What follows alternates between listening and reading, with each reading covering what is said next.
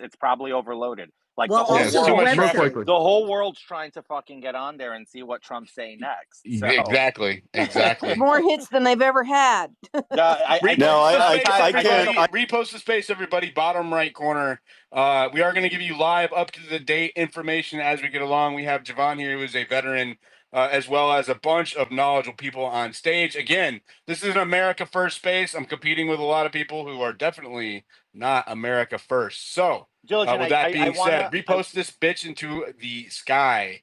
Diligent, I want to throw something in there because there's a lot of people saying and commenting this on President Trump's post. So you did this unilaterally without congressional authorization. Let me stress this. Congress does not need to approve military actions like this. Congress only needs to vote on declarations of war, and that declaration of war only comes after the president has been operating in such territory after 60 days. So the president has ample latitude of 60 days, commander in chief, to go ahead and take actions like this with precision. He obviously then briefs ledge affairs that then go, which is the White House ledge affairs that goes to Congress and then briefs the speaker and so on and so forth. Or because of his relationship with Speaker Johnson, I'm sure he's already received a phone call after the operation was complete. So just really wanted to hone that in because there's a lot of misinformation out there saying that he skipped Congress, and that's absolutely not true. Well, yeah, and it's 90 days, so he has to have, right? Technically 60. It's not really 90. Okay, 60. I'm sorry, I apologize. 60 days in position before he has to declare it to Congress. The problem that I have here, George, and I don't really have a problem, but is this an avoidable situation on the U.S.'s part, right? Where because now there's a high likelihood of retaliation and escalation. Am I right? Well, look, retaliation will always come after military operations. Now, here's the reality: Iran now has two options. Either they put their tail between their legs, or they can definitely push buttons, and I guarantee you they will probably choose the latter and push some buttons.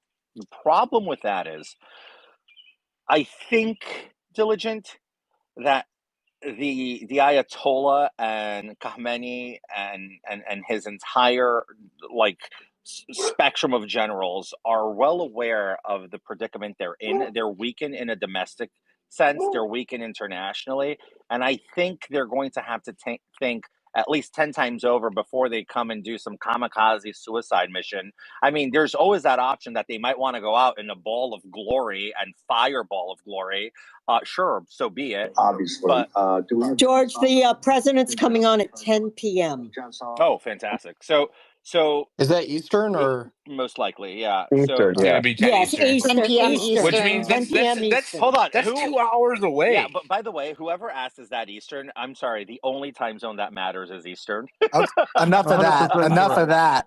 The only one that Enough of exists that. is Eastern.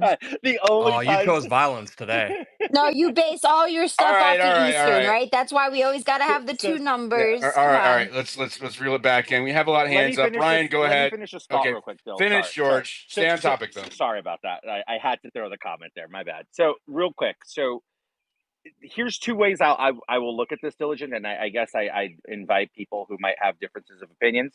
I don't believe Iran is going to be crazy enough to try to create any kind of retaliatory strike against the U.S., but they might up the antes on Israel, and that's where the question comes in: will the United States intervene? And the answer to that is no. Israel can handle it, and Netanyahu's been clear.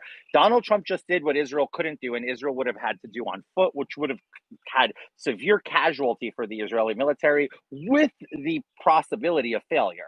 Donald Trump just unilaterally shown the whole world that when the United States wants to have precision, it is the master. It is unbeatable and remains unbeatable. And this was, as Javon explained, the bunker buster and what comes after so eloquently. I don't think anyone else needs to even comment on that other than to thank Javon for his expertise there as a veteran. But I think that my opinion is there is no retaliation here towards the U.S., but I'm pretty sure Tel Aviv is going to have a hard time within the next coming days. Diligent, there's another tweet from Trump. I will be giving an address to the nation at 10 p.m. at the White House. regarding our very successful military operation in Iran. This is a all caps historic moment for the United States of America, Israel, and the world. Iran must now agree to end this war. Thank you! Exclamation point. Also, all troops in areas in West Asia are on highest alert. All American troops. You know who loves this? Who's been tweeting out that they absolutely love this move? Surprisingly, is Adam Kinzinger. He says this is exactly was the right thing to do. He says this should hopefully bring Iran to the table for peace, and he's saying this was the best move Trump's made. Way to make me Yeah, question I my was going to life. say the Thanks, Democrats gays. haven't found a war they don't want to fund in the past 30 years. So Adam Kinzinger can suck it, in all my opinion. But what again, I just want to emphasize this because I think it's getting lost. Most people like myself have urged caution and not an all-out war because the president was facing immense pressure from folks like Mark Levin, to name a few names, but to go in and to start this war. The president said, no, I'm going to do a limited targeted strike. I'm going to take out these nuclear facilities. I'm going to enforce my red line, and I'm going to get the hell out of here. And I think the president has done a great job of keeping us outside of this. I think he took all the counsel. He spoke to Steve Bannon, I believe yesterday, maybe the day prior. And I think he got all the advice and he made a decision. I will say this. There's no one I trust more right now in this situation than President Trump. And I'm glad he's the person sitting in the White House and not the alternative that we could have had, because this man acted with clarity, with guidance. And I just pray that the Lord continues to guide him as we go through this, because Iran will respond, ladies and gentlemen. They absolutely will. And I think that we need a president in there that's going to make sure that our people are safe. And I'm gonna trust the guy that says America first 24/7. That's who I'm going to trust. Javon, I think another piece of this is we have shown the world we're back. We're 100% back. Don't mess with us. We have a fully forced military, and we're not taking any prisoners unless we have to. No And quarters. don't threaten the lives of Americans, because that's what Iran has been doing, especially over the past couple of weeks. They've been saying, we will attack you, we will wipe you off, your response is going to be end. You fuck around and find out with President Trump. I don't know why people keep testing him, keep trying this man as if he's not going to stand by his word, but they found out the hard way. Do not threaten the president of the United States. Do not threaten the American people, and don't you better not, try to impede upon our interests, because we will respond. And like you just said, America's back. Hey, George, I have a quick question.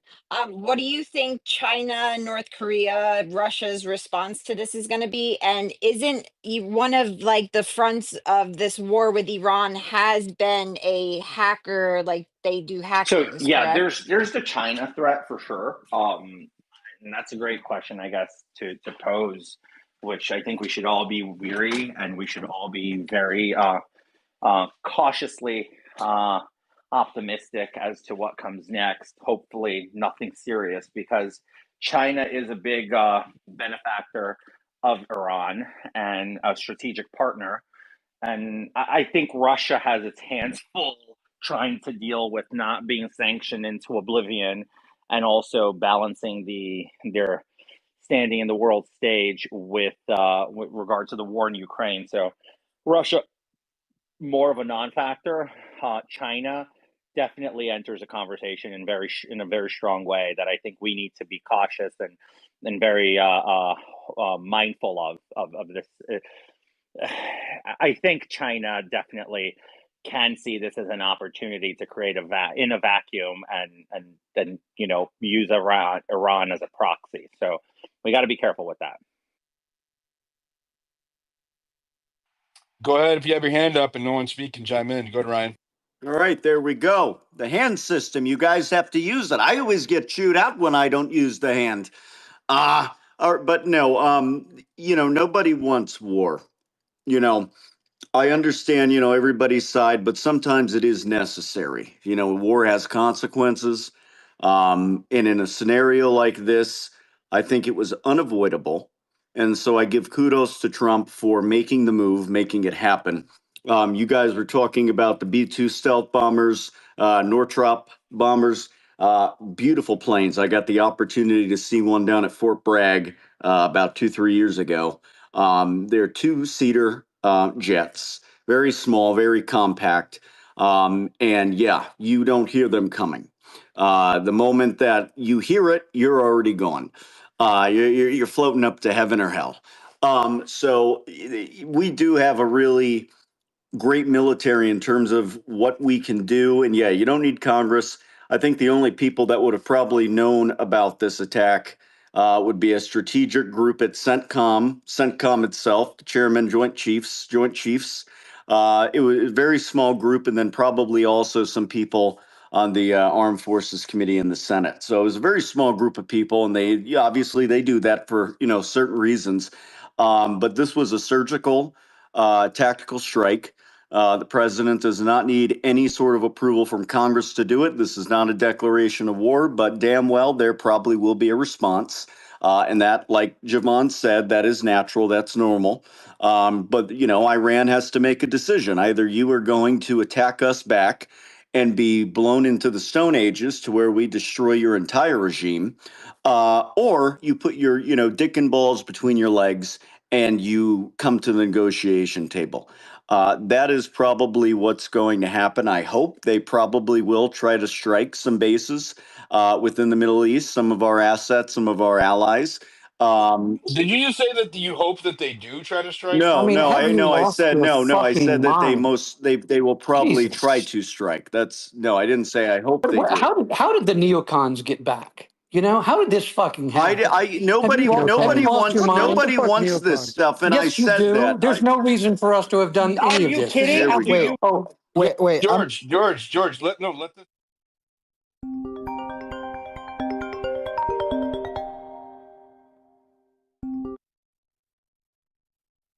Diligent. That's an I'm okay if you cry. that's an I'm insane happy to talk. pejorative. I mean, That's an insane He did pejorative. say he hoped that they strike our assets in the Dude, region. It's I just did ridiculous. not say that. Okay, are you deaf? I did not say that. I said Ryan that did is not say most that. likely what they will Okay. do. Hold on. Yeah. Okay, well let me just make Okay, my let's point say, here. Brian, Came off an all-time night of bad faith, and you're going to put words in his mouth. What the fuck's wrong with Yeah. you? Well, let me just make my bro, let me so let me just I host spaces professionally for a living. I know I asked him what he said. It's what it sounded like what he said, which is why I reiterated it. But let me tell you what you're not going to do. You're not going to come up into my space, right, and try to regulate me. So if you want to raise your hand and chime in, if you're going to raise your hand and chime in after you've been on your pro-Israel kick because I went into stealth space and debated them last night. Listen, I'm America first. I don't give a fuck about Israel. I don't give a fuck about Iran. I care about the United States of America, right? And the more you talk, the less I feel like you do. All right, let's go ahead and Jennifer. I know that she cares about America. Go ahead, Jen. Diligent, he did say that. I heard it. It's a recorded space. So, but whatever. We'll see if it's good faith later on. Ryan, I don't Dude, mean that to maybe he disparage you. I think he misspoke, but it did come out. I maybe misspoke, but no, I do not want them to. But that is that's how this works. That's how Iran works. It's probably going to happen, but I'm not saying I want it to. I don't want war. Damn it, I don't want war. I'll leave it there. Yeah, I'm sorry. I'm going to say this because it's kind of fucking infuriating, and I don't know who said that, but to sit here and call Ryan a neocon and anyone who's saying that this was necessary is to be obtuse to the fact that Iran having nuclear capabilities does not represent American values, and it does not. Neither does Israel. Neither does Israel. Please show me. Please show me. Are you kidding me? Hold on, we can't hear. Listen, we can't hear three of you at once. How many if times you want to has have a back and Israel- forth with David, go ahead, George. But let David respond to you How many times has Israel threatened American interests abroad? Israel has given us every single opportunity and ability to work together to neutralize threats in the Middle East. Please explain to me, how is it that we're going to go against a country who has shown restraints, who has nuclear capabilities and has never used it, despite having fucking guns pointed at them 24/7? They attack everybody around them all the time. They're not nuking anyone or calling No, for the I'm death sorry. to America. I'm sorry. First of all, let's get this straight. Look, you can't substitute volume. You can't call me a neocon. No, their people were just slaughtered. George, let him respond to you. You can have it back and forth. We don't need to yell over each other. I take it personal when you're calling people. We have 14, 15. We have 14 or 1,500 people in here who cannot hear either one of you. Right. So let him. Let's have a adult conversation. Yeah, let's catch this before you report to prison, my friend. Okay. So bro, hold on. That was an ad hominem. You don't need that was crazy. Do not. Listen. I swear, if you are going to resort to the personal attacks, anybody up on the You stage right want me now. to? You want? I will. Go fuck yourself. I will rotate you down. Right. Okay. We're going to talk about what's going on here, This is who but you. I'm not going to let this space devolve in the first hour of it happening. Right. Diligent. You want me to The have a good. focus. The focus of the conversation is the fact that Iran was just bombed the United States. If you want to talk about that, fine. If you want to talk about other shit, then you need to get off my stage because I'm going to bring up people who are serious. This is a serious conversation, and we're going to treat it like it is. Just real quick, I'm no longer interested in debating somebody who's going to resort to fucking because he has no grounds to defend his position. He's going to Okay, attack. then He could David, go fuck himself Then all the don't way to debate the. me, okay? Yeah. You're not. okay, David, you don't need to address George anymore, but I do want to hear David's position because it is representative of a view of people within some of the people of the United States right now. Go ahead, David. First of all, Iran doesn't have a nuclear bomb, and the capacity to enrich uranium and make a nuclear bomb are entirely different things. Our biggest enemy in the Middle East, by far, is Israel. By far. I mean, look, when Tucker Carlson is interviewing Ted Cruz, and Ted Cruz says, sure, they spy on us. Sure, they spy on us. Like, come on. You literally could just You're a call that. clown. Hold on. You could literally call Benjamin Netanyahu and say, remember that you're our bitch, right? You can't exist without us, right? You have health care for everyone based on our dime because you get billions of dollars. By the way, those billions of dollars are in loans, so you don't have to tell us what you do with it. This is a criminal enterprise. Oh, what a And great hold on. philosopher you are, buddy. Nice Absolutely. Okay. self-title. Well, listen, I'm happy for you to push back on what I'm saying. But look, here's the point. He's literally looking you right in the eye and say, Israel owns me. I take AIPAC money and they spy on us. What kind of friend would do those things? Our greatest ally? Give me a freaking break. David, did you see the kid in Boston who's now in Well, it would be prison? so easy. Hold on. No, It would David, you're acting like it would we be don't so easy spy on just to other say countries. one thing. All you could say to them is just no more spying on us and no more bribing our politicians. We may still support you. Also, What does oh, that have to do with hitting the okay, nuclear let's sites? We have Aristotle here, guys. Everybody get give a down to round of that. applause Let's for get Aristotle. We want to hear a yeah. lot from the It philosopher. Aristotle is is a genius, by the way. David. It is a merited question, right? Yeah, What does absolutely. that have to do with bombing the nuclear sites? Okay, then let's answer that question. The question there is: so when Trump was negotiating with the Iranians, right? He was doing that. He knows damn well, no matter what he says, he knows damn well. Hold on. Guys, let Bro, this don't guy. come up here, bro. I realize you're speaking Arabic or whatever, but you have to raise your hand. Amar, I will let you Yeah. chime in though. Yeah, Go ahead. and so I clearly, actually, Diligent, let me say one thing. I'm well, not going to take hold long. on. Well, And I asked David a question. Can we let him answer it? And David, I'm going to need you to be short and concise. We have okay, almost 2,000 people in okay, here. We have 14 requests and a lot of absolutely, hands. absolutely. It's probably a mute glitch.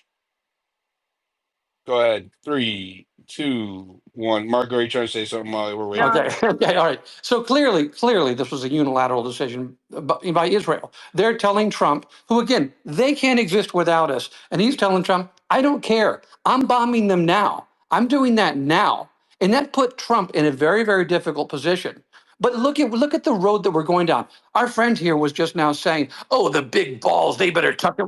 You think Okay, hold Donald on, no, Trump is hold cowtailing to on, hold Bibi on. Listen, don't try Netanyahu? to substitute Really? volume for thought. Let's be calm here. So basically, Oh, yeah. So volume. basically, Okay. yeah, Keep talking shit, okay, buddy. all right. No, Okay, I want to buddy. say one thing Okay, because this friend. guy put up a tweet. He said he put a tweet of Donald Trump's Truth Social post, and he said, "Scoreboard: Epstein 1, MAGA 0." That's what it That's looks who like you're to me. talking to right now. That's who Okay, you're good. talking to Oh right no, now. Why are my feelings, Diligent? Little Why are my you feelings are philosopher. giving hurt him now. oxygen? I don't Okay, understand. well The let dude's me monopoly just news answer day the for direct bullshit. question now. The direct question was about the bombing of Iran, right? So this is exactly the road we're going now.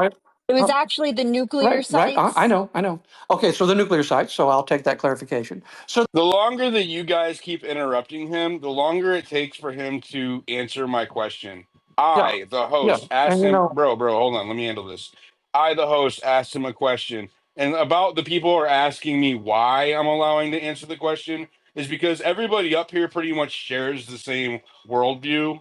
And my spaces, if you followed me for any amount of time, you know that I allow all perspectives to be presented in our conversations. If you want an echo chamber, trust me, there's 2 or 3 other spaces that do that circle jerk that are going on right now. You're more than welcome to go up there and listen to that shit. Go ahead, David. Finish Yeah, answering the question. and so basically, in the words of Cicero, they at once strike and cry out in pain. Who are the aggressors here? Clearly, the aggressors here are the Israelis, and clearly, and when our friend here is the bloodlust, everybody that doesn't have to fight war goes, yeah, they're going to all bomb them back to the Stone Age. You're talking about have a soul. You're talking about killing hundreds of thousands. 2 to 3 million people died in the Gulf Wars already. How many These are, Iranians live hold at on. I'm not nuclear talking about sites? Iranians. Yeah, I'm yeah, about people. but try to be a little. Yeah. Yeah, 'cause- come on, David. Okay, so just to tie a bow around it. So when you're saying that, you're talking about the devastation of humans. Are you going of to mass, answer Diligent's right? question though And about the nuclear when we sites? say what? Hold We're on. Can you talking about fucking bombing talk about nuclear bombing sites, Where the nuclear bro. fuck's How the sites? many answer to the Iranians But question? live at a everybody, nuclear site? All right. So here, I feel like his point is that Israel is the aggressor, and that the United States is just acted on the behest of Israel, and almost it sounds like a subservience way is what it kind of sounds what he was alluding to. If somebody But is that accurate, David? Because it's taking you a long time to articulate it, and they don't have the the only patience, and thing I that I don't have want the to add to patience that though to is deal when with their impatience. people talk about bombing the military bases, that is it. That is it. The person gave away the plot right there. If they attack all of those bases surrounding them, right around them, then yes, we're pretty much drawn into another war. So we have to think about. Wait, you said all, so they have to attack No, all I'm of our saying bases no. before we're allowed to I'm going on attack, the or assumption. just I'm going on the one? assumption that our friend articulated, and I think he's kind of right about this when he said, "Well, if they attack any of our people, kill any of our soldiers, we're at war with them." Yes, and that is the thing that we don't want. The MAGA movement was, "Do not draw us in another one of these conflicts." Anyway. That's basically my point. And if you don't have this is a serious consideration. And also, if you don't have solicitude for the people themselves, How long have you been MAGA? pardon me, what did you say? How long have you been MAGA? I've been a radical for freedom all my life, so that's what MAGA is. No, that's not what I don't said. Just I one don't second. care. He's going to make a statement. Let him Okay, back sure, it Hey, up. go ahead. Jennifer, How he's a long have you been philosopher. MAGA? Just buy his book for $15.99. You'll figure it all out. Okay, all right, good. Ryan, A send me philosopher the means link. lover of wisdom. It doesn't Well, All necessarily right, mean let's wise. throw it around a little bit, you Diligent, guys. Go ahead, just real Javon. quick, because I've been trying to listen to this guy just kind of go on for hours about who knows what. First of all, you're not going to disrespect my president by calling him bought and paid for by the Iranian people. If there's one thing that President Trump, by the Israelis, if there's one thing that President Trump has shown over his decade in public life is that he doesn't answer to anyone but the American fucking people. So you're not going to insult my president by calling him that, and I actually take offense to that. That's number one. Sure, I'll insult That's him. I number don't one. care. Whatever. That's number one. It's called freedom, Number buddy. two. Number two. Let me explain this because David, I don't know if you served or not. And I'm not trying to discredit what you contributed based off of your service or not.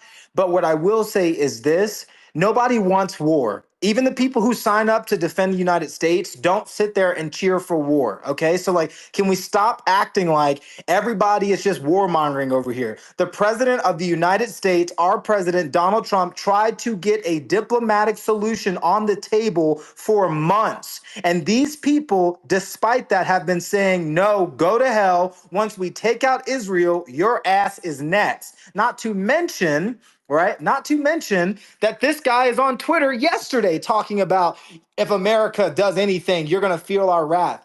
You don't get to talk to us like that anymore. Joe Biden is no longer in charge. Barack Obama is no longer in charge. We have a man named Donald J. Trump, and if you threaten him or the lives of Americans, which Iran did, you will feel our fucking wrath. Excuse my language, but again, this was targeted, this was limited, and this was lethal. That is how military strikes should be conducted. See, the problem is you're used to neocons telling you that we need forever wars. President Trump, as the commander in chief, which I know someone talked about earlier, his constitutional abilities, this is why they wrote it into the Constitution, the powers of the presidency, the powers of the commander in chief. This is what it's for: targeted, lethal, limited action And that by the defends way, Americans Javon, by and the our way, interests. no innocent civilian was killed. It was all members of the Iranian Because the military. president It is was not a strategic. It was warmonger. strategic, and people I have mean, to. I think It's not like we bombed I think downtown it's. Well, and I'll end with this. Hold on on that though. I'm just trying to be objective here. We don't know that. right? We don't know that innocents weren't killed. We don't. But let me say this, right? This president, right? Our president, since let's just look at term 2. He has been trying to negotiate ends of conflicts since before he walked in the conflict. Matter of fact, he just ended one with the Democratic Republic of Congo in Rwanda 48 hours ago. So the accusations that this man is somehow a warmonger and the neocons got him, and now we're going to get dragged in, I think that means you have a lack of faith. I in the don't know that president. yet. Now you should be skeptical, right? Because again, I think there's an inherent Yeah, skepticism. I don't know that yet. So citizens should just have. to clarify, I don't know that he's a warmonger yet. By the way, we don't know. David, Also, we don't know if it's going to be. Let me say. But David. Let me just say this one quick thing. Okay. I also don't just clarify your position, David. Okay, so you don't know if it's not going to be a forever war once you get into it. And even I even agreed with our friend here who was talking about, you fuck with us and mess with the bull, you get the horns. He's kind of right. Like, you don't know how the war is going to go once your own soldiers start dying. Correct. It's like that's how we get drawn into it. And the second thing is, and I'm sorry, my friend. Fluid. And I'm sorry, my Absolutely. friend, it is a fatuous thing to say that when we're threatening another country, that if one of their people says, this isn't John Wayne. If one of their people goes, some idiot for their country goes, the Ayatollah. If they go, you're going to deal. Okay, the Ayatollah. If they say theocratic leader of the country. But if they say, hold on. The head But of if they Iran. say. That's Let me the head just, of Iran. I promise this is a short sentence. If they say, well, you're going to get our wrath, Never is. and for you to say, well, let's go to war with them. No, that's not. Dave, hold on. Let me jump in here real David, quick. Dave. That's an oversimplification of the point. No one's advocating. So my co-host and David are having a back and forth. We can't hear you over the two of them. So you're not doing anything but making it hard for the listeners to understand. Javon, sorry guys, I want to make this clear, right? Like, if you ask me, Javon, where I am, and I think where most of MAGA is, we're probably in the JD Vance camp when it comes to foreign policy. However, what that means, I have to disagree with that, Javon. That's fine. JD Vance came out almost immediately after the election, and I mean within 2 weeks of the election, and at CPAC in an interview, and said that talked about bombing Iran. Here we are. Well, can I also? We are 6 months later. Yeah. Bombing Iran. Just to counter that, he also said the ideal for Iran would be for them to be welcomed back in the fold and have a civilian nuclear program. It's still rhetoric, right? But again, guys, like, we can't talk about these things in a vacuum. The president of the United States, the man that I believe has single-handedly saved this country from destruction, made it very clear, not even 10 years ago, 20 years ago, that Iran having a nuclear weapon was a no-go. He would not allow it to happen under his watch. He said it. We elected him with an insane majority in 2016. We did it again in 2020. No comment on that shit. And then we also did it again this past election, right? So we've elected him 3 times with us understanding that Iran cannot have a nuclear weapon. And I think that now that he keeps his word, it's like we're upset with him. And I'm like, the reason we elected this man is because he's a man of his word. He said something and he did it. He said we were going to have the largest deportation in American history, and he's rounding them up. He said Iran cannot have a nuclear weapon under my watch, and so he's making sure that doesn't happen. And I feel like people upset with the president, while I understand why there may be some caution to it for sure, but what I'm saying is we should trust the man that we elected to handle the job. There's a reason he's sitting at 1600 Pennsylvania Avenue. Hold him accountable, sure, right? That's our job as citizens. But to pretend like he's some warmonger when he has a proven track record of exactly the opposite is insane. And I just these are why I love Diligent Spaces. And this is something, a commendment to the hosts, you as well, Javon, love you.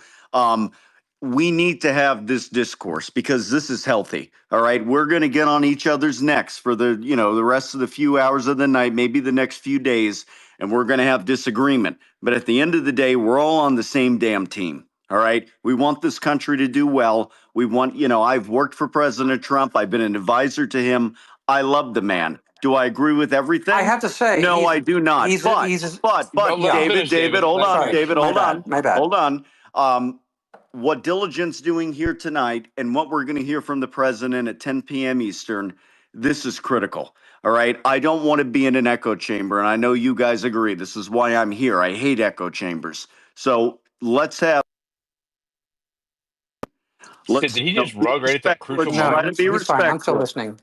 Let's No, finish. try to Go be ahead, Ryan. respectful and keep it moving forward. All right. Yeah, and I do appreciate Well said, Ryan. nuance. I do appreciate nuance too, because I almost thought for a second, and I do think that Trump is amazing in the way he stood up to people in the past.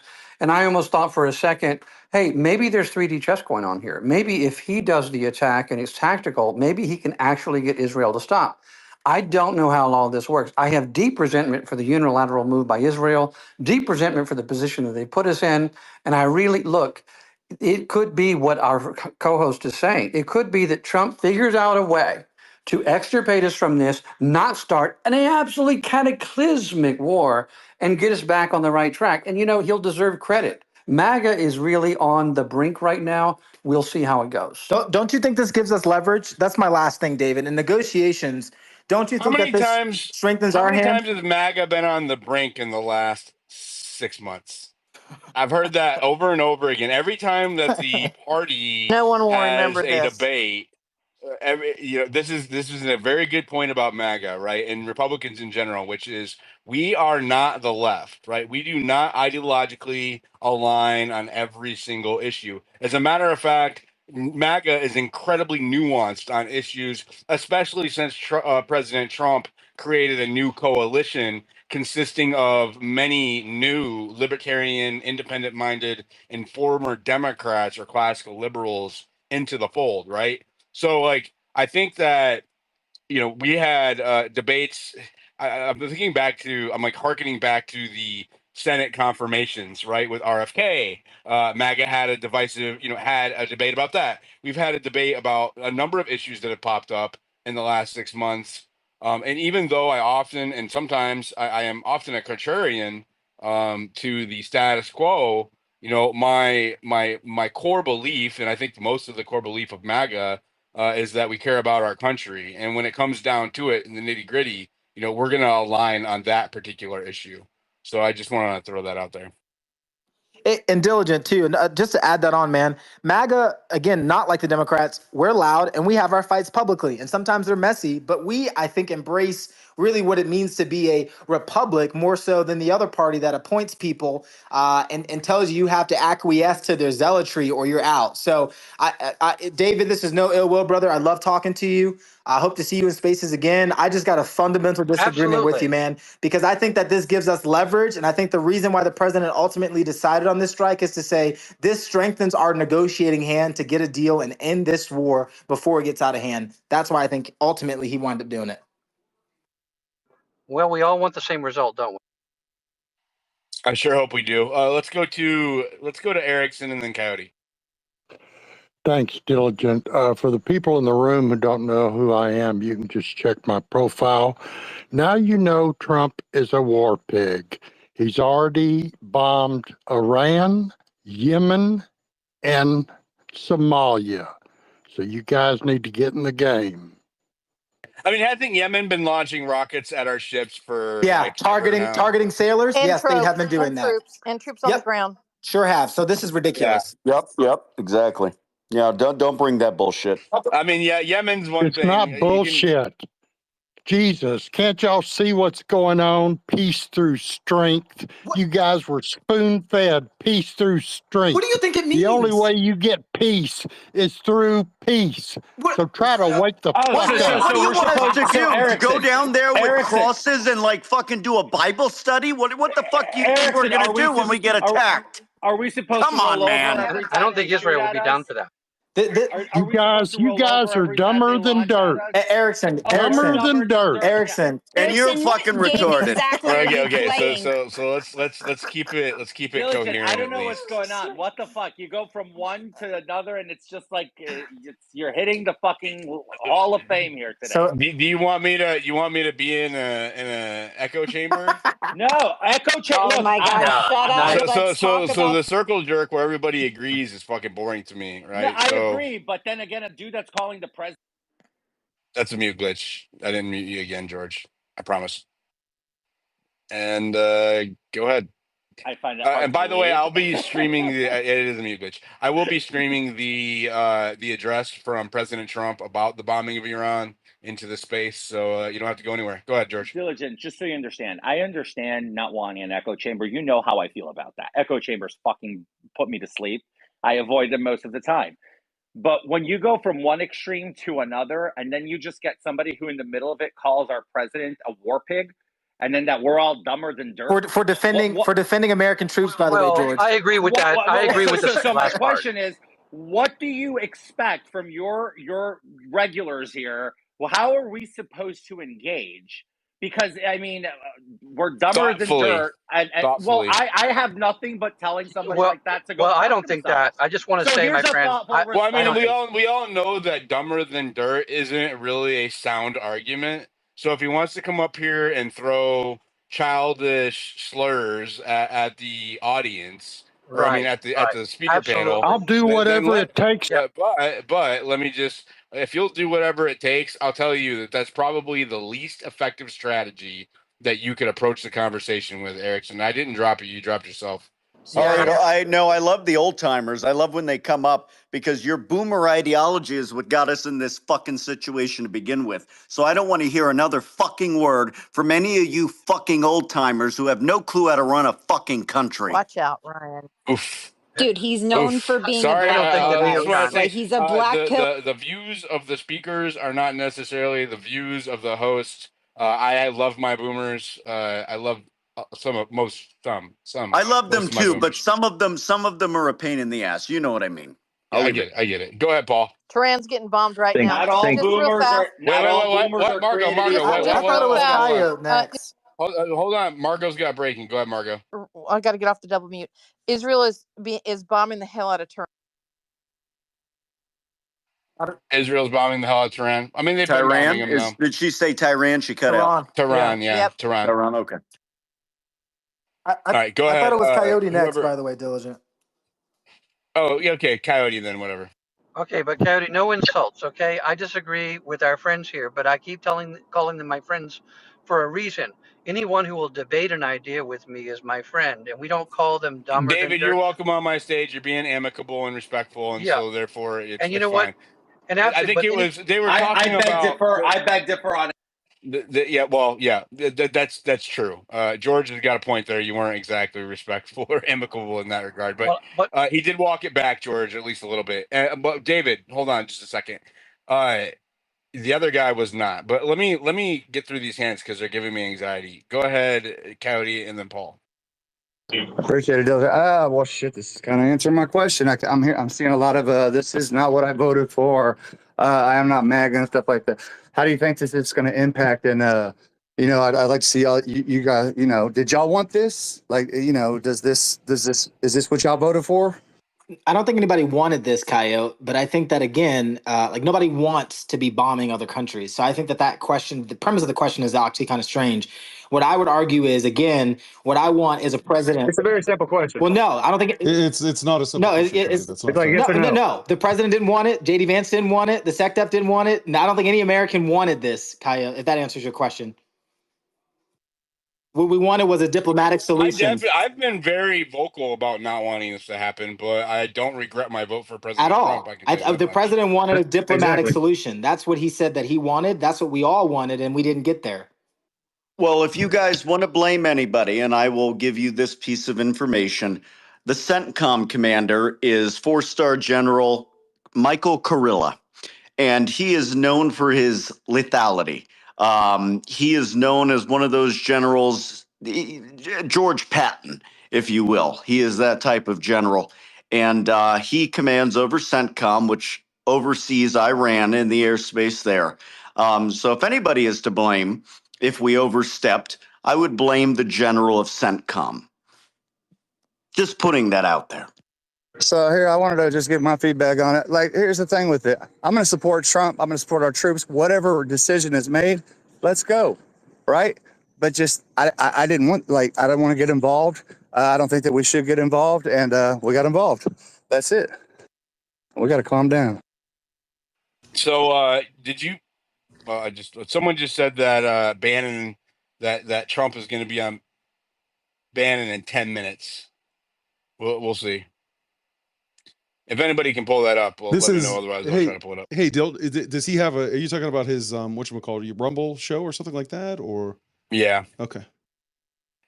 He's live streaming War Room. Yeah, right now. Yeah. And I think it's on X, so I can pull it up easily. Did you have your hand up, Jennifer? Yeah, I just want to say, like, I think there's like a little confusion. Like, I keep hearing, like, oh, I didn't vote for this. Oh, like, I was promised no wars. Like, when MAGA started in 2015, right? Like, we're not out for going and starting wars, right? Not about regime change, not about the bullshit the Bushes and the Clintons and all of those people were doing. Okay, but we know damn well there are threats in this world. And if President Trump sees it fit for us to go in and strategically bomb Iran's nuclear sites, I'm going to stand behind the president, especially when he hasn't even addressed the nation yet. Like, technically, guys, like, we're at war. We launched an attack on another country. Right. So, like, maybe, right, instead of like, let's like sit here and debate, like, oh, we can like tear this person down and that person down, like, I don't think that's what our country needs right now. Right. I don't think like tearing people down because you don't agree with war when we have active bombs going off is like what we should be doing right now. Well, having a debate, no, we should be having that. I have to agree on that one. Can I just? No, there's a difference between debate and tearing Yeah, people she's down talking and about ad calling hominem whatever attacks. fucking Hey, exactly. Diligent, can I go, buddy? I've heard that. Because my hand was up and you guys said I was next before this other guy. Paul, I think that's Paul. Assert your dominance over these fuckers, Paul. Go ahead. Yeah, I have to because I've been too nice so far, but I do have some stuff to say if I can, please. And David, you know I'm a protector of free speech, so you know I protect your right to have your opinion as well. You and I have had talks about this, so I support that you disagree, but I want you to remember something, and remember this. I'm the guy who debated Insurrection Barbie on behalf of the Palestinians, right? So I'm that guy, right? I've criticized Israel heavily, and it's not, I've not been supportive of their agenda, and I'm worried about their influence on our country. Now, that being said, I support Donald Trump. How many times has he been correct? How many times has he told us? And he's been very clear of what his intentions are. And there are two things that are going on here. What people don't understand is, and you can use Grok to check me, Diligent, if you want, but the uranium enrichment that was happened, right? They were over 60%. This has been documented by the IAEA for over 4 or 5 years now, since 2021. The exact kilogram amount that Israel's been have over 60%. Right? And ask Grok if you don't believe me. It only takes a few weeks to get from 60% to 90%, and they would have had multiple capabilities of multiple nukes. Whatever Trump has, the intel that he has is way beyond anything anyone on this app has. Right? He's looking at the entire situation. He has shown restraint. He wanted to have the 6th round of negotiations with them in Oman, and 2 days before that, Israel decided to strike. That was not Donald Trump. He was not the one who was trying to instigate this war. But once that Pandora's box is open, Donald Trump has a responsibility to the American people to make what he thinks is the best decision in our interest. And I believe, because he has a long history of trying to maintain peace in the world, he does strategic airstrikes when they're needed. He put the Russians in check in Syria when he took out the elite mercenaries, when he told Putin, you better get your guys out of there. And he didn't, and he killed them. And Putin respected him after that. He went to North Korea. He squashed that situation literally on day 1 when he entered last time. So he does things because he tries to avoid war. And I know and because of his history, I have to believe that he looked at the situation and he said, okay, all the reports are saying that the Israelis are putting the Iranians on their back foot. All the reports were suggesting that they were in trouble. I have breaking. It is now being reported. Let me pull it up. The U.S. military is now briefing troops that its strike on Iran will likely result in counterstrikes on U.S. bases and facilities in the Middle East. So they're already prepping for retaliation. So we already know what's going to happen if that happens, Javon. It's going to be a full-on war, bro. I don't know, man. Let me finish with this, Go ahead and finish your point, but I mean... We need to finish with this. We need to pray right now for our troops. We need to pray for Donald Trump. Whatever our opinions are and whatnot, we are now in this situation, and I follow the president. He has all the intel, and he should have our support and our backing right now in a moment of crisis. If we came together to support an asshole like George Bush, why can't we come here for a guy who was proven time and time again and literally took a bullet to the fucking face for us, and we can't come together for him right now? And I don't like to curse, Diligent. I'm sorry. I know it's daytime, but I'm just saying right now we need to get it's nighttime. No, curse away. You're okay. Good. Well, Damn, it's nighttime, bro. We're after hours. You say what you need to say. That's still Paul, though, right? Is that you, Paul? That's me, David. And I literally have and I want to finish with this. I have pacifist in my profile. But you know what? The world is a messy place, and the leader of the free world has to make tough decisions, and we need to support him right now. Well, listen, Hey, this is an example of honest disagreement, and my friend Paul here is an absolute free speech absolutist. Those are the people that are most anti-war and free speech are everything to me. I will tell you this, and I really appreciate everything you just said. It is not a cult of personality. I didn't vote for Donald Trump because I agreed with everything that he thought. I voted for him because I thought on the core principles he agreed with me. And these are really, really big things. John F. Kennedy started warning us about it. I think it is incredibly difficult to resist the military-industrial complex. And what's happening right now, and Diligent just now announced the news, once you go down this road, no honest person can really say that they know how it's going to end, that they know it's not going to be regime change, that they know that 1, 2, 3, 4 million absolute nobodies are going to die. We don't know any of that. And I don't know, by the way, our co-host is still right. I'm not so sure that it's not going to end up well. Like I said, Trump could be practicing 3D chess. I don't know that. But all I can say is I don't like it. This is absolutely not what I voted for. And Paul, I want to ask you this one question. If they were so close, because there's argumentation against what you just said, how close they were to making a nuclear weapon. If they were so close, then why would Donald Trump be waiting for Israel to do the bombing? Why would he be surprised by that? He didn't, Do you think Dave. that's He a kind of didn't, 3D and chess? I'd like to comment on this, Dill. Okay, if go it's ahead. okay. Go ahead. Dill, is that okay, man? I didn't want to jump ahead of other hands. No, just do it. Yeah. So a lot of comments here, but what originally kind of came up here, Dave, and again, there's a little bit of black pill. I appreciate your sentiment on to a degree of not wanting to get involved and including diligence. I think there's a lot of wisdom in that. If we haven't learned that in the last 25 years, shame on all of us. At the same time, 50 years. Well, in terms of the wars that have been discussed most frequently with Iraq and Afghanistan, it goes beyond that, Diligent. There's a long history. We could go 80 years to when my great uncle went into Korea. Was that a bad idea? Tens of millions of people would disagree with you if you feel that's a bad idea. I'm not putting words in your mouth. But Dave, to your point about, well, he made this statement and he made this, you're jumping from one thing to the next to the next. The one thing that's been beautiful about how he's been presenting this is that he's not telegraphing every single thing. He's misdirecting. He's giving head fakes. He's doing all of these things, such to the point where even some that are in support of this are like, is he out of sync with Netanyahu? Is this or that? And then 5 minutes later, we'll say, well, it looks like this is planned for. The whole thing is Dave, please let me finish, Dave, please. The whole thing is a cacophony of confusion, which is exactly what we need to do to throw everybody off so that we could do exactly what we need. That's a great point, though. That's exactly what we need to do. But go ahead. No, I'd like to respond, but go ahead. Yeah, it amazes me that we got used to Biden and the previous Obama. They would tell everything they were going to do and think. And then Trump they would ask him, well, and he'd go, of course I'm not going to tell you. What are you going to do with Putin? What are you going to say to this guy? And he would say, well, I'm not going to tell you.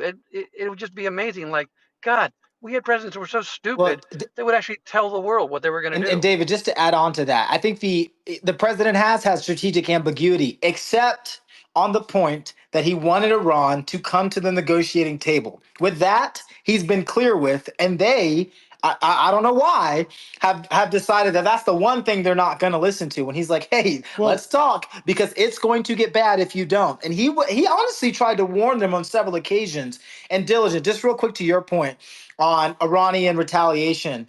The last time Iran retaliated, we killed Qasem Soleimani. You saw the Ayatollah weeping like a child at the funeral, and they targeted U.S. bases. I'm saying this in air quotes, and they told us where they were targeting, and they actually they didn't target anything important. They actually had their attacked land and open areas on the base. So I'm not saying that is what's going to happen in this point or in this situation, but what I am saying is that retaliation doesn't always equal American deaths, and sometimes countries have to retaliate simply for their own standing. So that could be something that's happening as well. Again, I'm not saying that's going to happen, but what I am saying is they may say, hey, we got to respond to this for our own sake, and maybe our response is we're gonna bomb some open fields wherever you guys are, and then we'll come negotiate after that, and we can say we had a tit for tat, and so we project strength to our people. that could be a situation that happens too, because again, we act like Iran doesn't have any type of self-preservation or self-interest, right? They are whether you like the Ayatollah or not, he is interested in maintaining power and keeping his country together. And I think the clearest way to do that is to negotiate rather than fight a 5 to 10 year war with Israel.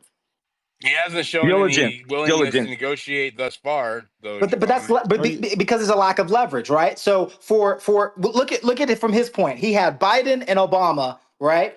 And for in his situation, he's like, well, all Trump did was he killed my top guy, but for the most part, American presidents talk a lot of shit, and I can pretty much do what I want. They don't enforce their red lines. I can yammer off. I can say death to America. I can threaten the president, and nothing happens. Right?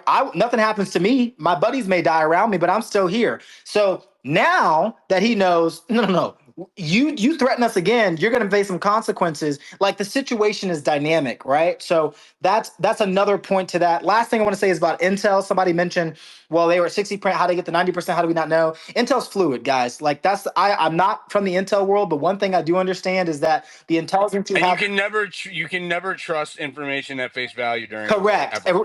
Thank you. That was going to be my point. Is that it's but actually, in fairness, Javon, sometimes it is true. Right. This is sometimes it's false and sometimes it's true. So we can't. I didn't say that it was always wrong. I said Henry. But Henry, that's my ultimate point, right? Is that they could have had intel that was outdated or incorrect, saying that hey, they were still at 60, and then they actually got new intel that said actually no, this is something serious. I mean, for the president to go out and tell Tulsi Gabbard, essentially tell the world like, I don't know what she's saying, but she's wrong. Like, I trust Trump. I just tweeted it out. Trust Trump. We don't know everything, but I'm going to trust the man that has done more for this country than anybody since Abraham Lincoln. Okay? I'm sorry, but I'm going to put my chips with him because he has 100%. Not led me wrong. He has defended our troops. He has defended our nation. He has stood by us when times got tough. So I'm going to go with that guy because I think the alternatives are insane. And take note of everybody today, because every 3 to 4 months, the media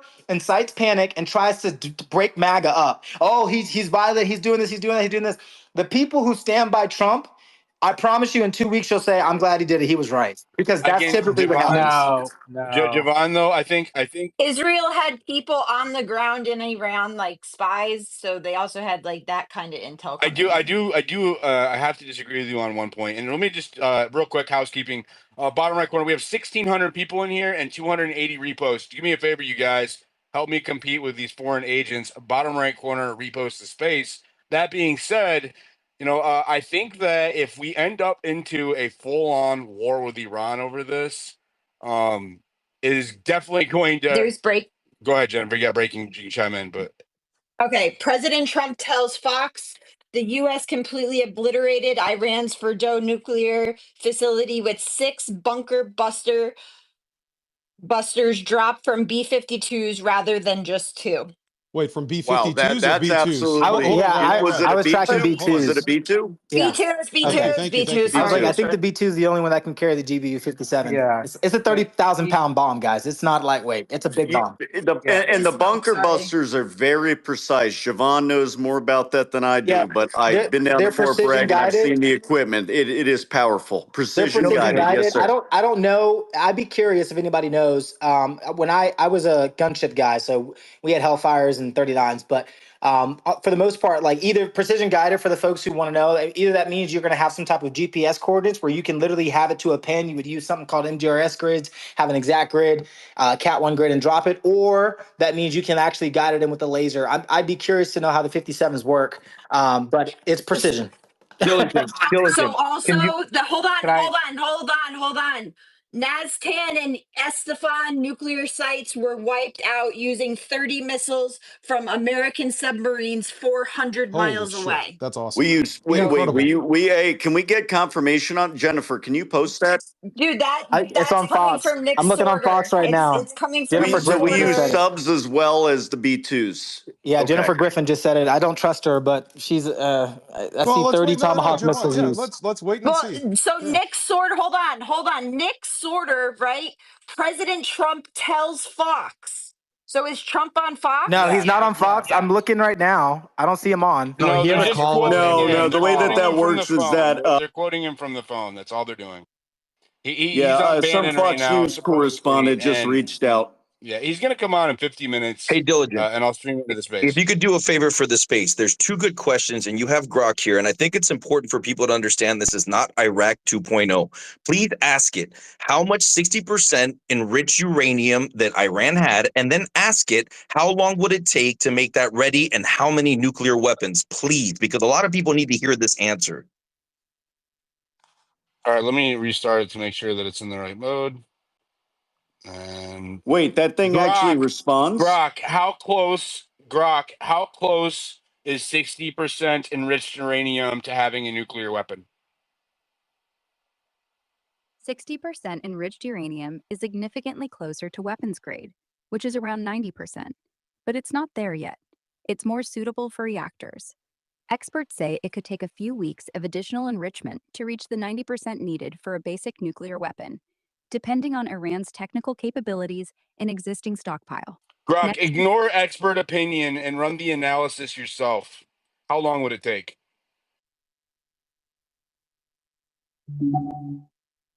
Using basic physics and enrichment theory, if Iran's starting with 60% enriched uranium, it could take about 1 to 2 weeks to reach 90% with modern centrifuges, assuming optimal conditions and no disruptions. That's based on the principle that higher enrichment levels require less additional effort as impurities decrease. Next speaker, please. Now, go back into mute until I call What the fuck is this? Holy hold on, shit. Ryan. Hold on, guys, Ryan. guys. Hold on, Yeah. please. 1 second. Who's the boomer now, Ryan? 1 second. Diligent, please ask it how much Iran has, because they know since 2021 the exact amount of kilograms of 60% enriched uranium. Ask it how much it has and how many weapons that could be. Grok, ignoring biased reporting and going straight to official sources, how much uranium enriched did Iran have, and how many bombs could they have produced? Based on official IAEA reports since 2021, Iran has accumulated around 400 kilograms of uranium enriched to 60%.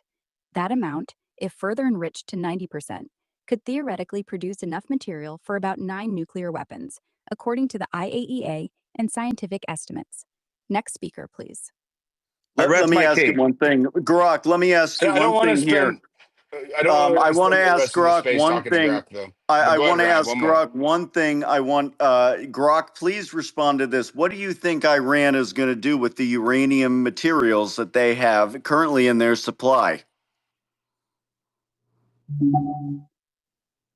Based on recent IAEA reports and Iran's stated goals, they're likely to continue enriching their current stockpile to maintain leverage in negotiations or advance their nuclear program for civilian purposes, like power generation, though the capability for weapons remains a concern.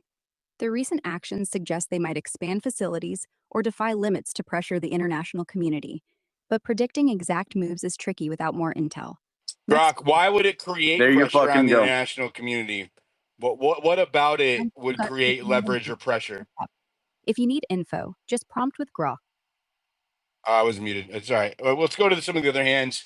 Do me a favor, repost the space, everybody. Let's go to Henry. Hey, Diligent, before you do that, can I make one follow-up point about this? Understand that in order for nuclear, it's very quick. In order to have nuclear energy, you just need 3 to 5% enriched uranium. Correct. Iran wouldn't even agree to they wanted 20% for God's sakes, and they have 60%. And we said that is unacceptable because you don't need 20%. That's what all of this is about. It's a legitimate threat. People need to realize that. It's leverage and negotiations, Paul. That's why they do it. They have a self-interest. And so why would they give up the capability, right? That's what people have to understand, is that, of course, they would lie about it. Any other country in any other situation would most likely lie about it. For their own self-preservation, Iran is no different. Yeah, Joe. Hold on, guys. Just to piggyback on that, guys, and to reinforce what Javon and I think Paul had just said, that was exactly what I learned in the last couple of weeks, was that 3 to 5% was like the ceiling that you need for general nuclear power generation or atomic, whatever the classification is. In addition to that, they have just brought online, I don't know if it's in the last 6 months, in a reasonable, like less than a year, many dozens of new, like modern new, what is it, centrifuges or reactors, whatever it was. I can't remember the term, guys. I apologize. Diligent, if you can help me out here. I think the centrifuge is to like the more advanced what Gronk was talking about. So again, these are reports. We could say, oh, that's all baloney or whatever. But based on that, and based on multiple vectors of, how do you want to say, multiple different avenues kind of claiming the same thing. It's not just the IAE, it's not just us, it's not just Israel, it's like all three of them. And yeah, do they have a motive? Sure. And so does Iran to have the leverage. So it's just a matter of who do you trust? For me personally, guys, and Diligent, if you don't mind, if I can take just like 45 seconds or so, I don't care if they, personally, we talked about this before, I don't care if they have nukes or not. They have been a bad actor. The one gentleman had said before, and I don't know if he's still here, they've been a bad actor for decades. They said, well, they've killed tons of Americans. They've killed tons of Israelis. They've killed tons of people in the region, including their own people who they've suppressed. Over 50% of which, Bibi claims 80, I think it's closer to 50 plus if you talk to Iranians, within the country have no interest in this leadership. This is not like, we're trying to butter people up to go into Vietnam. So this is where nonsense. you lose me. This is where you lose me, because every time then you someone need to, starts, with respectfully, every time someone tells me that the citizens are ready for revolt or that's regime not what I'm change, saying. That's exactly what you're alluding to, right? You're alluding to that the civilian population is ready for regime change, and that is a selling point of the neocons to try to get the United States to back regime change. And if you don't believe me, it's all documented historically. Look no further than George Bush addressed to Congress. Actually, no, Javon. Henry, Diligent does have a point. Bro, you are Henry. You are not the co-host, bro. You don't talk over myself or Javon. No, that's fine, man. I'd like to respond. Well, Henry, I just say Diligent does have a point, right? Because JD Vance had a great speech. I forget where it was, but he talked about moral platitudes, right? So this idea that we're speaking in moralist terms, like, well, these people want freedom. I'm not doing that. I understand I received that. What I'm saying is when you just do that. What I'm saying is I didn't, Dylan. You cut me off mid-thought. Well, Henry, what I'm saying is, Henry, just listen, just real quick. I know you're good, man. What I'm trying to say is, whenever we start talking about what the Iranian people want, most people who are MAGA, including myself, go, okay, that's great. If they want it, they should do it. How does this make America safer? How does it make it better? So just going forward, in my opinion, I think, especially when you're talking to MAGA folks, I'm gonna be honest, we don't give a damn about any of that stuff. Of course, we want the best for people, like God help them. Sure we do. But if they really wanted popular sovereignty, not run by a theocratic regime, by an Ayatollah who doesn't give a damn, then they should do what we did in 1776. I think the main point that should be made. I think the main point that should be made here is that regime. Right. Hold on. Let him respond real quick, and then I'll go right to you. I promise. Go. I want to hear his response because I did cut him off. Henry, go ahead. Yeah, thanks, man. I appreciate it. And Dill, I appreciate that. It sounded like I was going in that direction. I don't care about making a moral argument. What I'm saying is there's a lot of voices from, the divided sections within MAGA, from other folks from the left, whatever it is, about these things like, oh, there's no real threat from Iran, and we just let them go. It's kind of like an apathetic kind of. I don't care about the moral aspect of it. That's what I'm trying to say. I think they are an incredibly bad actor. That should be part of the calculus. And as I said before, in this stacks on what Jennifer could probably unpack this much better than I can. They have a horrible track record. So do we. But there's levels to this, man. The other thing is we have a lot of what I've called before, Diligent, and please thank you for letting me talk about this again, a cultural PTSD from Iraq and from Afghanistan and from a lot of other things that we rightfully so, brother. Rightfully so, 1,000%, dude, 1,000%. But we can't let that backfoot us into this position of. And I know that's not what it is, but again, this is how it comes across and how it basically plays out for some of the speakers that we've heard into this idea that we could be purely anti-war. Okay, we could be against war, but are we anti-war to the place? That's a conflation. Well, let me have a back and forth with you. Okay? No, okay, go ahead. So that's a conflation that I think is being used to try to dissuade dissent within the MAGA movement, and being anti-interventionist and anti-war are not the same thing. If I was anti-war, like really anti-war, if they attacked one of our bases and it just did minimal damage, I'd be like, no, we need to find a diplomatic solution. I'm not completely anti-war. I'm anti-imperialism. I'm anti-interventionism. I'm anti-neocon, right? Like 100%. That is what I'm anti. No, bro, and I'm not speaking for you. I know that you are. I know that you. But I mean, but a lot of people share that sentiment. I don't think they do. I don't think that. I think I think there's a lot of people that I did a poll on this. Bro, can I please let me finish, man. 36% of the people polled, and it was 2,500. And my base, my audience, my listeners, my followers, they're not exactly leftists, right? It's like over 30. I think it was 34% that was not happy with what's going on in Iran right now. That's a huge faction of the MAGA movement. If that's, let's just assume that's representative of the sentiment of MAGA. That's not just like something that can be balked at. I could balk at it. Here's why.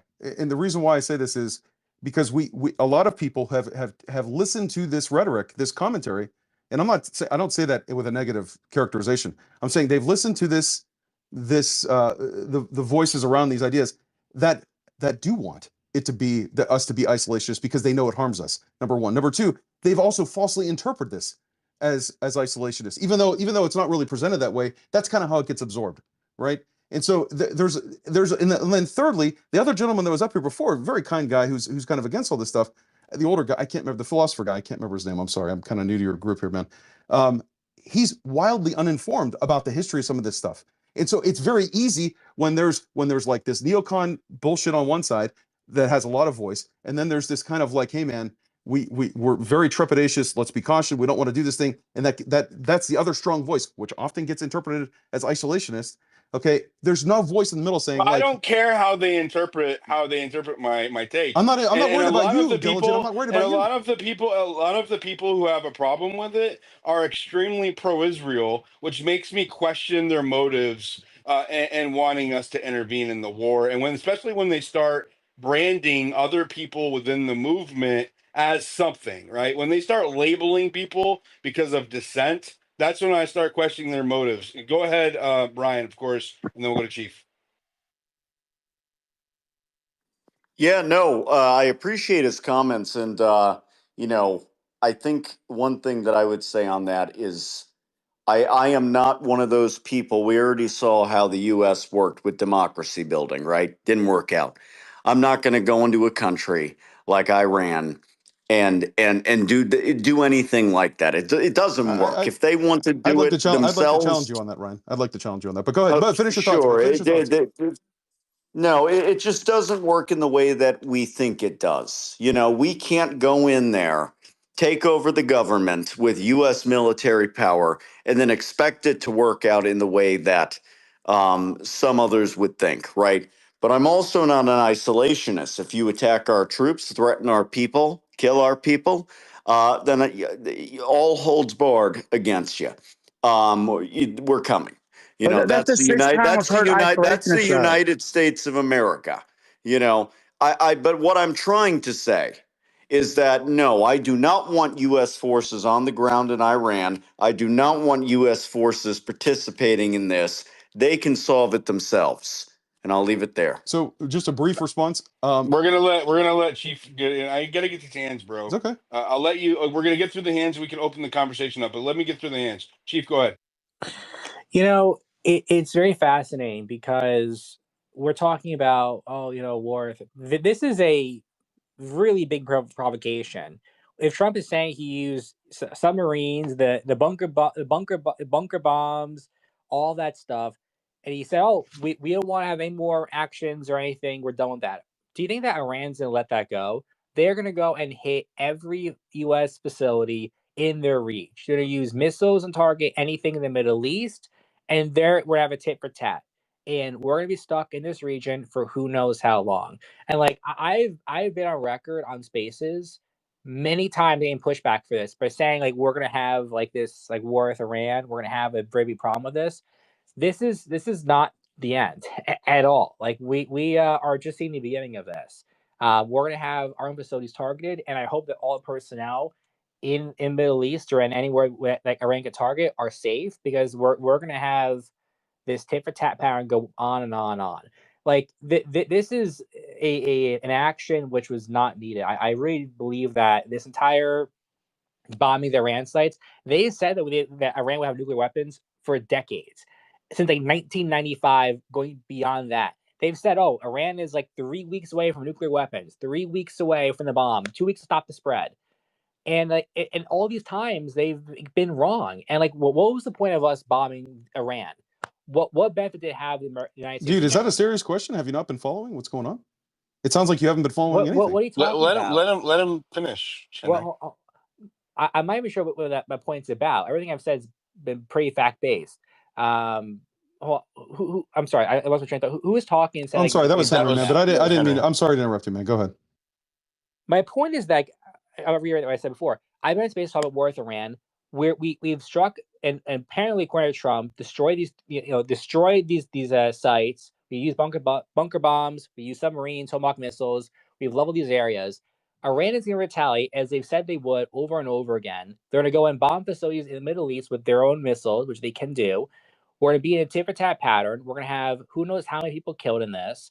There has been like no evidence to say, oh, they have a nuclear bomb. They've had like this capacity apparently for like decades. They've said, oh, we have nuclear bombs and like since 1995. They have like years and years. Oh, like a couple. They're pretty much close to getting a bomb any day, any day now. And it's like not really true. Like they've said this over and over and over again.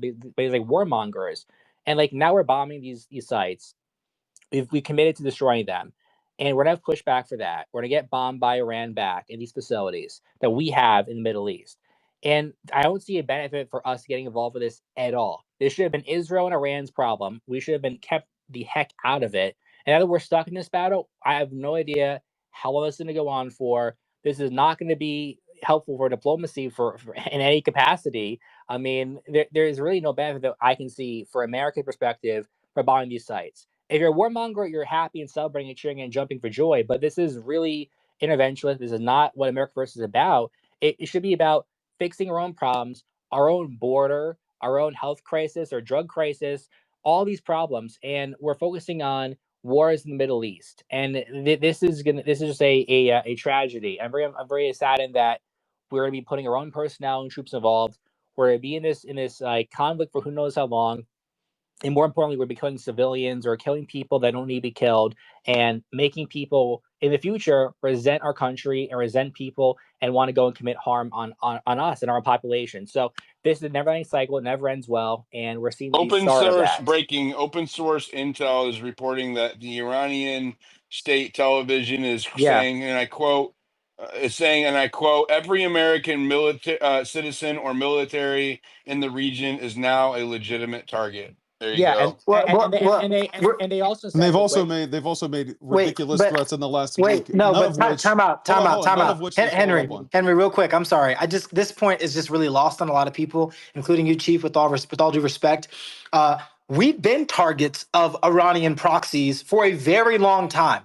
Can we stop pretending like they have not been killing our people for a long time? The reason Devon, tell me, give me one place where that happened. I need the evidence. Yeah, one place? When did that happen to American citizens on this land? Please tell me. They have been killing troops overseas through proxy groups for a very long time. Al-Qaeda and ISIS, the ones that we made, the ones we funded? Come on now, Javon. I want to hear the real names, Javon.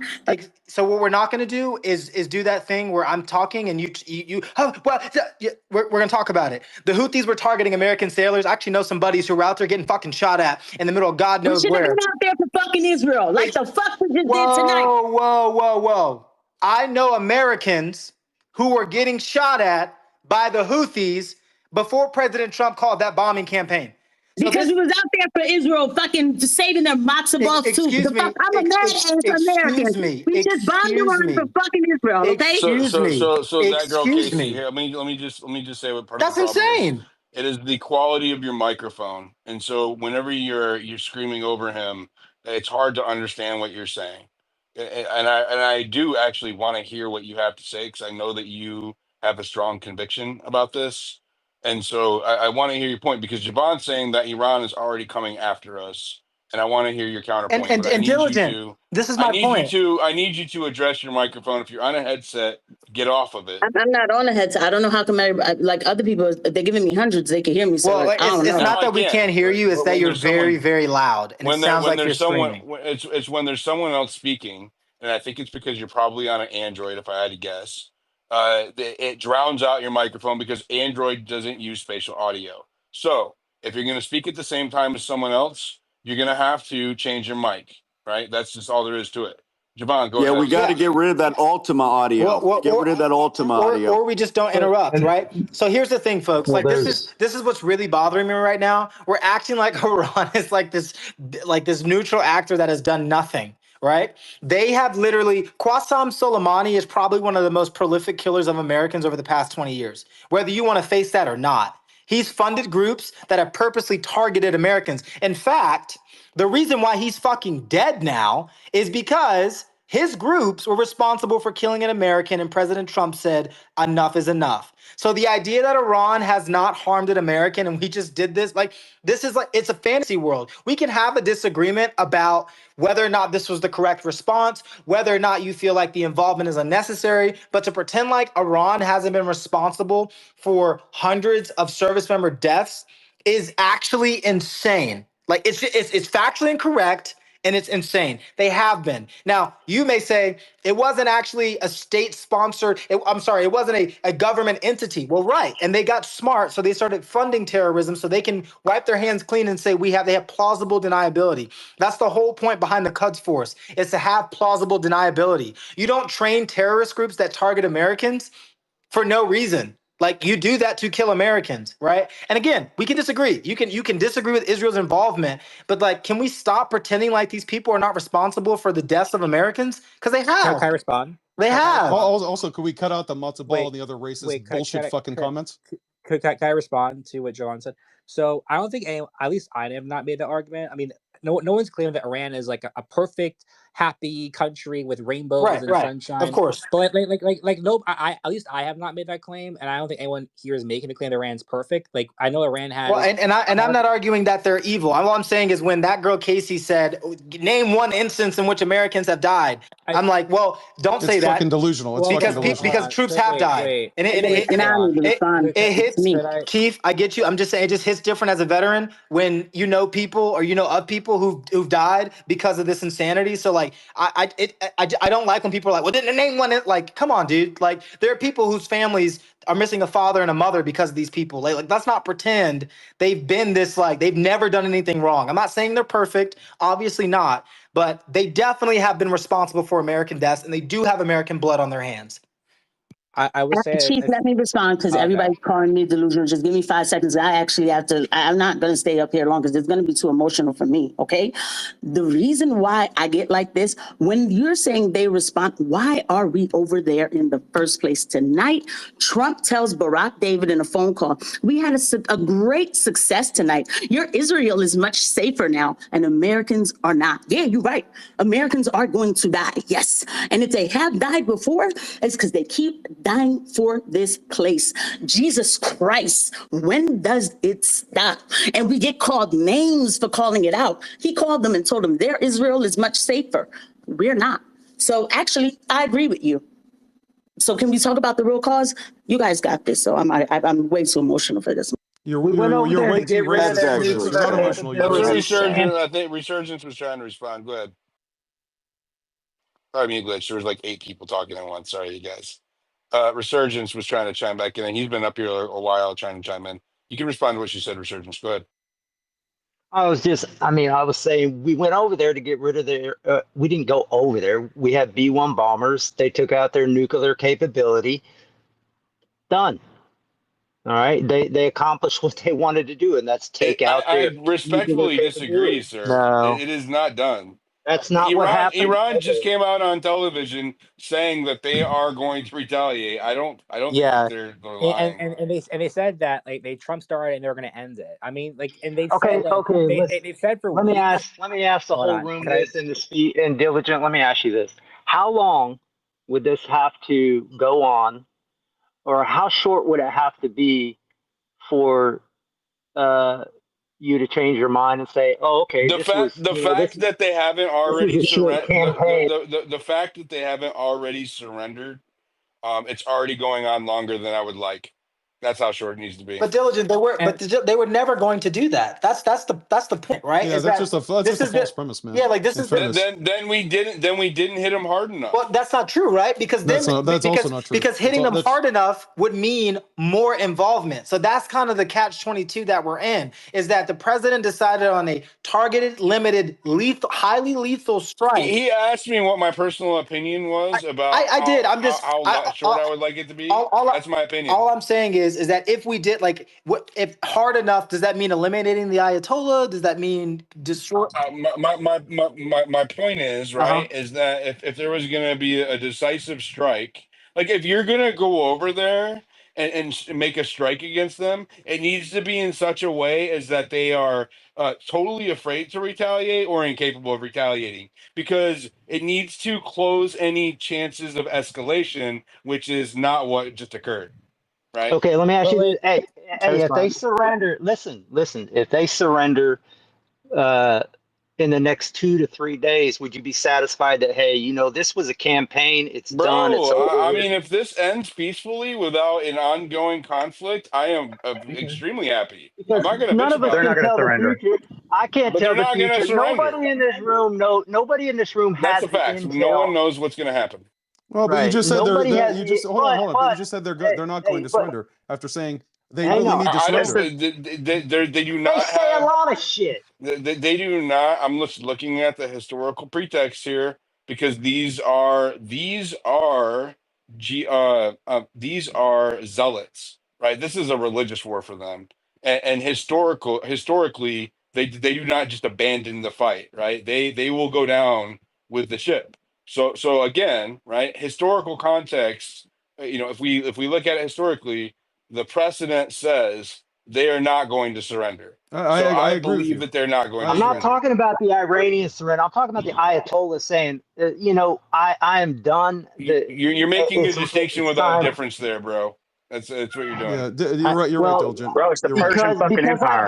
Because I believe that a lot of the Iranian people aren't satisfied with the regime. No, they and definitely they can aren't. do it themselves. They definitely are not. Okay, that's what I'm Yeah, saying. but they could be indifferent to one of their family So get hit you're with a making bomb. a That's how moral this thing happens. platitude. You're making a moral platitude saying, "Oh, well, the Iranian people want this change." So again, these are all what you're doing with that argument. What you're doing that argument is trying to appeal to people's morality as a justification for a regime change. That's exactly what that argument No, it's does. not, dude. You're interpreting it like with. Well, no, just to be fair, Diligent is actually absolutely right. With the Iranian people, again, like that's not relevant to the conversation at all. For the past 2 decades, they've told us the Iraqis want a regime change, the Libyans want a regime change, the Syrians want a regime change. Like no one cares, right? Because apparently everybody wants regime change.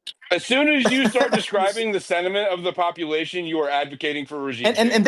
And this is the nuance in that conversation that I think has been lost on X. You have people being like, the Iranians need us. And then you have people being like, we shouldn't do a damn thing when a country's like deaf to America. There's a happy medium. And I think the president threaded the needle that needed to be threaded by saying, hey, this is not in Iran's interest. This is in our interest. And by the way, we're also not going to have an all-out war. And we're also not going to let this country develop nuclear weapons, the same one that says death to the Jews, death to Israel, and then death to America, right? Who cares about Israel and everybody else? Well, but death to Javon, America if you is talk to the problem. left, they want regime change. Of course they too. do. They've So- never seen a country they See what I don't mean? want Yeah, to. they want regime change in our country. They So love this guy. Macron is in bed with this guy. The left loves these guys. They love them. They're Marxist Islamists, dude. They love these guys. They do not want to change. Don't listen to what anything they say. They would never get rid of him. But all I'm saying is that when you start talking about how the Iranian people feel, you lose me. Like I wish them well, but my focus is on the peace and prosperity and security of the United States and our people and the protection of our interests. Anything else is secondary. Everything else is secondary. Javon, I agree with you, but it doesn't mean we can't speak facts on these topics. It doesn't mean that's like some moral justification. We can't. Of course, I'm just saying it doesn't strengthen your argument with the MAGA crowd. If you're trying to get your argument across, telling me that like the Iranians really want this is not going to convince me. Wait, but we're just talking openly Yeah, because about that this, ship has sailed. I mean, wait, but what Javon, ship has sailed? you made a What are we point even that you talking were. about? the time for that argument to actually work, we've seen it lie after lie, regime change, religion, and then turns out they Do you just want to guys bomb know some the people history of and raid the Iran? Do you guys resources. even know about that? Or are we just talking No, I'm about We're just, like? talking. I'm just, He's referencing, which you are completely discounting and acting like you don't know what the fuck he's talking about, but you absolutely do know what he's talking about, which Dude, I've is the spoken to it a history, million times. which is the history of U.S. interventionism in the Middle East, which based on has based on these historically arguments, failed over and over again, based off of these based on the arguments. very arguments that you are presenting to us now to justify this bombing. Right, that's why, and you can discount it all you want, but that's the fact, bro. And it doesn't Okay, mean I that you're lived being it. ignored. It does. Who is this guy? Here. No, hold on. I gotta Well, respond to this because Henry, this is Well, I Henry, was real quick, going off what Henry. We can let him respond. We can let him Okay. respond. Javon, you're the coach. You Dude, can again, respond. I'm just saying to Henry, it doesn't mean what you're Jesus saying Christ. isn't correct. What I'm saying is when you're making an argument, because at this point, right, like No, but I'm not making the argument, guys. just listen. I'm not trying to get the blood pressure up. I'm not. All I'm saying is that when this conversation is being had, maybe I'll rephrase it. When this conversation is being had in a room with people who are obviously, I would say, majority are pro-President Trump, it's almost like a dog whistle. When you start hearing the Iranian people want this, it'll just be 2 years. It'll just it's like the same kind of thing. It's like, oh shit, here we go again. And I think that is really, really concerning to a lot of people. And I'm arguing that Javon's argument is that makes your point kind of go numb or deaf on a lot of people because they're hearing a lot of the things that they heard for 20 years that have proven to be terrible. That's all good. Respond, Henry, That's all good. For But 30 this seconds. is again, and Dale, maybe you're doing this just because that's how you run your spaces. But again, this is an operating in bad faith. I'm not making any arguments about that. You put words in my mouth multiple fucking times. Shame on you. I did not discount what we've been in there. I've been cautioning against it. But I'm also not going to say, oh, we're going to ignore history. That we didn't do good things in Japan. We didn't do good things for Germany. We didn't do good things for South Korea. We didn't try in South Vietnam. Come on, guys. Come on. Okay. Like, be time honest. Out. Time out, though. That's and I'm not not also, a fair. Not a fair. That's not a fair comparison. Can I finish? Not a fair comparison at all, dude. Can I finish? You're talking about Javon, declared war by the Congress, total surrender. Can I finish? You're not talking about nation building. Let's Javon, let him finish. He's conflating nation building. Hey, I'll be back. I'm gonna jump down for a minute, Diligent. I got another space to jump into. I'll be back. You're good, guys. Again, Javon, you're putting words in my mouth. Is Mario inviting people off my panel? That happens usually. Yeah, fuck that guy. He sucks. But anyway, yeah, but that is a false equivalence, by the way. I'm not making it an equivalence. I'm talking, look at the arc of history, guys. And I'm not saying it's justified because of that. And it's also not justified because of the failures in the last 25 years. I don't give a shit. Okay, so stop putting words in my mouth. There's a threading of the needle. And Diligent, you know this. You know this. We talked about this, and you're kind of feigning ignorance or just screwing around, whatever you want to do. But like, we can't be hyper-isolationist or anti-war to the point of being back-footed to do nothing. Because you just did it. You know, you do this where you're like, oh, well, you're purporting my response to be in such a way, but then you use inflammatory rhetoric. Like you just how is that inflammatory? How is that inflammatory? Anti-war isolationist. That's definitely what you're doing, though. I didn't brand anybody. I didn't use names, dude. That sentiment is out there. You said we can't be. Then you started the royal we, people in the fucking world, people in MAGA. Like how you listen. You're using hyperbolic rhetoric. And then when I respond to it and call it out, you're telling me that I am misinterpreting or misrepresenting what you're doing or what you're saying. Okay. That's a fact. Okay, well, let me rephrase for your delicate sensibilities, Diligent. I'm sorry.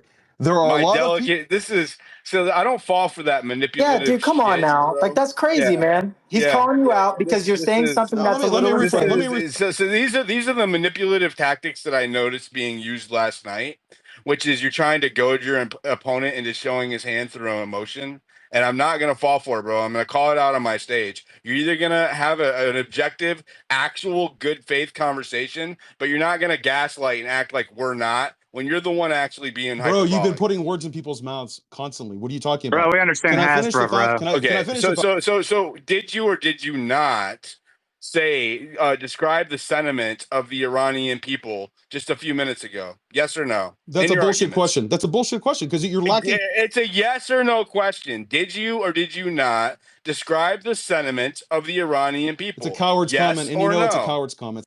Okay, so I'm going to accept that as a yes since it's not a no. Because right? because you're a coward. Yes, because And it's an admission, and there you go, trying to use ad hominems to goad me into showing my hands. But obviously, you haven't been listening to me in Spaces, dude. This is what I do, right? It's not going to work. So unless you're going to be good faith and try to stop gaslighting, I'm going to go to one of these other people who have been patiently waiting, and I am skipping for you, right, to waste my time and waste the time of nearly 2,000 other people. By the way, you guys, thanks for joining us. I'm about to stream Trump live into the space in 15 minutes. Bottom right corner, repost this bitch. Let's beat Mario. Let's beat these foreign agents. And let me go to Deep. Go ahead, Deep.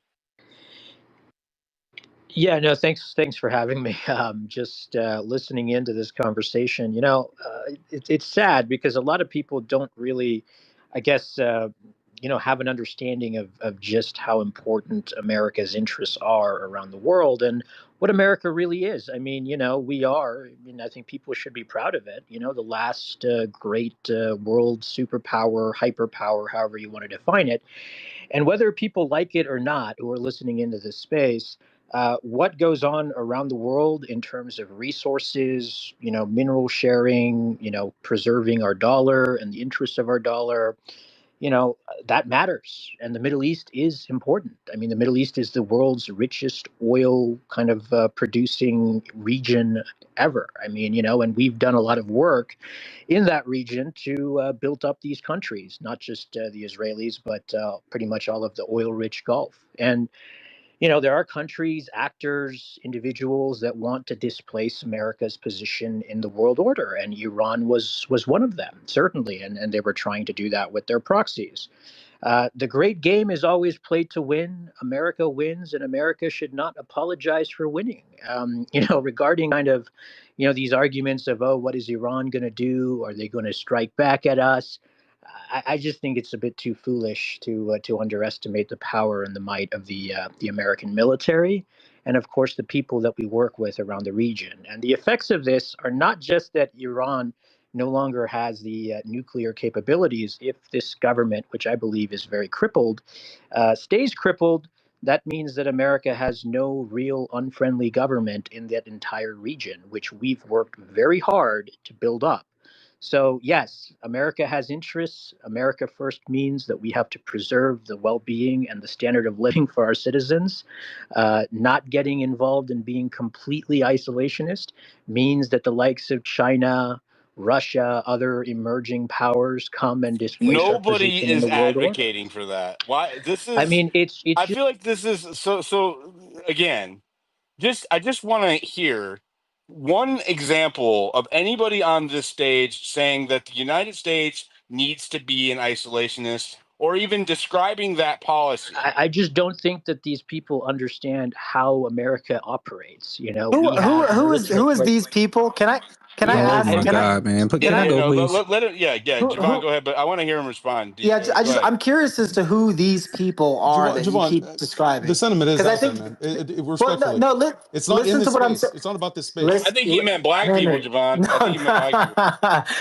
what I'm No, trying to, it's what, it's typically the alt right crowd, the so-called Jew-hating anti-Semite crowd that says, America gets Do too I fall into involved. that? Diligent, Yeah, you do not fall into that. America You do not does this. fall into that. No, it's fine. but It's fine. You do Hold not. on, bro. I That's what we speak do has, is bro. we Why you coming to bring a Hold on. So deep. We're having a little go around here. Deep. If I don't fall into that crowd, but I share the sentiments, like, non-interventionist sentiment. yeah. Does that make me the alt right or whatever No, I that mean is? you could have whatever opinion. That's the beauty of this country. But it's You can not. have That's a cheap you way to can have dismiss a valid Nationalist whatever. is point. Kind of let being me talk. falsely Like, equated you to can have a back and forth. isolationism. No, Right? yeah, Like it No, is. it's not. we It's a can No, have it's a cheap not. back way and to forth if dismiss you a No, it's valid want. not, point. Diligent. It's not. Yeah, we It's can have a back and It's forth just if a you cheap want. way to But the dismiss a it's valid that reality that point, is, school man. of thought is out there and it's Daniel's strong. got a point. It is a cheap way to dismiss a valid Yeah, point. it's a like, slur. It's well, we a, have there's there's a another people slur. there's It's a another work really way cheap to way to actually together. do talk it. It's about We this have ridiculous, point, and people, man. everyone, you guys partners, are all talking about allies, it as whatever you if want to it's call it. We work isolationist. with to preserve those interests. Yeah, If go we ahead, don't Walter. preserve those Dave, No, no interests, Dave, one's we you're lose. Let Dave, him. you're no He one's can't hear doing all that. six of you at the same time. Go ahead, Walter. Probably a mute glitch. There's just too many people talking at once. There we Then I go go. after Okay, Walter. so I'm sorry. Yeah, it was muted glitch. You don't have to be non like interventionist is not what this was. And I know if you talked to me the other day, Deep or not Deep, Diligent, we were talking about this the other night. This was going to be a tactical operation, very precise strike. And I have been talking about this for months. There's no reason that Trump wasn't going to do this. I mean, literally the whole idea, and I'm not speaking for anybody in this space. I'm talking about there was a whole push for what this everyone was talking about is the multipolar world where America was going to shrink back and use Panama and Greenland, and we were going to only operate in one section of the world, and we were going to just have this side of the world was going to be controlled by America. That was all nonsense, and it was complete nonsense from the beginning. Trump, when the day that he was inaugurated, said that you will come to see America as a growing nation again. That does not mean fold the wings, go back to an isolationist society. That means if you challenge us, you're going to get slapped. And he gave Iran the time, and he hit them. That's all. That's all this is. It's over. There is no operation that needs to happen anymore. Exactly what I said was going to happen just the other night, Diligent. I said we're going to hit Fordo, we're going to hit all the nuclear facilities, and that's going to be it. And that's what happened. And I don't think there's anything else that needs to be spoken. It's done. But you don't know that's going to be it because you haven't seen what the response is yet. Correct? No, but Diligent, I know that. I know that's true. I can't read the future, but I've been right about this every time so far to the word. To the word. You were right. You were right about the fact that we were going to hit Fordo, but he also hit 2 other nuclear sites that additionally that you did not mention. If you just read what my actual article was, it says I'm just the imminent strike. Places. I know the imminent strike on Iran is more than a tactical operation. That's what I wrote back in April. That I mean, it's hitting the nuclear facilities was obviously what was going to happen. Whether we needed to hit more than one or not, I don't know. I can't speak for military matters, but it's obvious that this was going to be a tactical operation that was going to happen to restore deterrence in the world. Now our adversaries are perfectly aware, yet again, that America owns the skies, and you have no idea when and how we can hit you. And that's what happened. And I don't know why. There's not really an argument about it. It's over. I see. That's just that last part that I disagree with is the fact that it's over. Right. I will share that sentiment when it is in fact over, but until it is over, it's not. So I was like, I don't know, and I realize that might seem like kind of stupid, but that's a fact. Even Javon, who I think shares your sentiment on the tactical strike and the necessity of it, even he was saying at the beginning of the space is that there is a decent chance or a good chance of escalation here. Right. That's the problem that I have. Maybe. I mean, maybe there could be escalation, but I haven't seen any proof of escalation happening. What proof do we have? Walter also. It's been 3 hours. It hasn't even been 3 hours. It hasn't. It's been 3 hours. Like, oh my, that's ridiculous. Guys, real quick, it has been 2 hours. Not even 2. What? Yeah, but guys, but Israel has been striking for days now. Exactly. It's been weeks. That's not the United States. It does. So what? Okay, so if you're using that logic, what happened after Israel struck Iran? They fired back. What did Trump say would happen if they retaliated against the United States? He made it very clear that we were going all in. So like, if you're using that logic and that is your precedent, right? Israel struck Iran and they retaliated with rocket fire. Right. So if we're using that logic, that's what we can expect here. That will lead to escalation. I doubt it. I just doubt it, dude. I don't think they're going to have. I don't think they have the ability. All they got to do is strike one of the bases. They'll strike one of the bases, and there'll be the fucking cannon fodder for it. Hearing you guys argue about this, Diligent has all the points right. I don't get you, Henry. You're a little bit out there. Well, to reinforce Walter's point, and I think this is fair, Diligent. Not that can I finish the sentence, man? So yes, are they going to react or respond? Possibly, probably. Are they actually in a position? You said, well, they're attacking Israel in a increasingly diminished capacity. Are they doing that? And why? Because of what Israel has done over the last couple of weeks. So to Walter's point, did it start a couple hours ago? No, it's been going on for a long time, and they are severely diminished. Does that mean they're zero? No, but they are nowhere near the place that they could respond like they could before. Doesn't mean zero. You don't know that. Does that mean there's zero? No. No place that they respond like they could before. Does it mean zero?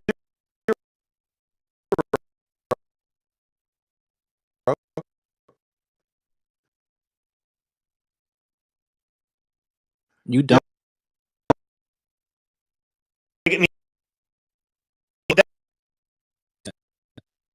I get it. How you guys are It's feeling, not emotional. but It's There's let's look at nothing this. emotional about what I said. We I just were been saying that we were going to technically strike. yeah. an objective. They came that Here for you. Let me answer Frank on strength. That is what he has always campaigned on. literally, Yeah, but no literally, new it wars is was in new. No, it's not. He well, constantly Definitely, talked about that's what I'm saying. Like he's the piece to strength is positioning yourself in such a way that you don't need to go to war. I don't That's think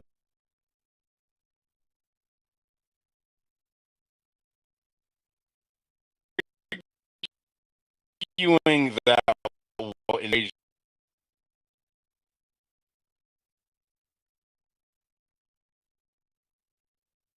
what you're doing there, which is just insane.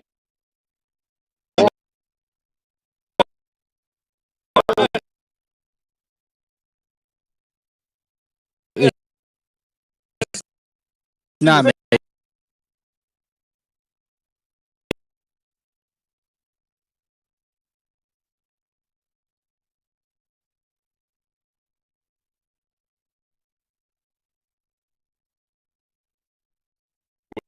Will be broadcasting into space. Be brief. No, the thing was we were implied there would be no new wars. Now I understand. I think the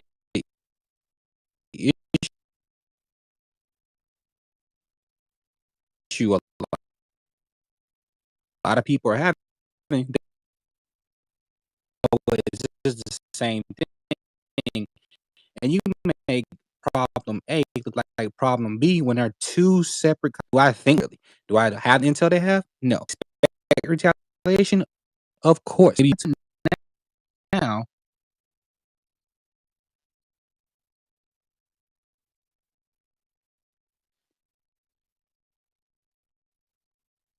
Maybe a couple years from now, because what people these conflicts in the Middle East, they will pass this shit on to the next generation. So the next generation raise up and the inherited. That's all. demographic. Again, the statement to define. You say shit like the population wants this. That's the same shit we heard during Afghanistan, and turns out that a lot of insurgency over there are people who actually Dude, want to nobody kill. said It's nobody insane said what you're talking about. So just wanted Daniel's literally point not. there, Daniel's point there is valid. What you're missing is created ISIS with that type of thinking. I just Well, in that sentiment, kind of a with you in that sentiment. But what I'm saying is that I think you guys are conflating what President Trump is doing with actions. The president himself has said he has not said those things at all. He has said very clear for months. All the around him, you can listen to the pundit class. The pundit class is wrong the whole time. 100%. But they have been saying the things that you guys, and I don't have said one thing. There will be. I agree, but that's where all the confusion is coming from. When people I are agree with starting to that. say I stupid agree with shit the like, confusion. that they don't want this information being saying this, but he's not saying this. All right, now It's we're just not arguing whether I about know the semantics makeup. here. Let's go through the things. Let's go to Yeah, I Marco. appreciate Go it. ahead, and then I'm gonna go to raging. Hey, I just put a DM in your personal DMs of Netanyahu. All right, thank you for that. Appreciate it. Let's go through, brother.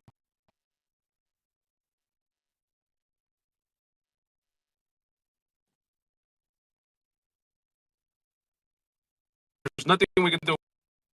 We can sit here, complain about it. He did it. Now we got to either behind him or condemn him. What are we going to do? I guess we got to stand behind him.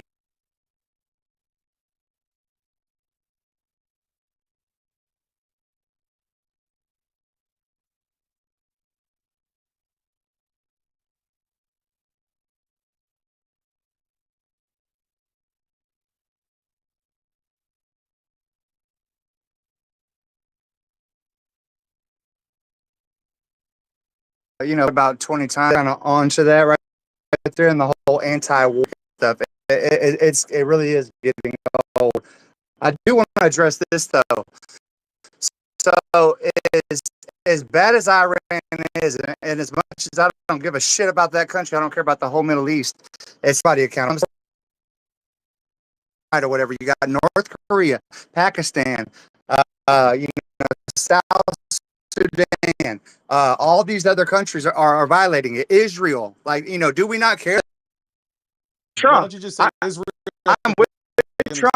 That's all you care about. Yeah, and see, there we go. Bro, I get what it is, but that's what I'm saying. I'm past the thing. Because every time you say it, I just think of the company. Hey, bro, you gotta let these people know that you fucking know. I'm just telling you.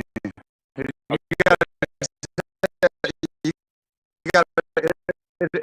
is what it is. But I watched this all last night. It's like they're trying to press diligent to think this way. It's can we just cool? No, I know that. This is a personal observation. It's a personal observation, but I'm saying, we're all going to stand behind. That's my big question right now. Jim and I had a debate about this the other night in MySpace, and it was very recent when we went back and forth for probably an hour, and it was his opinion. And I conform to a singular idea. People that I consider friends or I viewpoints regularly. Well, I mean, I think the biggest thing to me is I don't come on to find a feedback loop of echo chambers. Let's call it integrity. Of echo chambers that just argues and says the same things I do. What the hell's the point of that? Like, no person to just speaking to people that you only agree with. I mean, you may coming to listen to.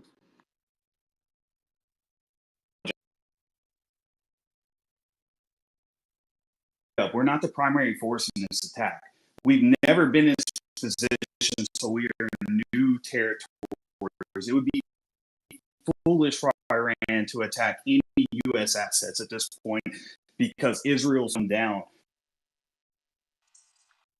Anybody want to argue that or not?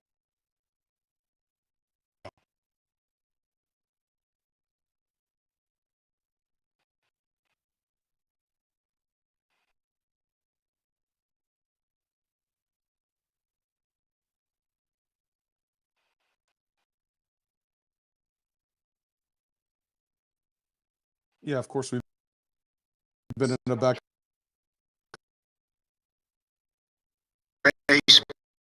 Spectacular.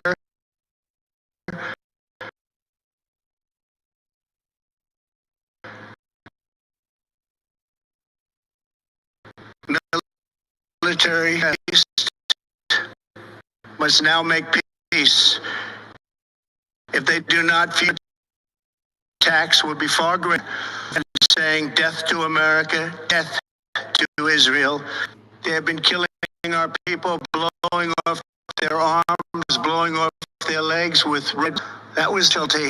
We lost over 1,000 people and hundreds of thousands throughout the Middle East who died as a direct result. In particular, so many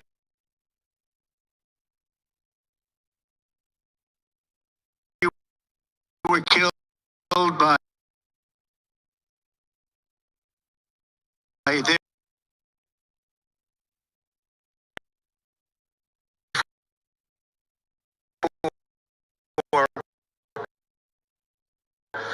donate to facing this horrible threat to Israel. Military or an operation the likes of which the world has not seen in many decades. Hopefully, we will know.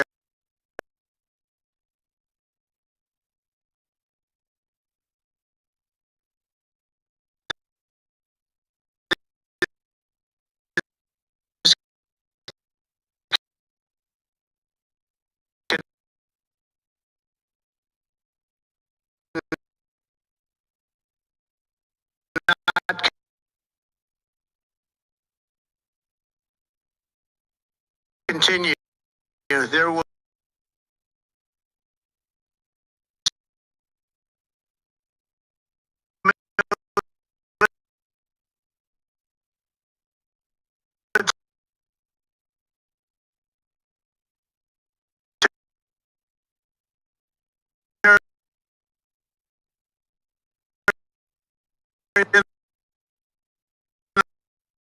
the world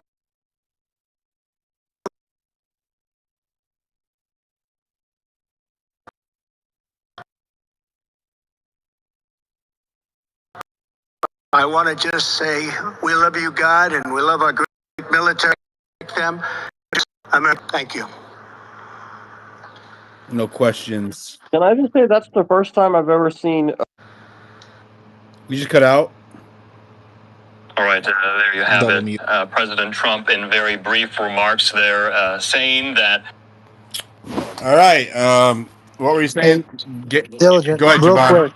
I just want to say, Oh, I was saying that's the first time I've ever seen a president speak in that room where he had the vice president, the secretary of state, and the secretary of defense standing right behind you him. took the Usually words they're up right there out by of my themselves. mouth. That projects strength, it's unity, it's resolve. This was something agreed upon, in my opinion, just looking at that, by those folks in the administration that are responsible for coming down with the decision.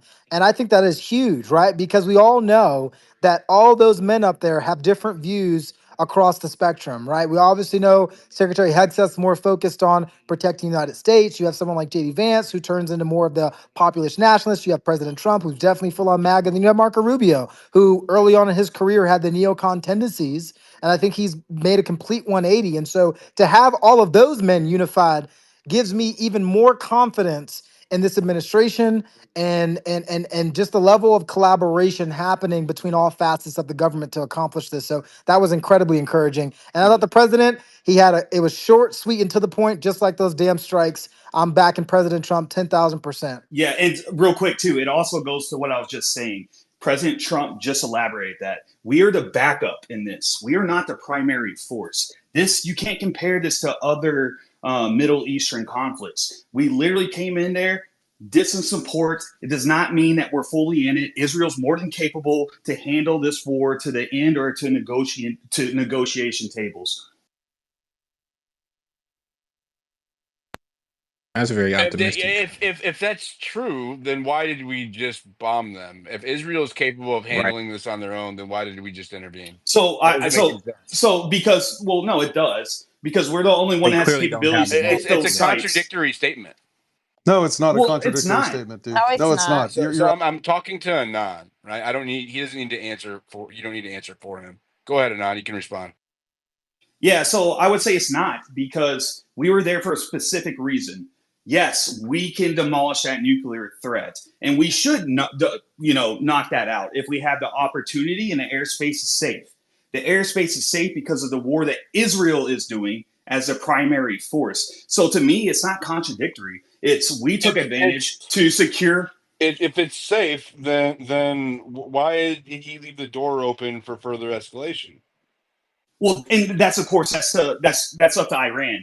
If they want to escalate it and put us where you want to start striking you, aka targeting American bases in the region, then that's Iran's choice. Or Israel, because he cited Israel. He said they were a threat to Israel, has been neutralized. That's what he just said in the speech. Okay, but if we're looking at neutralized, yes, sir. Did he not? Yeah, but also, so it's speech, and you're not going to get everything out of it. But bro, dude, can I? Bad Faith Central over here, man. Bad Faith Central. So what I'm saying is that we went there for a specific reason, to knock out the existential threat to the United States, and that was taking out the 3 nuclear sites that could be existential.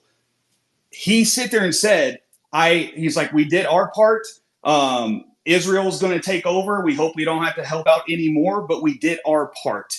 And yes, he leaves on the table that if Iran does react to us, that we will unleash the Nimitz and the other brigades, and we will fucking do an Air Force attack that's going to fucking demolish that place. I wouldn't say it's war. You need a declaration, right? It's not a war. You don't need a declaration. You need a time elapsement, right? That's it. You need 60 days. So why is it? You saw Massey said that this was unconstitutional, right? He tweeted out that it was unconstitutional. But we have the executive power for specific strikes, right? But what I'm saying is that I don't see there's any chance in hell that we have to do boots on the ground. You have isolated this attack to where you have air dominance. That advanced modern warfare isn't conducted through boots on the ground anymore? Can we stop acting like it does? Because it's not. Advanced modern warfare is primarily carried out through aircraft, through missile technology, through drone technology, and warfare. Can we agree on that? No, because then talk to Russia about that. Again, I said advanced. That's an occupying force. That's that is an occupying force. Well, okay, guys, but they literally. Oh my God! Look, they literally want to take Ukraine for. Well, we don't need to have this argument, right? That was actually a rhetorical question. It was a rhetorical question. Gotcha, sir. No, it's fine. No, I'm just curious. Can we agree that, at least Javon, you were in the military? Can we agree that in today's day and age that boots on the ground is an antiquated premise? You're talking to a guy who did close air support. So, in my opinion, I think, I, in all seriousness, though, Diligent, I will say this. I think that a lot of today's modern warfare is designed around standoff capabilities, but I wouldn't devalue a QRF, the 82nd Airborne, the Rangers. Like, those people can still go in with a very limited force, kick down doors, and you may see that as an active war. So I won't fully buy that argument until we don't actually have over 1 million people in the armed services. That makes sense.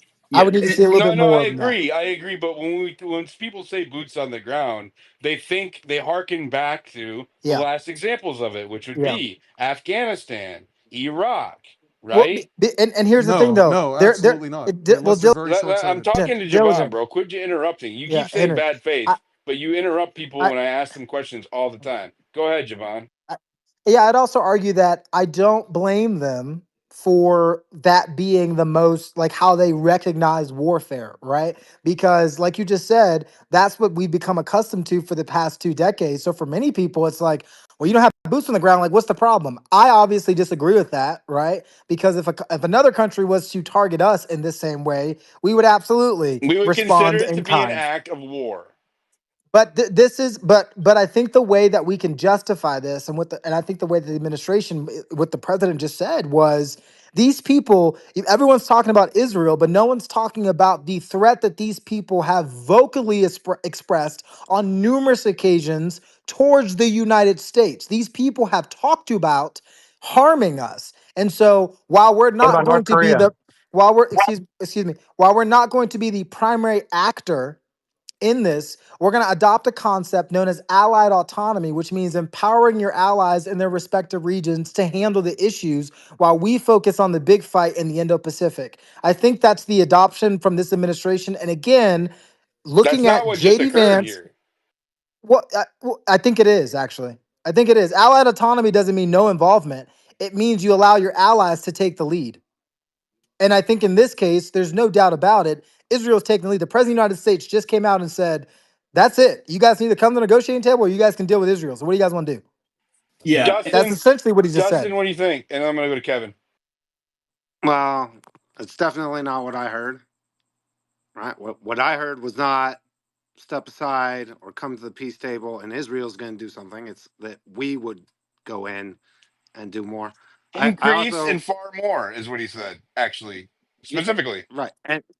And I also, while yes, drones and tech has largely taken the place of many of the roles of war, nation building and regime change would still require a on-ground presence that I think everybody who is America First would be uncomfortable with. And I don't know, I wanted to feel a little more reassured after the president's address tonight. What I was hoping to hear is what our allies in the region, right? That I was hoping that we would hear something about the discussions with Xi and Putin yesterday, or something about the Saudis and Pakistan and some kind of fucking exit strategy. Because the one thing I haven't heard, other than the idea, do you think the Ayatollah can politically come to the peace table right now and survive that? Nope. Right? There's absolutely no freaking way. And so what I haven't heard explained in anything from anyone in power, maybe like hopefully we get this tomorrow, but I'm kind of doubt it, is what the exit strat, like what is the I've freaking been end game asking here? for that the entire time. We need a clear picture of what victory means and a concise exit strategy. We've never had that when we intervene in the Middle East. Go ahead. I'm sorry, Dustin, but I just want to say I've been No, asking for that the entire time. no, and rightfully so, which is right.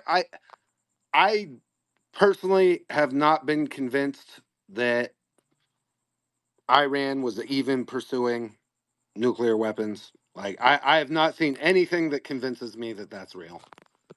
Yeah, And I agree with Dustin. I don't think that speech is gonna go down well with those Are people you who were playing like, video okay, you games, said we Faze? needed. What's that?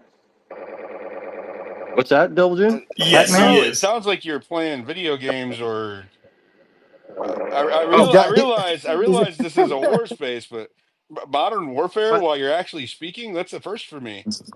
I That's a mute glitch, you guys. Oh, Dan. Sorry, I had it on my laptop, but yeah, I don't think it's going to go down well with people who wanted to hear him say, okay, this Breaking was a news: one and Gaze is done. fighting the war himself via drones on his laptop, live Yeah, in X on my laptop.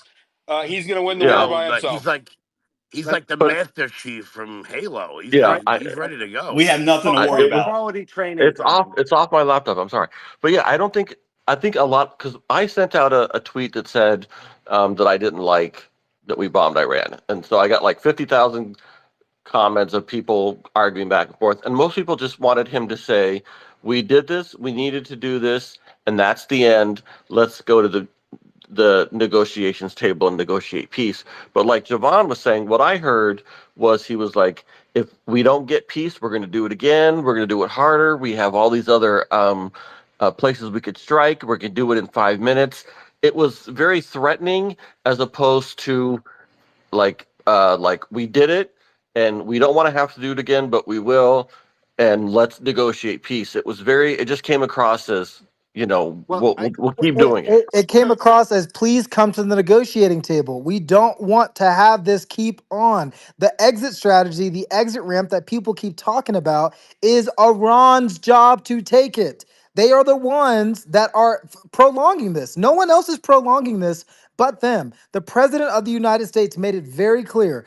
If you want this stuff to stop, if you want to save your country and potentially keep ruling, Ayatollah, come talk, as we were trying to for the past 6 months. But you have refused. And not only that, not only have you refused, you threatened to wipe us off the face of the planet using these nuclear bombs that you supposedly were never developing, but that you have for civilian purposes, a mile deep in a damn mountain. Like, guys, come on. Like, what do we no. expect? And Javon, How what do do you But think of the statements that Iran has been putting out through the state media about, Well, you know, there's 40,000 troops. Case, before we move on, Javon, I just want to address that, which is the other thing that came out tonight in full was that this was not like everything that was presented to the world about Trump and Bibi and whether or not they were on the same page, like that was thrown out the window entirely.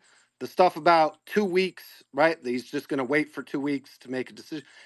How do you expect Iran to come to the negotiating table? Yeah. When you use those kind of It negotiating was done tactics? purposely, Dustin. That's why everything has been so effective. Henry, you have a bad habit of interrupting people in the middle of their questions, and it really kind of disrupts the flow of thought and their ability to articulate succinctly. So please stop doing it. Dustin, finish.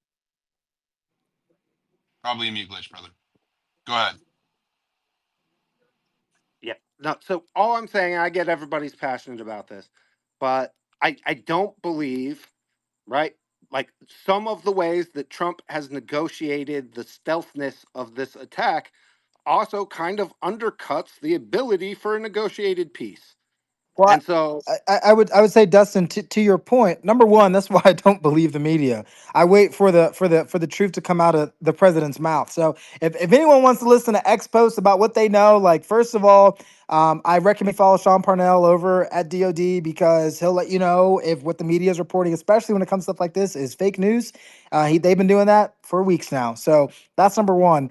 Number two, again, I want to make this clear. The president, this was not his number one option. This was nobody's number one option, right? But when you have a country saying death to America, you are next. You are next because you help Israel. We hate them. So we also hate your ass and you're next after we get rid of them. The question I have is like, how, like peace through strength, to speak softly and carry a big stick. This man has literally done that. He's tried to have these people talk. They've been lying, pulling his leg for weeks. At a certain point, guys, right? At a certain point, you have to ask yourself, what are you going to do? Like, do you think it's appropriate? And maybe you do. Maybe you go, who gives a damn? If they're building one, it's fine because they're not going to get to us anyway. Or maybe they'll build one in 10 years and that's okay. Like you have to think about the other options that were presented because I believe that President Trump made the best decision with the information that was given to him. So the thing is, enough time has elapsed, though, and here's what I was asking for, which was clear evidence, right? Clear evidence that they are intentionally seeking a nuclear bomb, and I just want to harken you back to the days we got, right? I just want to harken you back to the days of Iraq, where they said that he was developing WMDs when it turned out that he had 10-year-old canisters that hadn't been touched in forever. And no real justification for invasion. So Diligent, here's the difference, right? Here's the difference. Let me give you the difference real quick. Number one, we don't have George Bush and the neocons running this. I'm not comparing Trump to George Bush. I know you're not. But I just want to make this clear. Are still in the Senate. I just want to make this clear. We have President Trump as the commander in chief. And when I voted for him for the third time, right? I trusted him for a third time to defend this country, our interests, and our people. I truly do believe that he would have not taken this option if there was an exit ramp outside of it. I believe that the Iranians forced his hand and tried to call his bluff. And he said, you know what? Enough is enough. You guys keep fucking with us, and I'm trying to negotiate in good faith, and you guys are pulling my leg, threatening this nation on X when I'm trying to send Steve Witkoff over to talk to you sons of bitches. But you want to threaten to blow us up. So I don't know. While we're sending Steve Witkoff, like Steve Witkoff has done more for this country in 3 months than most people do in a damn lifetime. I promise you that. Hold on. I invited Nick. He never comes to my damn spaces, so I'm going to let him chime in. Go ahead, Nick. No, I appreciate it. It's just, there's a lot going on tonight. I tried to come in earlier, but man, I mean, trying to monitor all the information coming in at once. Wasn't ready for this tonight. Neither was the media, and neither was Iran, apparently. While I'm hosting the space, too, by the way. I just want to thank you, Nick. Yeah, well, I'm used to everybody copy and pasting my posts at this point. It's kind of ridiculous. But anyway, besides that, it came out a little bit ago that apparently I don't know if you guys saw all the photos that came out of the B-2 bombers coming west, or what people thought were B-2 bombers coming west out of Whiteman Air Force Base in Missouri. They had 8 United States Air Force air tankers coming out of there. So everybody picked up on that. All the media outlets are all like, oh, there they are. They're coming west. They're going west. They're going to Guam. And then like they disappeared off the radar in the middle of the Pacific Ocean. So nobody really knew what happened. But the actual bombers went east out of the United States and ended up striking there. So the timing was off. Iran didn't know what the timing was. I mean, look, I didn't want the strike to happen, but that was pretty slick. I'll give it to President Trump and Secretary of Defense Hegseth for that. But the most likely outcome, what I think is going to happen here, I made a post about it, but throughout all the noise of the war, it didn't go very far. What's probably going to happen next? Iran can't just not strike back. They have to. They have the capability to do so. They have to save face. That is expected. However, what they did after Trump drone struck Soleimani in 2020 was they targeted U.S. bases in the region, but they targeted buildings that were most likely empty at the time, most likely vacant. Symbolic. Yep. Exactly. It was symbolic. They hoped and prayed the whole time those missiles were in the air that there were no U.S. troops in those buildings, and there were not. So that was the off-ramp. That's why the U.S. didn't have to strike back, because none of our service members were killed. And I think that is going to be the most likely outcome here at this point. Iran's just, they're not going to be like, okay, yep, we surrender. It's just not going to happen. That's not how they operate. We pretty much all know that. So if we're accepting a realistic outcome, this is probably ideally what's going to happen. Well, Nick, I'm glad you used that example, because does a country that purposely strikes empty buildings sound like like a country that doesn't have some level of restraint? Because that it sure sounds to me like if you call the president in advance and you direct your missiles to miss, that sounds like a country that has restraint. And Javon, the other point I just want to add, that Trump is not somebody who speaks softly and carries a big stick. He speaks loudly and carries an even bigger stick. And so the whole justification being what we've seen videos of people chanting "Death to America," like for me, that doesn't rise to the level of me being like, yes, let's fucking engage in another long drawn out war against them, especially when Trump's rhetoric with North Korea and other places has shown that like you can be hyperbolic and saber rattle in these international negotiations. It's a part of the deal. And so what my biggest concern is that I if I'm wrong, somebody correct me. But like I've not seen anything like that makes me convinced that Iran is some kind of unhinged, crazy, out of control, blowing shit up. And I think the example that Nick just gave is seriously the example that people need to pay attention to, which is if they were unrestrained in their desire to escalate war against us, then why would you call the president? Why would you fire your missiles at empty buildings? Justin, it's a great question, and this is why I said earlier, I don't believe that they're this irrational actor. I think that they have funded terrorist groups in the region that have led to the deaths of Americans. I mean, you can go back to the 80s. We're talking about. So why not use that as your primary example then? Your justification. Well, we should. Time out. I did say that. I also talked about the Soleimani I'm talking strike about earlier. the president. I'm talking about the ones that are launching rockets, not us on stage. Okay. Well, to be clear, I'm not talking about random people chanting "Death to America." I'm talking about the Ayatollah. That's been cited numerous times as a justification. Right. Right. And I'm talking about the leader of the republic, not a random, Mohammed, whatever. I'm talking about the Ayatollah. Right? Like that's what I'm talking about when I'm talking about the guy who's been saying "Death to America." The guy, not the people, the guy, right? So I do think that as a rational actor, you have to consider that carefully whenever you're doing something, right? And people keep comparing this to North Korea. The difference is the Korean War ended with an armistice in 1953. The Iranians have been killing Americans since the 80s. Okay, Soleimani Soleimani had American deaths on his hands. Nobody is up killed. here, saying that The Ayatollah Yeah. is a great bunch of people, No, no, right? no, no. I'm not talking. I don't care about great. I don't care about great. I'm But not talking about. historically, I'm not. have they launched, like, have they attacked, our military directly? Yes, that's Yes, what. they have. Yes, They that's man. yes. Not via proxy in recent years. Who Can you give cares if me it's a one proxy? example? Can you cite one? No, Because we're talking about no, no. their mental capacity, right? Their Yeah. judgment, No, right? I can't. I can't. So I to can't give you one example.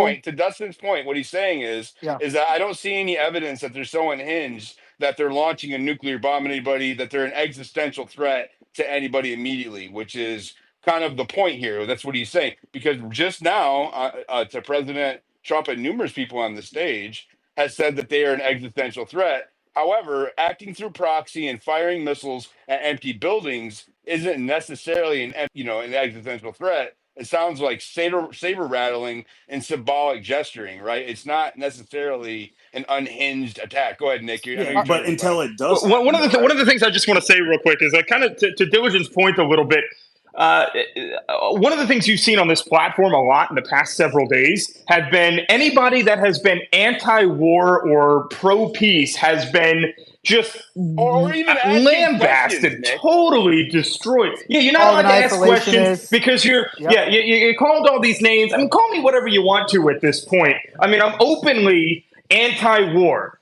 Don't want to be involved in a Middle Eastern war, a foreign war that nobody in America asked for besides some dual citizens. I'm just going to be honest with you. There's the racism crazy right to think. on cue. The racism. It's not racist. It's not racist. It's not racist at all. What Nick is articulating is the president of the Sorry, United Nick, States shit, stance here. as well, by the way. I want to make that clear. This is President Trump's stance that Nick is articulating. So, Right. So like, so come here's on. the difference though. You have a regime change war, which you have a lot of people that are pushing for. Then you have the one-off strike. Obviously, that's the ideal situation. I don't know if that's actually going to happen that way. We're going to see. But being anti-Middle Eastern war and anti-regime change does not make you anti-Israel. It doesn't make you it doesn't make you pro-Iran. Don't let people label it that way. That's I'm tired of seeing people like I bring up the dual citizen thing because you have freaking Mark Levin all over the TV all day, every day There on you go. Fox for There like you go. 15 minutes at a time. I mean, today he was bashing the hell out of Trump because Trump didn't do the strike fast enough. I mean, it's crazy, wild. And we're just supposed to be, okay with that? Nobody, seriously, how many Americans do you know that were like, oh, yeah, let's go in. It's really in our national interest to do a regime change war in Iran. Meanwhile, you have Lindsey Graham, Tom Tillis, and Mark Levin all over the TV trying to pull us into that. No, that's in Israel's interest. It's not in our interest to do regime change. If they want to do it, let them do it. They said they could do it. Let them change the I'm with regime. you, We bro. need to be out of this now at this point. That's what President Trump said, though, right? He said, Don't forget isolationist, Nick. I don't know. Call me a racist. Call me whatever you want to do. Dual citizens should be banned from Congress. That's all I'm going to say, and I'll shut up. hey, no argument against that. Calling Nick a racist is crazy. Like that's the craziest thing I've ever said on this Then stage. why use this? Why use this language when it's a dog whistle? Weak argument. It's an absolute dog Henry, whistle. It's a weak argument, bro. It's an If you're absolute talking dog about whistle. Henry, it's not racist. It's not racist. racist. It is not racist for MAGA Americans who hold sole citizenship, right? Sole loyalty to their own country. Yes, all MAGA has have a complete sole interest in their own. And you have people who have loyalty to other countries trying to sell a war to you that has nothing to do with them, right? That is the point. Go ahead, Henry. You can respond. Probably a mute glitch. Nick, I was trying to I give want to know who up here called me a racist. I want to be. That was Henry. I want to know. I want to The know. dual citizenship. I don't know who the hell that is. Nick, stop being a coward. Are you a dual citizen?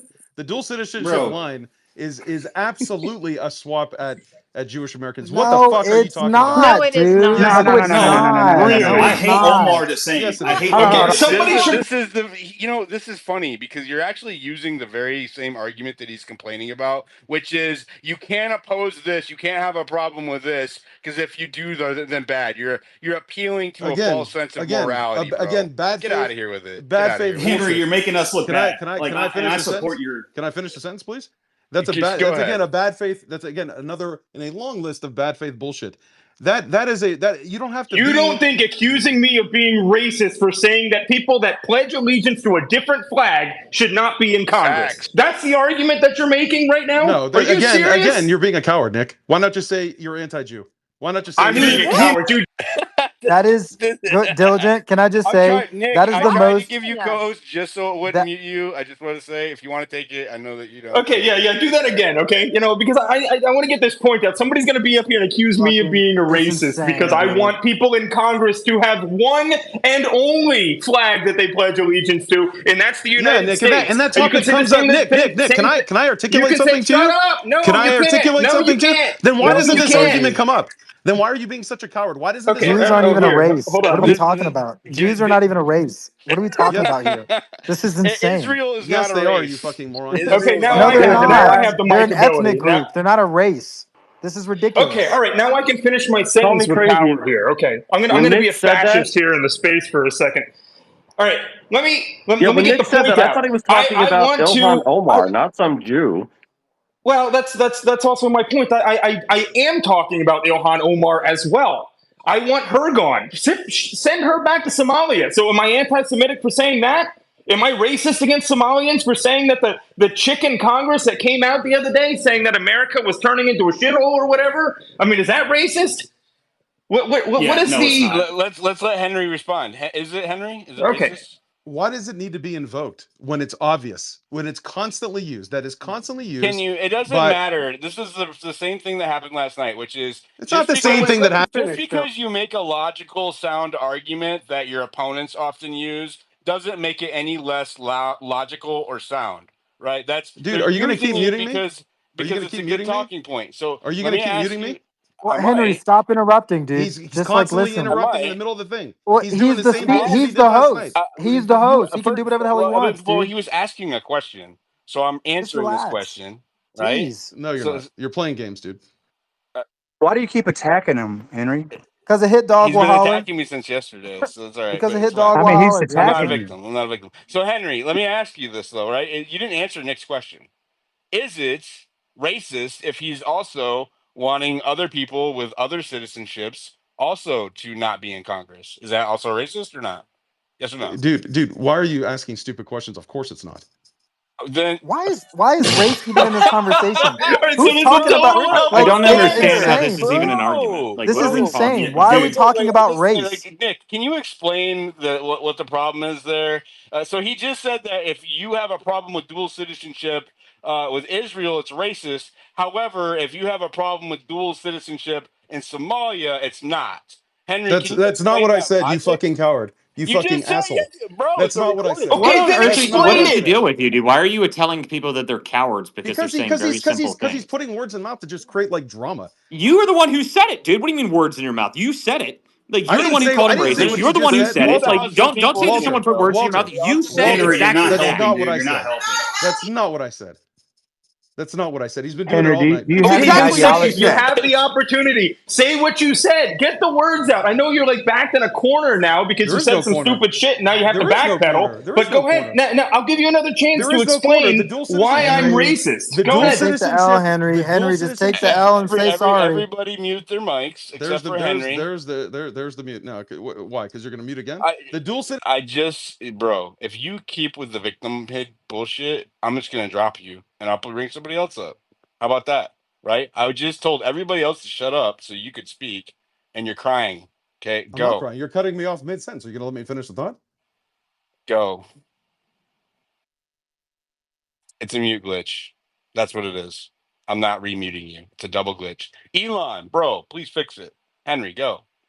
Yeah, all I'm trying to say, guys, and hey, apologies to Nick if that's not your sentiment, but this rhetoric, this kind of dog whistle bullshit, is used constantly, and I've seen it almost exclusively used, typically by folks that are right leaning, to just as some like shrouded anti-Semitic, anti-Jewish bullshit. That's all, man. And I'm sorry, man, if that's Can I not please, your, Diligent? let me just finish. I'm sorry, man, if that's not why you were mentioning that. If there was some broader context, great. I've literally never seen it like almost exclusively to be as like like a little thing to slip in, like some little dog whistle to everybody else in the room, like Doc, who's anti-Israel.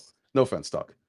Okay, can I just So say so real so quick, Henry, You're a stupid cunt. just Nick, real Nick, quick, Nick, just real quick. is that apology acceptable, or are you good with that, or what? Like, it sounded like he I mean, we conceded all your know that point. that's bullshit. It's bullshit, but it's fine. I don't need to sit here and argue about it because the 2,000 people that are sitting here listening know this game. Everything, like you say anything about, like I didn't We're even not going to be say emotionally or the race or the psychologically religion of the manipulated people that I anymore, was bro. talking about. We've been He dealing with that from assumed the I was left for talking years. about Jews. I said I don't want dual citizens in Congress, and he automatically assumed I was talking about Jews. I mean, that Well, is Nick, maybe because so it's so so respectfully, crazy. Well, Nick, no, it's not crazy. By the way, It's guys, not crazy. Come on, President man. Trump released a statement on True Social just a second ago. Any retaliation by Iran against the United States of America will be met with a force far greater than what we witnessed tonight. Thank you, Donald Trump, President of the United States. here. Oh, great. More war. Another fucking That's war. the same in thing that he Mexico. said in the. It's the same thing he said in the speech.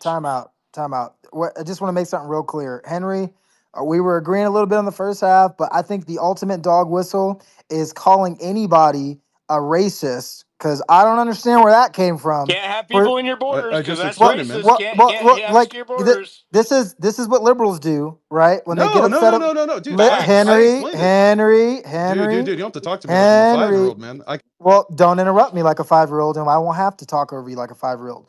It is a liberal talking point, a liberal strategy. As soon as you dislike what someone says, is you're being a racist. Nick was literally just talking about dual citizenship and how that was a problem, and I have no problem with it. And like Nick, and like Diligent, and like Coyote, most people in this room were against the strikes. Just because I'm understanding the rationale of the president doesn't mean I was calling for the strikes. Go through my feed, go through anybody else's feed up here. You'll probably see most of the same thing, which is exercise caution, take it easy, don't do it. Let's try to negotiate because that's what the American people wanted. And that's all they're saying. And I think that they are completely justified to go, hey, we may be indifferent about the strike, but we're really concerned about are the consequences that follow this. And that is a totally reasonable, rational argument to have after 2 decades of forever wars by people who lied to us. So I don't think it's fair to call them some Jew-hating isolationists because they're like, hey, we don't want to, we know, we've seen this before, and we don't want to do it again. Like, I think that's a completely reasonable point. And let me remind you, I keep saying this, nobody's caught on to it. That is what President Trump has articulated over the past couple of months. He said this verbatim. I don't want to go to war. I want to negotiate. I don't want to have to do this. Please come talk. I don't want to do this. And now that he's done it, it's like all y'all, it's like all the neocon tendencies have just come out of the door. They're just like, we need to do more. And I'm like, dude, like, relax. It is okay to have This is caution about this. exactly, Javon, this is what they've been saying all week when it comes to people speaking out against the war. I mean, like I made this statement earlier, and Henry did exactly what I expected him to do: is say, "Oh, well, you're against the war, so you're anti-Semitic." I mean, it's like That's that. what I It's said. crazy. That's that what I said. It happens right. That's what I okay, said. That's bullshit. yeah, absolutely. No, you called him a I have some racist. breaking news. You called him a Breaking racist. You called him a fucking racist. breaking news. Benjamin Netanyahu. Oh, I'm has come sorry, out- racist. Benjamin Netanyahu has come out and declared that Iran's nuclear facilities have been completely destroyed. So I guess that means victory has been achieved, right? And there is That's what it no sounds need like for to further me. conflict. Yeah, That's just what to get sounds back like on to me. target too. Yeah, Because we talked. absolutely not. Yeah, Yeah, just I to get don't back think on so. target too, though. So when we're talking about, when Iran does their strikes, and they have hit American bases, but they've never done those strikes while they're underneath pressure. Israel's still flying over their airspace and they're still hitting them. So the response that Iran can do is so limited, and it would be suicidal for them to target American bases. Agreed. All right, I'll finish that statement real quick, and we'll keep back on that topic I because thought I you like guys that. said that So, they were suicidal. Sorry, Go ahead, what'd Nick. you say, Go ahead, Diligent? No, I'm just going to say, like, the tactics, just for everybody listening, the tactics are the same every time. Do not be afraid to speak out against war, against especially a foreign war that we have nothing to do with or shouldn't have had anything to do with. Don't be afraid to be called. They'll call you names. They'll try to demonize you. They'll try to cancel you. Just know that, we have your back. And, the And that's anti-war coming from peace MAGA. movement is growing. I'm just letting you know. So... Don't be afraid. Yeah, that's right. That's coming from These cowards don't have the same effect. These words, they call you racist or anti-Semitic or whatever. These words don't mean what they used to. They use it just to scare you because they feel like, or they want to make you feel like you're going to be canceled or blacklisted or fired or anything. Not going to happen anymore. That's not the way things work. Don't let people like Henry turn you off. Yeah. Hey, and Nick, but I would say this, though, is I really don't think we're going to be dragged into a war right here. We are the backup. We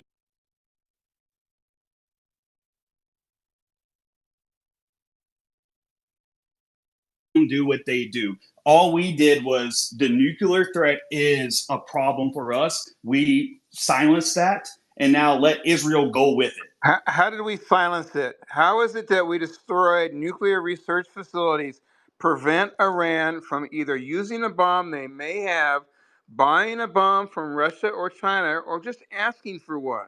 Can I respond to that real quick? You're insane if you think that we are not wide open to a can I respond to attack. And two, let him finish and then you we can had respond. no defense against the hypersonic missiles.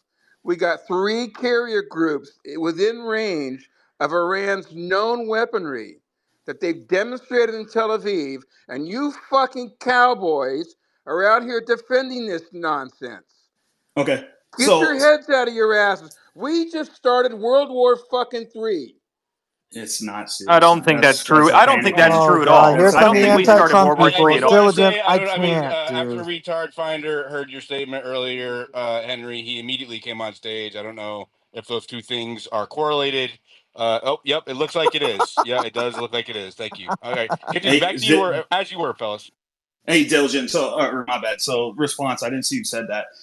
So, first of all, World War III. No, Russia, China, hell, even Hezbollah will not join the fight against Iran. So World War III, you're panicking a little bit, but I'll set that, okay? So if you understand that Iran, you have the Kurds, you have the Baluch. Those people are pretty well armed. They're in that region. You also have the Iranian army, which is different than IRGC. I'm not saying that we should build this nation. But listen, I am 100% fine if we break that fucking nation where they cannot export terrorism anymore. I'm gonna let Israel go. We couldn't break Afghanistan. What the? I mean, Iran listen, has the like, second listen, largest military in the Middle East behind Turkey. You fucking cowboys are gonna get thousands of people killed. Another $1 trillion wasted in the goddamn Middle East in a war that cannot be won. Oh my God, you're not going to destroy the Persian soldiers or the Persian people with these fucking weapons and this president. I disavow what Trump did.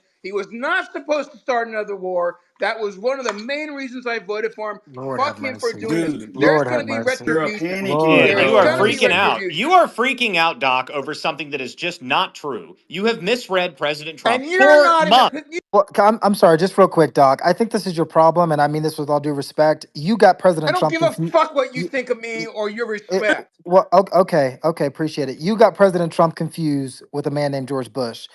Our president, the one that we have today, has made it very clear he's not interested in regime change. So stop comparing this to Afghanistan when the conditions, the conversation. That it can't happen, right, Javon? I did not say it is an impossibility. All I'm saying is, from the man that I trust and have trusted for over a decade now, I've had no indication that he is interested in regime change. Unless anybody else knows anything different, unless you can prove me wrong, can you name one instance in which President Trump has supported regime change? Because he has never supported it. He has not supported it now. So I think that, again, the hyperbole from Doc saying fuck President Trump is crazy. That is absolutely insane. Yeah, and I want to say another thing on this regime change topic. People all week have been saying, they've been calling for regime change, and then when you mention, hey, yeah, we said that they were going to go to the point where it started off as, Israel can do it by themselves, and then, well, no, we need one U.S. bomb, just one U.S. bomb, and then it went to, yeah, well, you know what? We need regime change too, and we need the Americans to help us with that. And then when you call that out, we're like, oh yeah, well, we said, they were going to keep upselling us on this war. They're like, no, that nobody is saying that. Nobody's trying to upsell you on the war. It was one big gaslighting operation, and I hope to God it doesn't work. I hope to God it doesn't work. Nick, this is what I'd be okay with though. I'd be okay if we just broke the fucking nation. How much do you see from Libya now? How much do you see from Libya now? Just like chill out with the war boners, people. Like I know it's exciting to see B2s drop bombs on brown people in the Middle East. We do not have ground troops in Libya right now. What I'm saying is, yes, sir. That is the worst possible situation because when you break a nation, you're responsible for picking up pieces. You don't have to be. You don't have to be. Listen. That is the lessons we should have learned by now after 2 decades of doing the same shit. Hey, Javon, so let me say this real quick. If the Iranian people want regime change, they need to do it themselves. So, Javon, so we don't have to what we learned is we cannot nation build. But we can, exactly. But if you break a nation that is exporting terrorism, if they're exporting terrorism, break the motherfuckers. So again, there's the appeal to morality that we were talking about. Yeah, like it's crazy. Like that's what I'm talking about. It is a default argument for anybody. How it just comes up. Am I the only one that sees it or not? No, like that's. I was just about to say that, Diligent. I'm like, he just made a moral argument about, like, dude, you have to understand something. Like when you destroy a country, there are people who live in that country who watch you do that. And this is the problem when you have unrestrained military and Western values do not align with Eastern values. No, can I reply back to this when you're done with that? Last thing I say to you, Anon, last thing I say to you, right? We learned this in Afghanistan, right? I know I said don't necessarily compare, but there are some things that you can learn from, which is that Iran is older than the United States. That society, Persia, is very old. And they have a way of operating. So thinking that you can just go and fuck shit up and call it a day and not have any fallout, I think is probably the worst possible way to handle any type of thing. Because if that's the case, you have a failed state, you have a Yemen, you have a Somalia 2.0. And by the way, they may not have nuclear weapons, but they do have man pads. They do have IAD system. They have missiles. Like they do have ways to hit people and to cause chaos. So you need to be very careful when you start advocating for the destruction of a country. That's a pretty synonymous with regime change at that point. Hey, Javon, so please let me just say this. All right. Yes, there is a moral point to this. And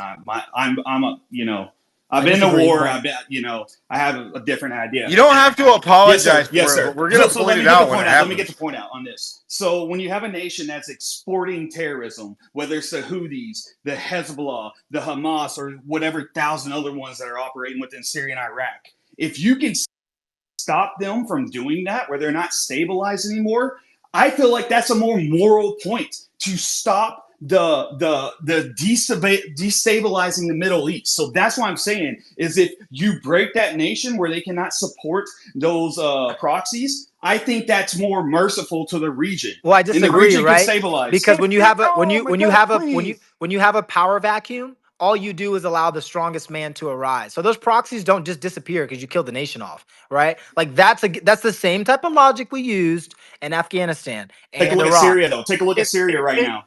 It's a mess. If you want a power vat, right? Like if you go in and you take them out, you are enabling more export of terror and fucking problems. But you're missing this though. Like you go in, you completely devastate their economy, their way of life. Yes. And it's like, all of a sudden they're gonna elect somebody who's pro fucking Israel. Yeah, but you're missing this though. You're missing more terrorism. Yes, you're missing this though. Anon, let him finish, and you can respond. It's the two people talking at once. It's too bad. Dustin is spot on. Dustin is spot on, dude. Right, and this is why it matters, right? Which is we don't get to just fucking kill the Ayatollah, kill the fucking mullahs, blow the shit out of their fucking country's infrastructure, and somehow that means that like what comes next doesn't export terror. Every other nation where we've completely wiped out and let something else come, guess who's the most fucking organized for the next political round? The hardliners who organize through the mosques.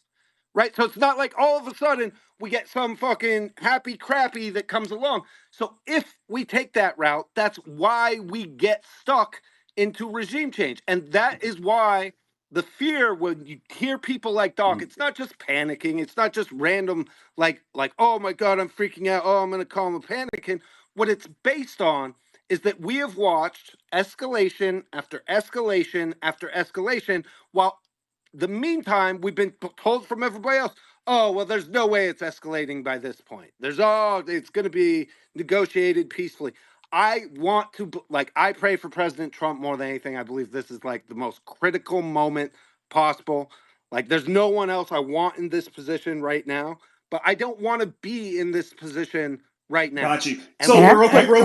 So escalated said I could and respond to it real escalated. quick. So I will say this. Weapons don't grow out of the ground. You don't water it and they pop up. Those weapons were exported. Real quick. Come on. Give me 1 second. Those weapons were exported from the IRGC. Iran. That's where those weapons were coming from to fuel those terrorist groups. So who fuels the terrorists once we break that country? Is there another IRGC that I don't know about? All you need to do is use the word terrorist instead of terrorist, and then it'll sound exactly like George Bush describing Iraq. But it still stands though. It still stands. Where are they going to get the weapons from? Hold on. Let me just make this point. I want everybody in the room to ask yourself this: how does a waiter in Iowa or a butcher in Minnesota, how is their life made better by starting this possible war? Because we already had this conversation. No one in this room can say for certainty that we're not heading in to a big time war, because they could attack one of our bases and that sort of thing. But David, you also can't say with certainty that we are now in a prolonged war. We don't know what the result. Well, you're absolutely right about that, my friend. You're absolutely right about it. But the we're very definitely important thing, closer to a prolonged war now than we were a month ago. Absolutely. But I just have to say this thing about the terrorists and the terrorists. You know, another terrorist country in the Middle East is Israel. And remember, Benjamin Netanyahu, he gave that speech of all the countries in the Middle East he wanted to take down. These interlopers, these Europeans, they all changed their name, including Benjamin Netanyahu, that's not his real name. They all moved to Europe, and all of a sudden, and listen, maybe with good reason, they have to continually and forever kill everybody around them. Because those people tried to kill them, though, right? Oh my God. Yes. But the bottom line is, how do we make out on this deal? How does a butcher, we know that the winner in every single one of these circumstances, the loser, America, the winner, Israel. And the thing is, this country, nobody respects you if they can sap all your money out, buy off all your politicians, and still spy on you and have your own politicians that you bought. Like Talk that about anti-Semite. look at this. Am I allowed to use the Look, term you now? hear This is a complete anti-Semite. Oh my God. So there is a distinction that doesn't get drawn in these conversations, which is when we're talking about a nation state, we're talking about the government of that state and not necessarily the people of that state. And I'm always very careful to make these distinctions when we're having these discussions, because it's a non sequitur. It is a deterrent to having an honest conversation when you always go back to racism instead of addressing the core issue, which is, a foreign country has massive influence on U.S. domestic and foreign politics. That's a fact. So whether you like it or not, it's not a fact. And we can look at the situation and wait, can I ask a question to Henry real quick, if you don't mind? Henry, what does AIPAC lobby for? AIPAC is comprised of American Jews, and what do they lobby for? They constitute about what, 0.2%? Can you just answer the question? I'm sorry, that wasn't the question. What do they lobby for? You tell me, man. American-Israeli relations. Oh, okay, so you can answer the question. Why can nobody answer the question? No, I don't understand. No, they lobby So with this minute percentage, they have this grand influence. What do they lobby for, dude? They have this grand influence. So explain how that works. No, what do they lobby for? Just a simple question. I'm talking to Nick. Is that Nick that's talking? No, that's Nick. Nick, go ahead, man. Okay, so are you going to answer the question, or you're not going to answer the question? No, because we're going back to the same thing. I'm not allowed to use the word that I'd like to use right now. What is this? What is this? Oh, am I going to be called a racist again? You're more than welcome to call him an anti-Semite or a racist like you want to. However, I'm just pointing out the fallacy in that argument, right? I'm going to continue to point it out every time you do it. So go ahead, and if you want to answer the question or not, if you just say, I told him I don't track. I'm not afraid of AIPAC, so I'm not tracking. What do they lobby for, though? I don't give a shit. I don't give a shit because it's minute. Why okay, would you I don't give a care. You're on record for not caring. Now, what do they lobby for? Come on. The reason why they're bringing it up, right, is that there's a concern. Because it's a talking point. There's a concern that, because you're going to answer the question, because I will unmute you if you're going to answer the question. there's a concern that there are people that are affecting our government who are more loyal to Israel interests rather than the United States interests. That's the concern here. And Do you really think that's money has had a major impact on foreign policy in the past, right? So in U.S. foreign policy, Yeah, but I think diligent. But the problem, diligent. Hold on a minute, Henry. Henry, you've said a lot, and I just want to just respond briefly here to what you asked. The question specifically was asking what AIPAC lobbies for. It lobbies specifically for more military engagement from the United States and Israel. That's what it goes for.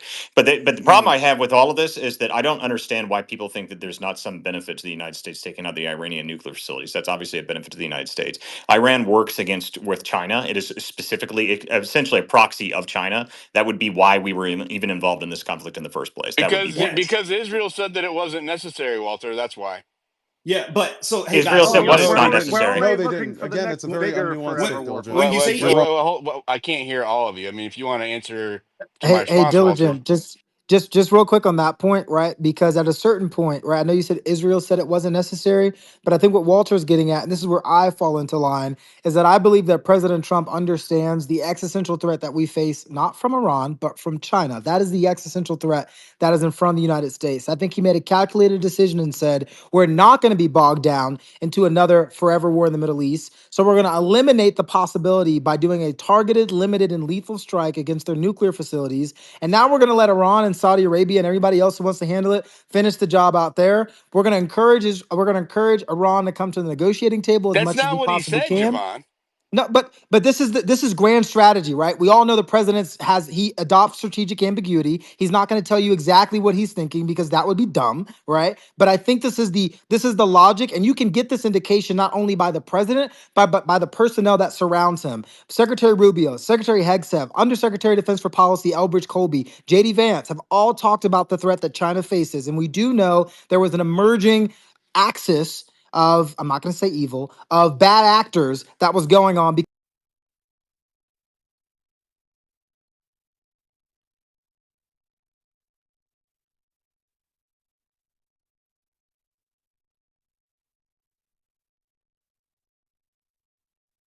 security intelligence about Iran from?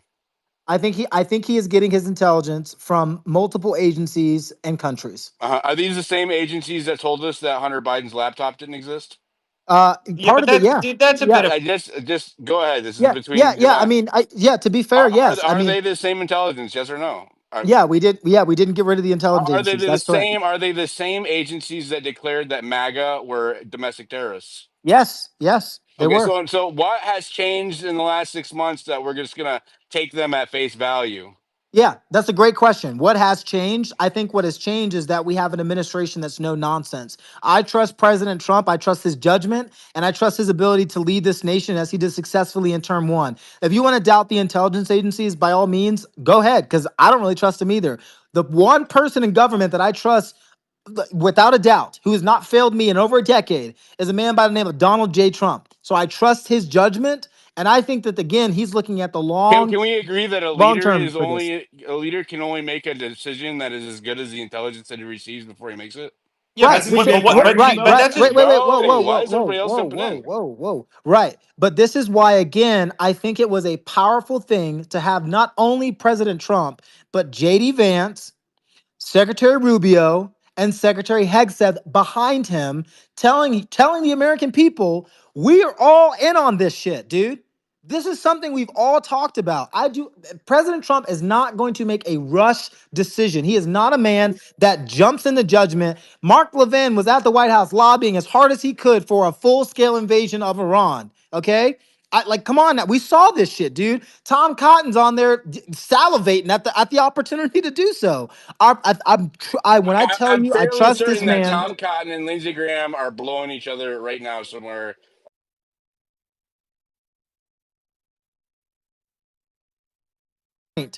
The president of the United States, the man that we trust to deliver us through this, I think he made the best decision given the information that was available to him at the time. I trust President Trump undoubtedly. Yeah, so Javon, I want to make a point here. There have been, we're talking about the intelligence agencies and how the intelligence agencies, they tried to take out Trump through any means necessary. We know that. The CIA was involved in a lot of this stuff. They were involved in lying about the Hunter Biden laptop and the Russia collusion hoax in 2016. We know they were behind that. And now you see, for whatever reason, these erroneous calls for out of nowhere to get rid of Tulsi Gabbard. Why? Because Tulsi Gabbard controls these, and controls all of the U.S. intelligence agencies at this point. She's been vocally anti-war for a long time. So now you see this weird coordinated effort to pretend like, oh, there's a feud between Trump and Tulsi is undermining President Trump. And they're citing this. I don't know if you saw this on the tarmac the other day, where a NBC reporter came up and asked Trump about, and said that, well, Tulsi said that they're not going for a nuclear weapon. They asked that question and spun it to Trump like Tulsi had just come out with a statement undermining what President Trump said 25 minutes before that. That was intentional. That was not an accident. They want Tulsi out of there. They want to fold the Office of Director of National Intelligence into the CIA so that the CIA has ultimate power over all intelligence agencies. That is the ultimate goal here. That's what they're pushing for. Was she in the situation room today, Nick? I'm actually curious. I don't know. What did you see? Javon, let's just get clear. Who's they, Nick? You were talking about, like, what's the pressure? Where's that coming from, do you think? The deep Where's state. the pressure? The I mean, who? Yeah. I'm not questioning what you're saying. I just am curious where is that coming from to remove There's her been a and to deep fold that state in? effort to take Tulsi Gabbard out since day one. Okay, this is the perfect opportunity. And now they're putting out this thing, this video that you keep seeing floating around of her speaking in front of Congress. That was in March. Okay, they're pretending like this just happened, that she just, while Trump is saying that they're on their way to a nuclear weapon, that Tulsi Gabbard is saying right now in real time that no, that's not actually what's going on. That's how they're portraying this. That is a lie. They are intentionally misleading you because they want to sow division between Tulsi Gabbard and President Trump. That's exactly what's going on here. Nick, It's clear as day. She's anti-war. Nick, you're also, Right. but there's also an effort right now. There's also the same effort going against J.D. Vance. If you saw right before this, they said Reuters had some leak that came out saying J.D. Vance was against They don't have any kind of like inkling to separate Vance from Trump. But that's what my point is. My point is that the media and the deep state and everybody else is trying to cause division within the Trump's administration, and I'm telling you, I don't think it's there. I don't think they're getting anywhere. I don't think they're going to manage to do it. I think it is there. I think it's between the hardliners who are pro-Israel and the hardliners who are pro-America. That's what I don't think there's division within the administration. I think Trump. That's the media, Diligent. That's the media. Well, listen, but I think the media. No, I'm not talking, guys. Hold on, guys. I don't think that President Trump cares what media and anybody inside the administration wants him to do. He does what he thinks is best in the situation. That's what Trump does. He doesn't take it. He listens to all sides of these things. Listens to everybody speak. He listens to all the administration fight with themselves, and then he makes the final decision because that's how Trump leads. Which is why I will say J.D. Vance looked far more somber than Marco Rubio and Pete Hegseth standing behind the president. I would not be surprised at all that he has been, right, also based on the leak of the signal test. Like, I've come to have a lot of faith in J.D. Vance's, like, discernment on these issues. And my guess is he is leaned towards the not getting involved side. I disagree. Okay, we have a little bit of breaking news here, guys. I'm just kind of I thought I'll go ahead and drop this in here from Fox. Jennifer Griffin. Take anything she says with a grain of salt, because I mean nobody is more giddy on TV right now than Jennifer Griffin. She's a liar about war, once more and more war. She says she is told by experts that the underground tunnel at the Isfahan, which is one of the nuclear facilities that Trump hit with Tomahawk missiles from U.S. nuclear submarines, is, quote, much harder than Fordow, and it is not clear whether the Tomahawks were able to destroy it. A quote from the source saying, "There is no way they got in that tunnel. It's harder rock, and IAEA inspectors reported multiple times it was used for storage of uranium." So it sounds like at this point they're trying to position we have to go back a push to the administration to strike again. That's where we're headed, guys. No, that could never happen. But like, we can't be surprised, Nick. This is why I said that some of the concerns from a lot of folks in this room are genuine, because these people will find any justification to put American boots on the ground, and that is There's why always an upsell. Of course always there the is. upsell, John. But You again, give them an inch, they take a mile. They take 10 miles. there They you take a go. country. So that's why we need to trust not in the intelligence agencies, not in the military industrial complex, but the president of the United States that we elected. I believe President Trump will go, we got the message across and it's time to negotiate. Because that's what he's been saying for 4 or 5 months. And now. I'm sorry, my friend, how but does I the have some current breaking news. hold on, let me ask you something, Javon. How does the current regime come to negotiate after what's happened and expect to retain power? Those two things are antithetical. No, it's a great question. I think that I believe I forget who it was. I also mentioned it, but somebody else mentioned the Soleimani strike, right? The response from the Iranians, right? They have to project some type of like we're not totally capitulated. This isn't the same as the Soleimani strike, though. Can we agree on that? I concur. I'm just saying I expect I think we most likely will see a response in kind. And I think once that response happens, whatever it is, that sets them up to be able to say, okay, you did what you did. You presume that we're going to have a symbolic strike in retaliation. I presume that is the most likely case. I think that Iran at the end of the day is bluffing about killing US service members. I really don't think they want to. Then how can you say that and at the same time tell us that they're an existential threat? No. I said it earlier. I believe China's an existential threat. That's what I said. Okay, so Iran is not an existential threat. No, I think that they're an acute threat. I think they're an acute threat, and they're not existential. Existential is the Chinese Communist Party. Them people don't play. You and I agree on that front. They were a threat. Hey, they guys, were. we got some breaking news. Go ahead. They were until a couple weeks ago. I think that's fair. Yeah, no, just real quick breaking news. It's being reported that male escorts surrounding Fox News and the Senate building in Washington, D.C. are completely sold out. Activity is at an all-time high. Fucking dead, bro. Dude, I'm at the Capitol right now. I'm right outside the Capitol right now. There are literally fireworks here right now. I'm just saying. Like, it is... these people are happier than ever. Has anybody checked the Pentagon Pizza Index to see? I don't know if you guys have seen this account this week. Where I mean, it's been pretty interesting. That's amazing. It's amazing. And then so you check and see. And for anybody that doesn't know, I told my girlfriend this earlier, and she had never seen it before. You go to Google and you type in one of the pizza places, like Papa John's or Domino's or something, over by the Pentagon, and you'll see it on Google. It'll give you the real-time traffic to that location. And, you know, right before this happened tonight, there was a massive spike at Papa John's Pizza, and the nearest gay bar was seeing lower than normal traffic. So it was like, oh, we know something's going down over here. So I think it was Natalie Winter. One good thing about all this, though, major urban centers in the United States on high alert right now, in expectance of some kind of terrorist attack. I just want to. Fox News is reporting that. And why? Hold on. And why is that, Diligent? Do you know why that is? The reason why that is because we just bombed Iran. Yeah. No. But why is that logistically a possibility? Like, what's because going the on in Biden administration had an open border for 4 years. Gotcha. So what is the result? Agreed. What's the result of that? Bro, quit trying to walk the dog with me. Get to your point. No, why is Iran putting in freaking units through the border to attack America? Yeah, if they're not has the CCP inserted units inside the border in the last 5 years? Yeah. Okay. Has any other non-friendly countries inserted units inside the border in the last 5 years? Absolutely. Are we bombing the shit out of them?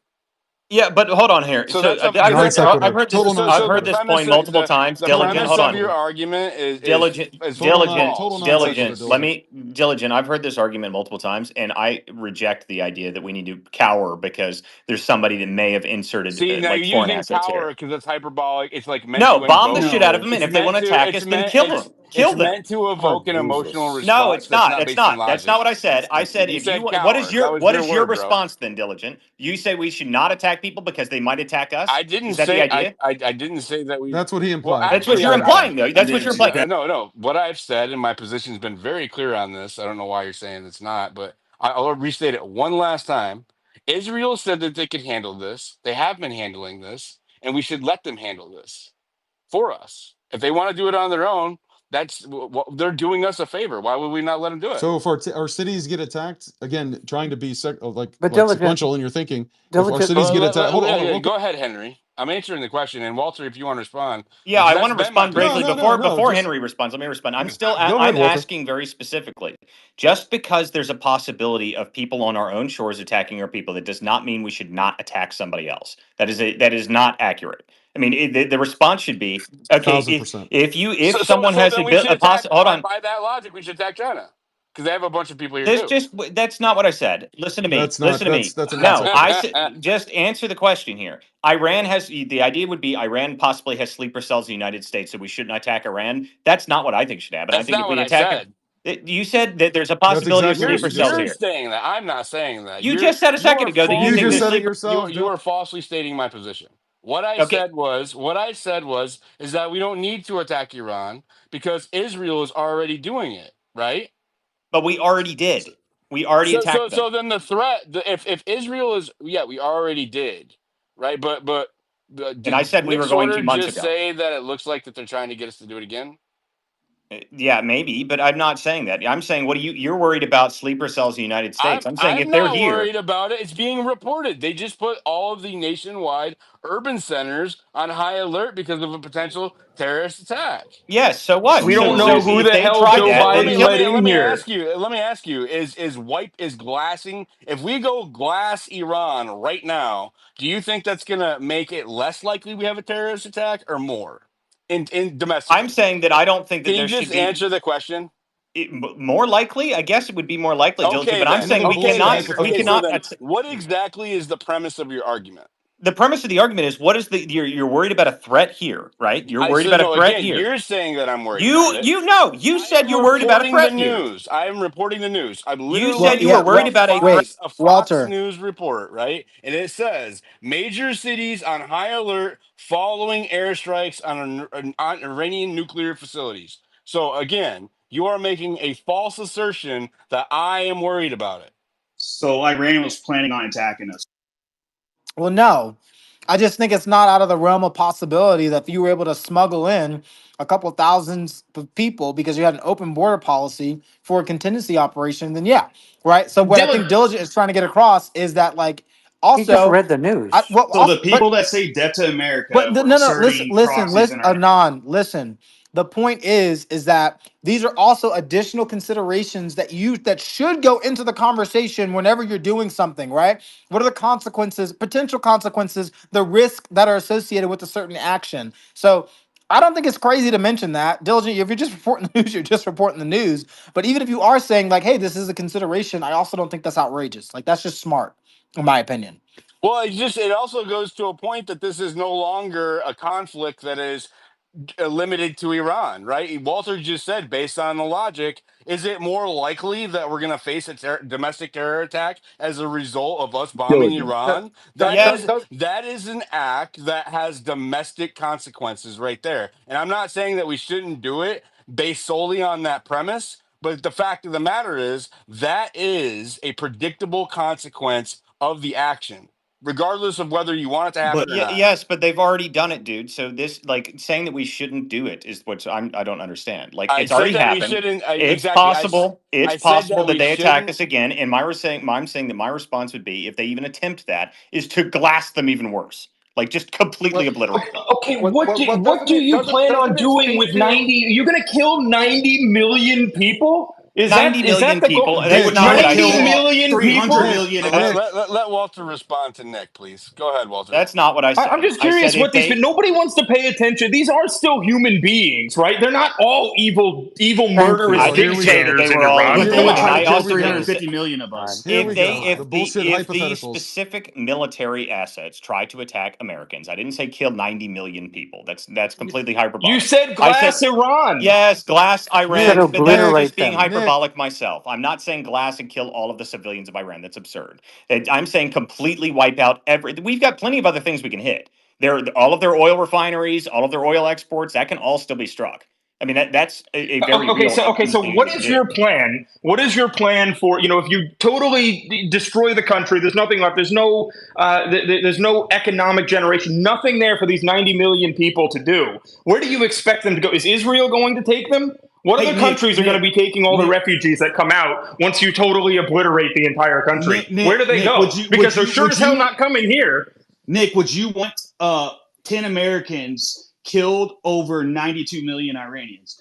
Here, you know, I support America. So guys, we keep doing wait. Why are we? Come on, seriously, that's what we're. No, but when you sit there, you're trying to do. Are we really holding 10 Americans hostage? Or like you're giving us an ultimatum? Like that's the only logical path here. That's not what that's a completely ridiculous misnomer. Let's not even discuss that. That's not even the way to think of it. But I'm saying that I feel like it's a very legitimate question, and the reation that I ask this question is because people are. It's not a totally illegitimate question. I'm gonna say what I'm saying here real quick, because you have to think ahead with this stuff. I know it's easy to get that war boner and decide that you're gonna blow up the entire country, but nobody wants to think about the after effects, because we do this with all the other countries where we go into Afghanistan, we bring back all these refugees. We go into Iraq, we bring back all these refugees. Because that's what we're expected to do. We got to expect to rebuild the country after that. We're expecting. I mean, you got to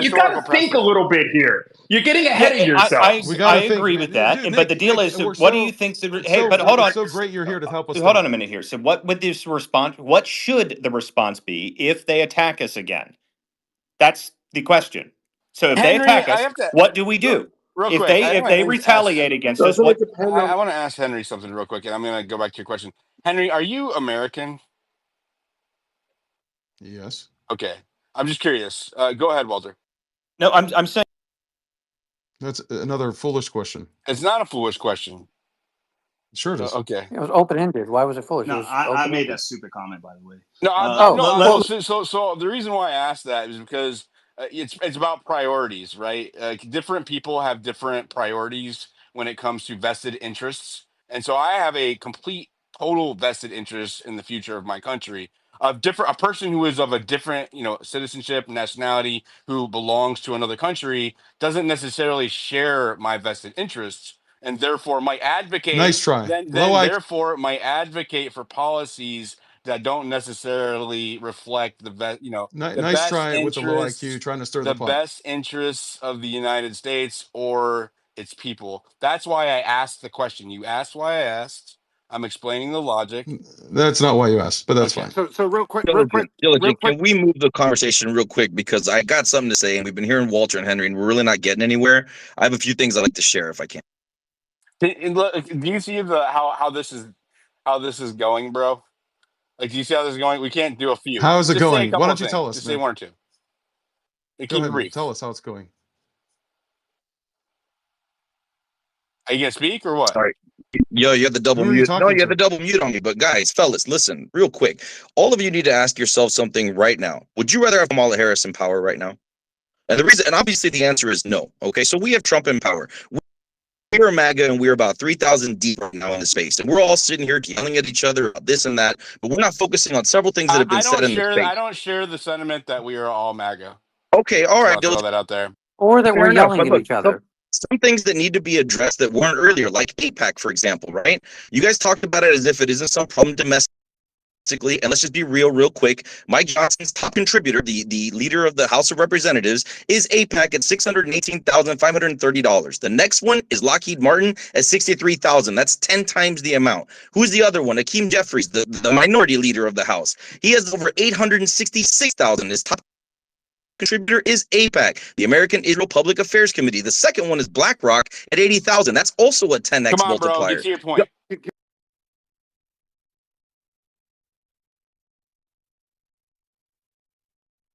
All right. It is a problem, right? So that's one thing that has to be addressed, because they act like AIPAC isn't a problem. It's not registered under FARA, which means it doesn't have transparency on how it spends its money. Going back to the current situation, I don't trust Israel. The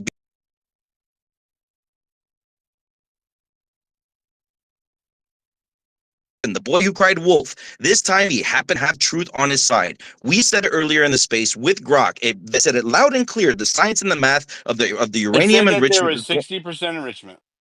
Right, and it only takes a couple of weeks to get to 90%. And with the amount that they have, that could have been 8 to 10 nukes, right? So if that's true, and Trump is looking at the situation, and he wanted to negotiate. Let me ask you a question.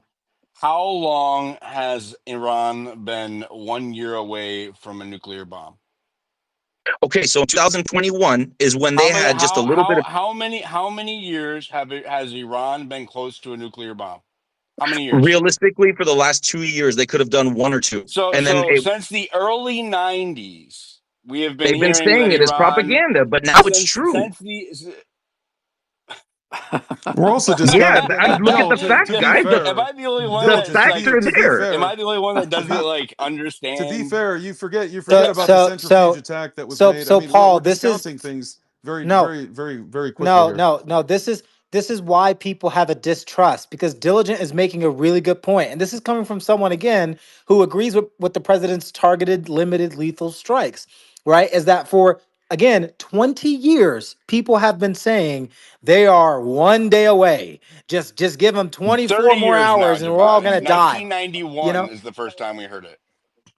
Oh Fair, my, no, Dill, that's fair. But what's happened in between? so Sorry, listen Javon, though, go ahead. listen. All I'm saying is it is not absurd for Diligent and anybody else in this room to go, I wonder what intelligence they have now. That is a reasonable, rational argument to make when you've been lied to by the people in power for a very long time. The only reason I have confidence is because I trust President Trump 10,000%. So that's the only reason why I'm probably not freaking out right now because we got a guy in the White House who I think doesn't lie to the American people, is straight up, is a man of his word, and promises what he preaches. So that's the only reason I'm not freaking out because Trump is in And charge, Diligent, to be honest with the you. International Atomic Energy Agency is the recognized agency for these things, and they've made it very clear that now it is a realistic threat. Now they're at the point. Paul, international agencies are bullshit, man. I'm gonna be honest with you. Like they I mean, no disrespect, Paul, but anything the UN or any other international agency, it's typically Europeans trying to tell us how we're wrong and what we need to do, which is crazy because they're a client state We're all for all agreeing on intents and this, purposes. right? We're all agreeing on this. So real quick. Actually, I'd like to disagree slightly. I don't think it's one Of extreme course or the you do, other. bro. I mean, Let's get Dustin chimed in before you. of course. So Can I just at least cite one thing here? I mean, are you guys forgetting the 2010 Stuxnet attack with the centrifuges? I mean, I'm with you, Dill, but I don't think we have to go to one extreme or the other. Yeah, they've dude, been progressively the polar trying to ice do. caps are totally melting, and They've been progressively trying to enrich uranium for a long time. I literally heard someone cite climate change in the debate I had last night, which was mind blowing to me. So listen, yeah, but Stuxnet was real. So are we going to just ignore that, or are we just going to pretend it's one extreme or the other? So I thought Walter's question is actually like really productive, but before that, I just want to point one thing out, which is the belligerence of Iran. It speaks to the fact that like while we've had death to America chants and we're really afraid of the words that came out. I've heard every one of you mention how our border's been wide open and that any country could have sent people in here and that's why like everyone's worried there's sleeper cells. The fact that attack hasn't happened, I think again speaks to the lack of belligerence of Iran, like right there with the fact that they bombed the empty buildings in response to the assassination of Soleimani, right? The question, Dustin, too, and just to piggyback on that, is why is Iran antagonistic to the United States whatsoever? I mean, isn't it just Israel? And what's the point? I mean, why? What is the point? If it's not a that's holy not war, true, David. Okay, why else? I think why that's else? exactly the point. I can give you a dozen reasons why else. But no, give me the second biggest reason the second why biggest Iran reason doesn't is that like us besides Israel.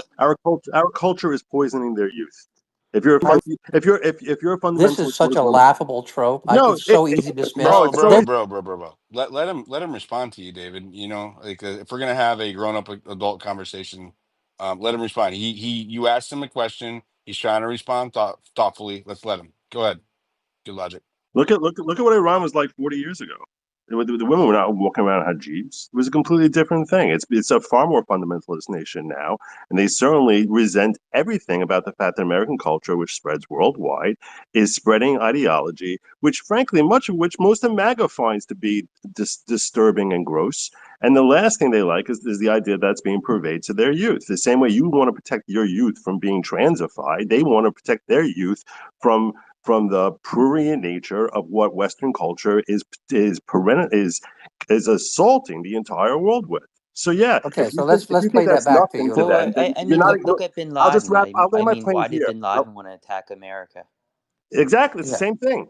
Let me play this back to you a little bit. So installing the Shah of Iran, and actually the CIA getting involved in their government, Us always siding with another country in the middle. That's not the major biggie. No, they don't like our way of life. You know, I wrote an article probably 15 years ago about this.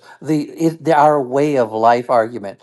Nothing could be further from the truth. What about 100 years ago? What about when the whole world and every kind of religion was far more fundamentalist? It wasn't like that. This is ridiculous. This idea that, oh, you know what? You guys have pornography in your country and free speech and everything. So we're going to cross the ocean and attack you. No, no, no. I'm pretty sure it's the Israeli and the CIA policies. I'm pretty sure that's it, buddy. I'm pretty sure that's it. That's okay. That's nice, buddy. But I'll tell you that Okay, I didn't mean to kind of say. you're living in a one-track, one-dimensional type of perspective.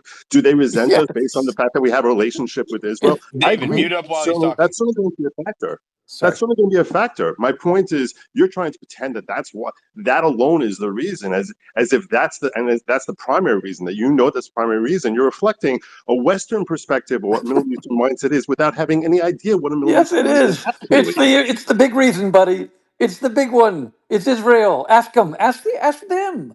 Yes. Good It's a logic. yes. I want to because I haven't had, and I want to go to Ed actually after this, but because I want to know if he is just salivating at the fact that MAGA is fighting amongst each other a little bit here. But good logic. I have to ask you: do you feel like this is the best move right now? I think the optimal move would have been to have Israel take care of this themselves. Boom! Thank you very much. And by the way, good logic. Wait, you must be an anti-Semite. Hold on, he's racist over here. He's absolutely Jewish. Just want to again. So if anybody wants to make any assumptions here or anything, like is that a racist position? Good logic. That's not at all racist position, but I will point this out. I will point this out. People like saying that Bibi was lying to us for 30 years about the uranium, and it's very possible he was. It's very, very possible he was. That doesn't mean now that we were duped into doing this. When you consider that Iran themselves admitted that they had 60% enrichment back in 2021. So if they're admitting that they were working on enriching back in 2021, that they're looking to enrich towards not to build a bomb, uranium. Not to build a bomb, though. Okay, there's no reason to enrich at that level without a bomb, Dave. Stop. Yeah, there's no basis. Well, there is the reason they were doing it, right? I'll tell you why they were doing it. If we're being objective, sorry, good logic. If we're being objective here, negotiating leverage is a reason to enrich at that high level, right? Also, isn't the point that, oh my God, they're at 60%, so they are like tomorrow they can have the bomb? Like, hasn't that been our argument? I'll tell you why they did it. They did it because Biden was in power. Respectfully, man, you weren't in here before when Diligent very wisely talked to that Grok thing, and they kind of explained very well. It did. 60% means it's 3 weeks away, but they admitted in 2021. So, like, they admitted in why did they 2021? build Because it? I think they were. I'll tell you why they had every reason to do it is to extort more money out of the Biden administration. They saw how well it worked from the Barack Obama administration. So now that Trump was out of power in 2021, there's leverage to extort money out of America. Exactly. Yeah, but it's the same. Dale, it's the same thing. That's not the same as proliferating for the intent to wipe out a different country, right? No. But nobody. Again, you jump to an extreme. It's not. Jesus, I jumped to an extreme. We have to do this, man. Wait. I jumped to an extreme. That was the justification given by Netanyahu that they were developing a nuclear bomb with the intent to wipe out Israel. Am I wrong? Again, am I wrong? Conflating Yes multiple or no? things. Am I being extreme? Again, this is a bullshit. Extreme? No, it's a bullshit. Was that the justification given or not? Not interested in the bullshit. Oh my God, bro! You're not interested in a bullshit question. This is because you keep asking stupid questions that are stupid to paint people in a corner with a binary choice that's fucking retarded. No one ever looks smarter than telling someone they're stupid. So it's because of the fallacy of the logic. You're over here advocating for us to be interventionalists. You're trying to justify. Yeah, so that's what I'm advocating you're for. You're trying to justify why it's necessary because there's such an extreme threat. But throughout the course of this conversation, because you were done talking, you weren't going to answer my question. Now I'm the host. I'm speaking. You can respond when I come off the mic. Okay? So you're over here telling us why this is justified. However, when we get down to the nitty gritty of it, historically, they have not been proven to be extremists who are trying to annihilate another country. Do they do bad shit? Yes. We can all agree that they are a sponsor of terrorism. I am not I am not refuting that fact, but that is not the same thing as an existential threat to your existence. That was the justification that was used by Netanyahu when he launched the initial volley of missile attacks into Iran. Now, my country has just joined that fight by bombing Iran. That is why it's important to me. So if you want to respond to that, go ahead. Yeah, you just put a bunch of words in my mouth yet again because you can't confront the argument directly. But that's Well, okay. Keep correct going. him. No, that's okay. He's not interested, man. Am I He keeps wrong? I can respond to that, Diligent. I can tell you where I think you're a little mistaken there, which is once someone shows that they're willing to be self-sacrificial to sponsor terrorism, and we see terrorists who are literally suicide bombers, and they display that that's their approach, that it's worth it to them to die and go to heaven, in their opinion, by killing others. The idea that they could have a nuclear weapon is far more horrifying than someone who may be looking out for their own survival and self-interest. So to just ignore the fact and say, well, they're not an existential threat because they're only at 60% or whatever. Yeah, right now, today, they were not an existential threat. The idea was to prevent them from becoming that from a party that has displayed that they're all too willing to take themselves down as if they're taking down their enemy at the same What are you time. trying to say? Let me jump in here real quick. I'll let you guys finish, but I want to jump in with some news real quick and just let you guys know. A senior White House official does confirm to me that Tulsi Gabbard was in the Situation Room when the Iran strike went down. So anybody saying otherwise, it's fake news. Just confirming that for you. So my question for you is this, my friend who just spoke. Do you think that if the United States, when Iran struck Israel, had said, you know what, they shouldn't have done that. They are the aggressors here. They should stop immediately. We should end this war, and we don't want to participate in it. Do you think the Iranians would be angry at us if we said that? Do you think they would have viewed us as the enemy to be taken out? Do you think they still would have been like, oh God, you know what, we want to come to go after you because you guys are floating porn around your like? Do you understand like? The idea that we're supposedly thick as thieves, that's a thing that bothers them. And there's no reason for us to be involved in the Middle East. Dave, do you really believe that, man? That's like if Israel, let's say, for example, they just packed up and say, hey, man, you know what? We're leaving. They leave the Middle East. And do you think that sentiment is just going to kind of like dwindle and come to an end? I think that if Israel packed up, I think if Israel, well, you asked me a question. No, I think if Israel, hold on. I think if Israel packed up and left the Middle East, in the next 15 years, it would save about 40, 50 million lives. I don't think they can stop killing everybody around them. And I don't think that we should be helping them do so. I don't think that there's an end game to it. If they I think it's absolutely insane. So if there's an Islamic movement similar to, millennia past that says, hey, you know what, man, we just want to take Spain and half of France. But like so Pakistan, when does it end? like good luck with that. So when do we support our allies and when do we good luck tuck with tail that, and run, though. man? How does that work, Dave? But you're saying, but they were attacked by Israel. Do you understand? But I'm just saying in general. I'm sorry. Hold on. Now let me. A preemptive attack. Listen, they've been attacking Israel through proxies for years, David. Okay. Okay. This reminds me of this reminds me of Cicero's cynical, line. Henry. Israel launched the first attack. True. But that's right. true. This reminds me of Cicero's line. They at once strike and cry out in pain. I mean, don't forget, Benjamin Netanyahu is on record for giving the blueprint of all the countries. So far, most of them have gone down. Syria, Libya, Iraq, of all the countries. He said, no, let's don't do it all at once. We just have to do it one at a time, take them all down. Come on. Who is the problem here? It's your buddy that goes out with you to the bar and never stops getting in fights, and you're supposed to bail them out. And then you tell me, oh, the guys that you're bailing them out against hate you. Yes, Israel is attacking everybody around them. Israel is forever attacking. And the thing is, you're right, man. What is the end game? They're the bad apple in that. Yes, they're definitely the bad. They're committing genocide in Gaza. Yes, they're the bad apple. Okay, all right. So real quick, you guys, I want to go to Ed Krasenstein because I'm getting DMs from our good friend Lev Parnas and a few other people who are just loving every minute of this. And Lev, request, brother. I would love to have you up on stage so I can shit on your glee. But Ed, I want to know, first of all, do you feel like this attack is warranted? What just happened? So warranted.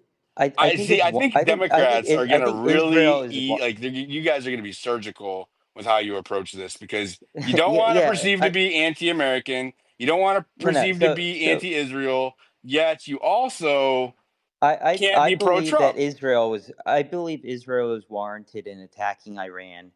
And if this was the last resort, it's hard for me to say that it was the wrong move.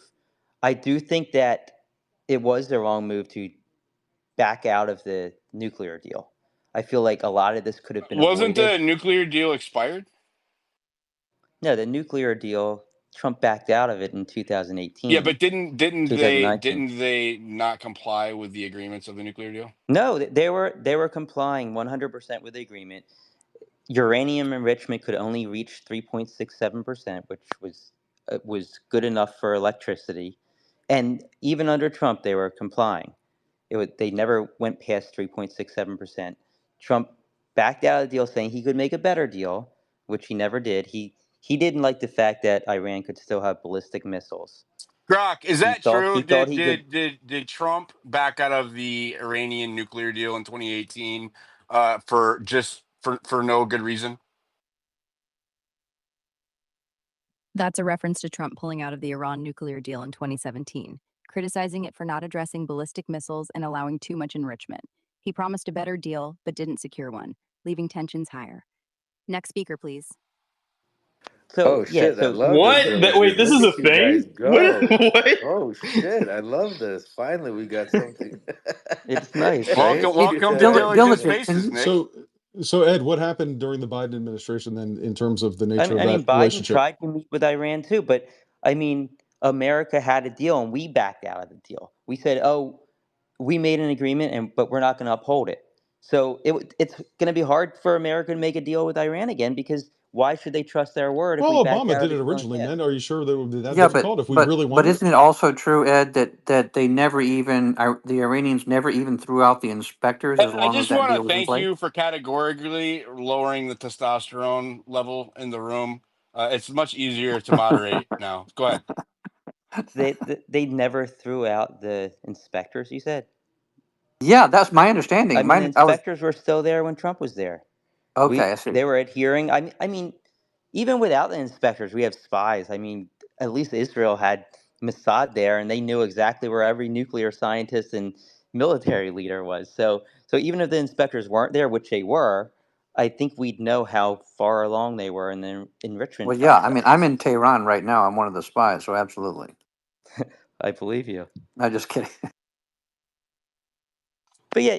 So I mean, I can't blame Israel. They're so close. We're seeing Iran has the ability to send missiles into Israel. If they had nukes, there's no doubt in my mind that they would send nukes into Israel. Really? So Ed, I have to ask you a question on that premise, though. How come Iran wasn't launching the volleys of missiles that they are now? They're landing hits, right? So how come they weren't already doing that? Because they could always say, "Oh, it's If not they're us such an doing it." They use existential threat, why weren't they already attacking to that capability? well, they were through They were through Hezbollah and Hezbollah and Hamas, Hamas, right, yeah. and multiple other terrorist organizations. But they could always say that it wasn't them, right? They always had that Plausible reasonable doubt. deniability. Yeah, that's what I was looking for. Plausible deniability. They always had that. And once Israel hit them, they could say, "Oh, this is an act of war, so we're going to attack Israel." And if they didn't attack Israel, they'd look weak. So, I mean, you can't blame Iran for retaliating there, but at the same time, you can't blame Israel for defending themselves or defending their own interests. And honestly, I think if like reports said, Israel was incapable of destroying uh, Fort Al and some of these other Netanyahu sites. came out and said that they didn't need U.S. assistance. That was 2 days I, ago. I I But mean, but again, that's an honestly, I unnuanced don't take, trust Bill. that. I Let's let Ed honestly don't respond. trust Netanyahu 100%. I mean, I think he's told us lies in the past. I think this time he was likely telling the truth, even though just what Isn't that 2.5 funny months how ago. we have to weigh the weight of the fate of the world, like we're talking about nuclear war here potentially, on people who have historically lied to us, and all of a sudden, this has been a reoccurring theme during the space, which is people keep saying, "Oh, well, they lied to us about this. Oh, they lied to us about that," but this time they're telling the truth, and then wonder why the American people don't just jump to believe it. Isn't that Well, something? I got you. I'm not The great hundred part is percent you guys are certain. finally realizing that I'm Trump not lied hundred to you Hold percent guys. on, certain in let the. Led respond, then I'll give it to you, Lev, after. I'm not 100% certain in the intelligence that we're being told, both from Netanyahu and from Trump. I mean, 2.5 months ago, uh, Tulsi Gabbard said that Iran wasn't working toward a nuclear weapon, and they weren't close. So I don't know. I mean, that came from the intelligence community back then, and now that Israel's saying that they were closer than we thought, and Trump's siding with Netanyahu, did Israel have better intel than us? I don't know. Are they just lying so that they can get ahead of themselves and attack Iran and prevent Everyone's them? lying, Ed. I It don't know. Everyone's It's, that lying. reminds me of George Carlin when he said, "I go on the assumption that the governments are lying to me all the time." I don't know why anybody would believe the government like at face value. I don't even But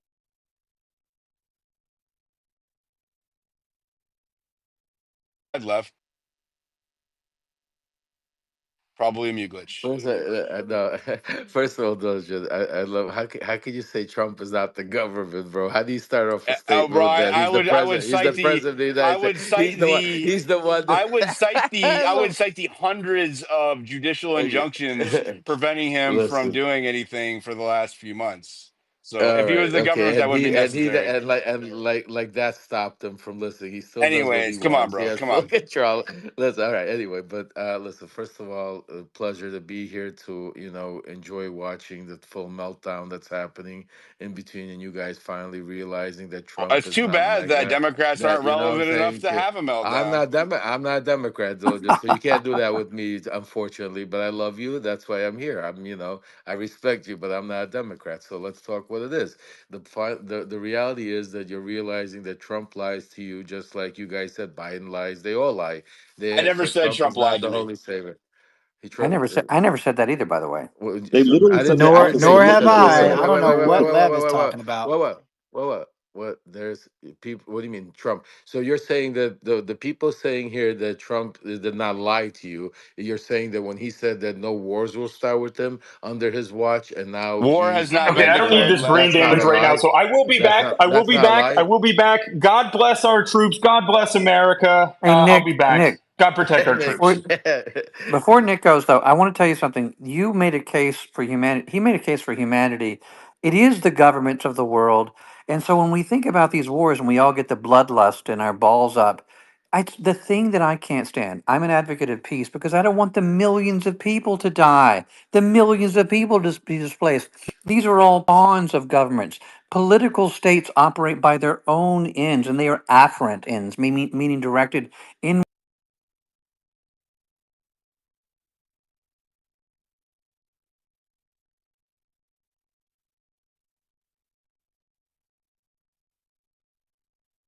If the mullahs or anybody else would be different, okay, but don't have this bloodlust where the governments are playing this 3D chess and they don't care. They're sociopaths. They don't care if millions of people die. So Dave, let's just I'm not with. forget that. Hey, but let's join on this. I'm with you a Real quick, thousand you guys, percent. because I don't want my steak to get cold. So I'll wrap it up in 45 seconds, Diligent, I'll because I just just wanted a to quick address this question. conversation. Well, hold on, real quick, Henry. Okay, That okay. to the conversation point of why are we saying that we trust our government now when it has historically lied to us, which I actually agree to. A different perspective to look at that through. Why did you guys all vote in this last? And I'm speaking to the conservatives and MAGA because the left would deny this even happened. But why did you guys all vote in this election if you know that they've been stealing and rigging elections the last couple of times? Because there was an inherent Exactly. trust that this current president was going to be the game changer in this situation. Exactly. So, as far as where did Tulsi Gabbard get her intelligence from? Tulsi Gabbard controls all of the intelligence agencies with the exception of the DIA, which is a general out of the Air Force. So there is intelligence that comes through the military that Tulsi is not in charge of. So also consider that. Two, Tulsi herself put out the full statement of her excerpt of when she was testifying in Congress, where she does articulate that we had intelligence that Iran could be nuclear capable with, I don't know if it was days, weeks, or months, but she put that comment that's in there. So people were taking that out of context. So I just wanted to put that out there. Trump hasn't started a war. He did strategic strikes.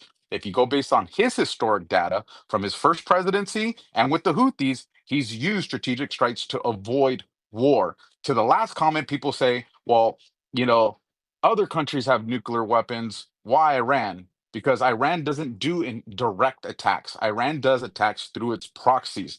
Would those nuclear weapons have ended up in the hands of a proxy? We don't know. Would have Iran done it directly? We don't know. Also, for the same argument that people say, we should remove the nuclear missiles and programs from Israel, who denies that they have it, but we know they stole it. But nonetheless, we should remove it from them because they have this Samson option. You're still talking about removing someone's nuclear things preemptively because of the potential threat. So the same threat that you're arguing about that's potential with Iran is the same threat you're trying to articulate to denuclearize Israel, which I think neither one of them should have nukes. I think Trump has shown that he deserves trust. They've tried to kill the man twice, and he stood there, and I defend him. Thanks for the 45 seconds. You guys keep arguing. It's been a great space, D. Are they blaming Iran for those attempted assassinations? I know initially they did, but they never came out and proved it. And I think when let me ask you was this. hitting, Let me ask you this: the intelligence agencies that Donald Trump is getting his information from have already preemptively set it up that Iran was trying to assassinate Trump during pre-election. Can we agree on this on stage? I just want to. Yeah, he was just talking about it the other day. Okay. They beefed up the security and everything. He was talking about it the other day. So the intelligence agencies have convinced Trump that Iran was trying to kill him, right? Well, hold on. That part I disagree with. What do you mean? That's a simplistic analysis. But go ahead, man. It's a simplistic answer, Henry. Why can't we just accept? No, it's a simplistic analysis. Face value. You're suggesting that that's the only. Can I finish the sentence? You're suggesting that that's the only possible. This is what I was complaining about before. That's like the only thing, and so we're going to operate in this frame where the only insight he has is the American intelligence. Can I finish the sentence? Listen. You want to intentionally leave answers ambiguous. That way, you can weave around the truth. And the fact of the matter is that they did report that Iran was trying to kill Donald Trump. They completely rerouted. They ran a decoy plane as a result of it, right? They made numerous claims that there was ongoing assassination plots and threats from Donald Trump. They even cited one of the individuals, said that he was on the ground in Iran. So, yes, the fact of the matter is this is easily verifiable information. I'm saying it in front of a space of 3,000 people. They can look it up themselves. Beyond that, Diligent. So beyond that, I'm going to finish what I'm saying, Alpha, and then I'll give it right back to you. And Henry, mute your mic. So, the point of the matter is that they have used an assassination plot to convince Donald Trump Iran was trying to take him out. I want to ask the panel, do you think that factored into his judgment when it came to striking Iran tonight? So here's my answer to that. It's a bullshit premise. I'm just asking. It's not a bullshit premise. It's a legitimate question. It's a legitimate question with legitimate information that happened. Did he have to factor it in? He has to factor any intelligence that comes his way. This is what I'll say to that.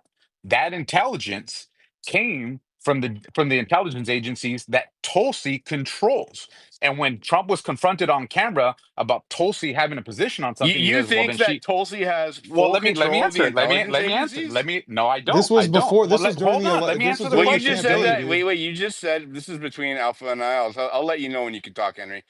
You just said that Tulsi controls. So based on the premise, based on your statement, does she control them or not? Well, let me finish my statement. You'll hear what I'm saying. What I told you guys is Tulsi controlled the intelligence agencies, not the defense intelligence agencies. That's what I said. I said she does not have control over the DIA. So we know that there's two separate entities. Guys, this was all during the campaign. What are you talking about? She had control over nothing. Hold on. Yeah, exactly. We're talking about right now. Got to put you on time, Henry. You you can't listen to simple instructions, bro. You got to quit interrupting. You're wearing me out. So we know that Trump has two sources of intel that he comes from at the top levels. He has Tulsi, who's the DNI, and then he has the general from the Air Force that's the head of the DIA. So and both of those have their own instruments. So there is these two entities that he's getting intel from. On top of that, Trump showed that he's publicly willing to go against Tulsi when the press presented him with, well, she's saying they're not. And Trump said, well, then she has bad intel. So what Trump showed in that statement is just because he's presented with intel that may come from Tulsi or anybody, he is willing to go against that. So just because it was presented to him doesn't mean that that's what he weighed in on. What is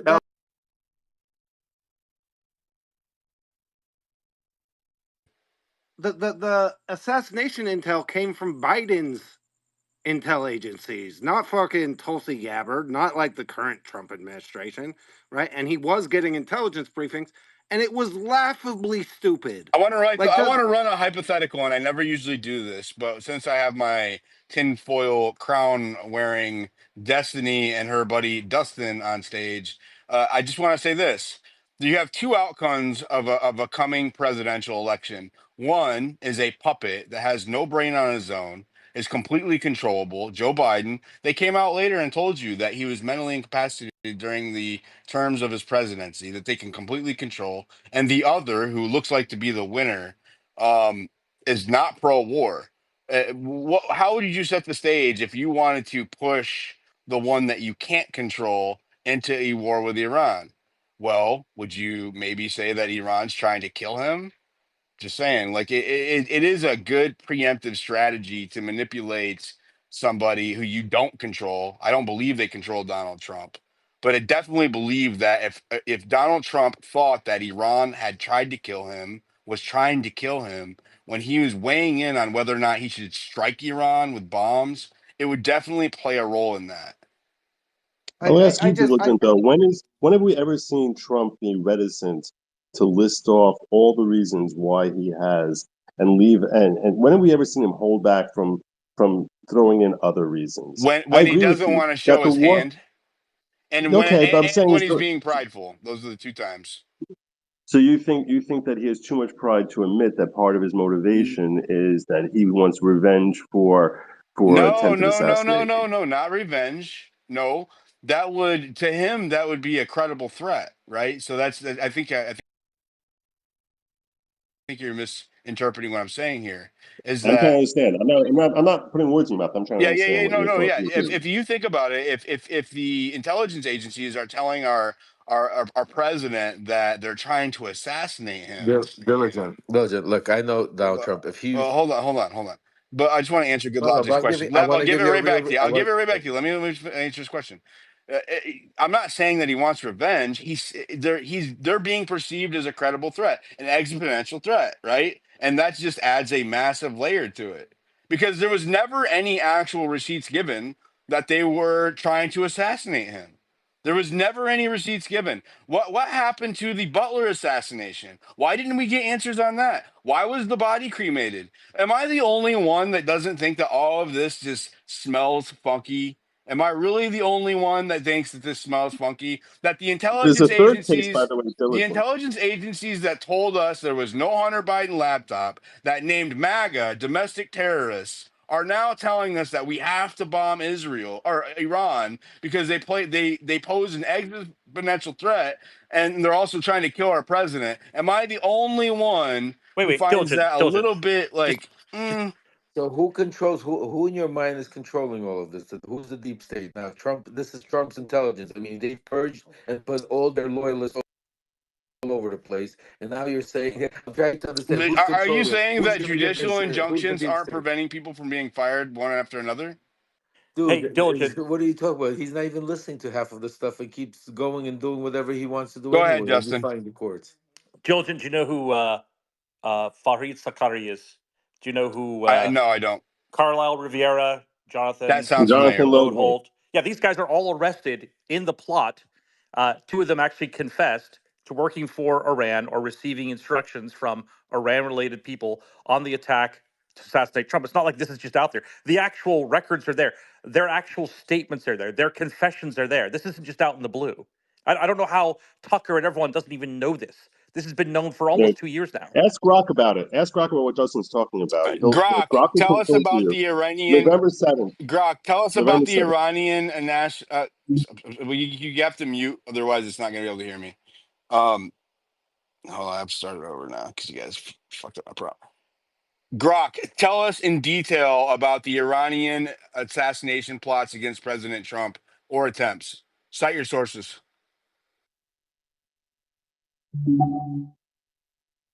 Based on recent reports from the web, there have been several alleged Iranian assassination plots against President Donald Trump. In November 2024, after Trump was elected, the Justice Department charged Farhad Shakri, a 51-year-old Afghan national who was allegedly tasked by Iranian officials to plan Trump surveillance and assassination. Manhattan federal prosecutors said this was ordered before the 2024 election, part of a string of plots against him. Another case in August 2024 involved Asif Merchant, a Pakistani with ties to Iran, charged in a failed plot, as noted by the Committee on Homeland Security. U.S. intelligence also tracked were these individuals convicted? But officials said it was unrelated, according to CNN and the New York Times. Iran's president denied these claims in January 2025, calling them fabrications to promote Iranophobia, as reported by NBC News. But U.S. authorities stand by their evidence. Posts on X echo these reports, with some detailing heightened security, like decoy planes, due to threats from Iran. Next speaker, please. Grok, were these individuals convicted of the plot of the charges?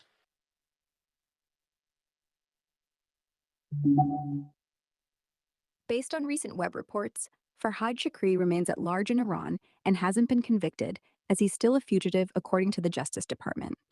Asif Merchant, arrested in August 2024, faces charges but hasn't been convicted yet. His case is ongoing in Texas federal court, with no verdict reported yet. Next speaker, please. So that's not conclusive evidence. If you ask me, you said it was just basically remember, Diligent, you said this was just basically out there. It was rumor. No, they have actual alleged people that they've charged. They have people in custody. Pretext of an Iranian intent to murder President Trump, and you just heard it. It has not been conclusive. Hey, Diligent, how many other attacks have there been on the homeland from Iranian forces or attempts since 9/11? Why are we moving the goalpost? No, not moving the goalpost. I'm just saying, like, this isn't just out there as some type of one-off and done thing. Since 9/11, there have been 38 attempted attacks. Some of them successful, some of them not. Many of them across seas here in the United States. Everything from the Virginia Jihadi Network. And I'll tell you my personal experience. This was 2007. I was living in the Virginia suburbs in Ashburn, Virginia. All of a sudden, a helicopter is hovering over my street, over my suburban neighborhood. It turns out one of my neighbors was jihadi who was trying to plot a bomb on the metro there in the DC area. He was a Shia devotee, and he was looking for that too. Look, the issue strongly here is that where the puck is headed, the Middle East, the radical jihadists have always been the biggest threat to America and continue to be. Tiny little Yemen, which is about the size of the state of Georgia, will have a population bigger than Russia before the year is out. And the reason why this matters is that unlike China, which is dying old and now broke, unlike Russia, which is dying old and soonly broke, the Shia populations in the Middle East, the Sunni population in some cases in the Middle East, have a fertility rate of 4.0, which means that they basically are where the willpower is and where the manpower is, and that's where the threat has always been. And they basically chant, live long all day, death to America, want to eat us for breakfast, and we better wake up, and this is basically why we always pay attention to these threats. But we don't always launch missile strikes based on them, right? Because they're not always accurate. Is that fair? On who? On what? On them? This was.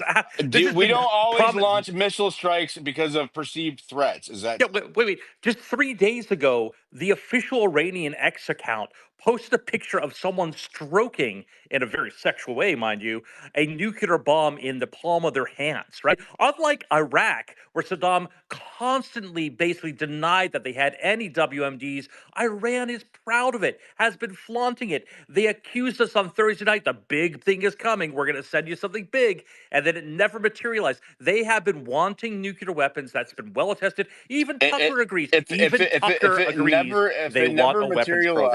it never materialized, why would we take their threats seriously? What do you mean? What do you mean never? Bro, you're the one that said materialized, right? Yeah, that's the whole thing. They wanted this thing. They attempted this thing. Everyone agrees. Even Tucker Carlson agrees. They had a nuclear weapons program. When was the first time that we heard that they were close to nuclear weapons? Not like 94 or something. It was in the mid to early 90s.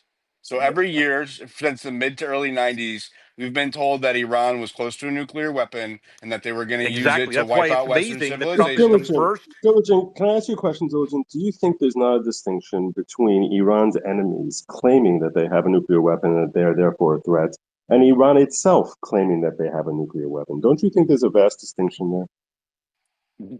What do you mean? Iran itself Iran did not in claim that it had a 2021. nuclear weapon and intend to use it. No, but they claim.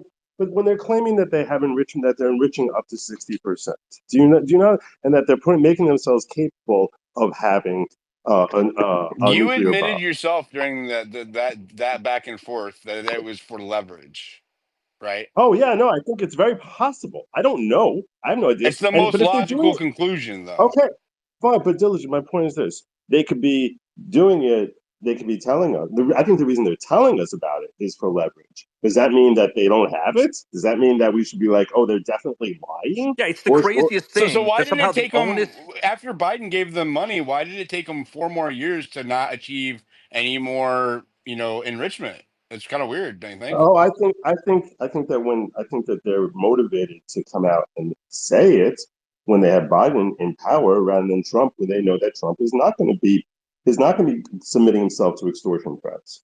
So I think that they're motivated. So wait a second. Wait a second. You think that they are waiting for a less friendly power to be in place in the United States to come out and be a threat, as opposed to while they had free reign when Biden administration was in for the last 4 years?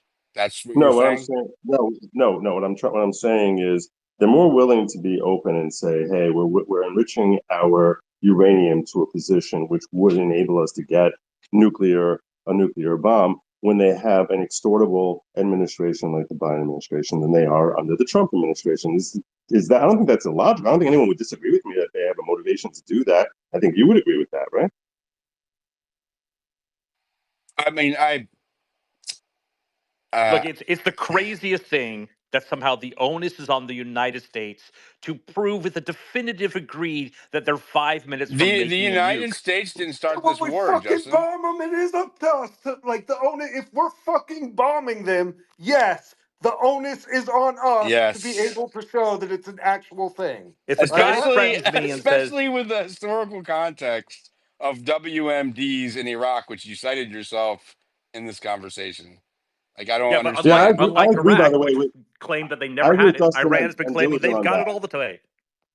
No, I agree with Dustin and Diligent that we've had so many lies come from our own government about WMDs and things of that nature that there should be much more of an onus on our government to establish it. I'm simply saying that when they're admitting it themselves, that I think we passed that threshold. We don't have to trust on our CIA or other intelligence agencies to bring us this report. This is their own claims. So if you have a lunatic who comes in running, screaming, "Hey, I've got a bomb strapped to my chest," you kind of say, all right, I gotta think that's a bomb. If it turns out it's a wooden stick he's got there and it's not dynamite, well, that's on that guy. But if his head got blown off in the process. But if they're coming in here with the sticks strapped to his chest, screaming, "I've got a bomb! I'm going to blow this place up," or something close, and But I know that's they're not not what saying they have a bomb. occurred. I know they're not saying that. That's I not know what they're not occurred. saying that.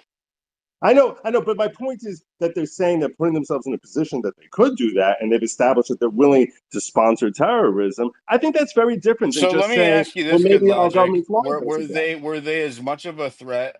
Do you believe that they are the same? At least, let's just speculate for a minute. Do you believe that they present just as much of a threat today as they did a year ago? Oh, after Bunker Buster, no. I'm talking about this before this tonight. Like, do you believe that Iran this year presented just as much, as much of a threat as they did a year ago? Were they more of a threat after Trump took office, or less of a threat? Sure, the CENTCOM report on June 10th indicated that they had enriched this uranium to a certain level, and that was coming from both CENTCOM and the UN. So look, there were distinct reports that they were. Good Logic just told us that they admitted to having uranium enrichment to that level in 2021. You don't have to take my word for it. You can ask Grok to confirm that they were saying they were going to using the Natanz in order to enrich up to 60% level. I'm not trying to give any misinformation. I'm telling you. Yeah, I mean, multiple things. So I think that the premise of my point here is getting missed, which is if you don't think that they were more of a threat during the last year of the Biden administration, when they know that Trump is a hardliner with them, they know Trump is far more pro-Israel than the Biden administration could ever fathom being, right?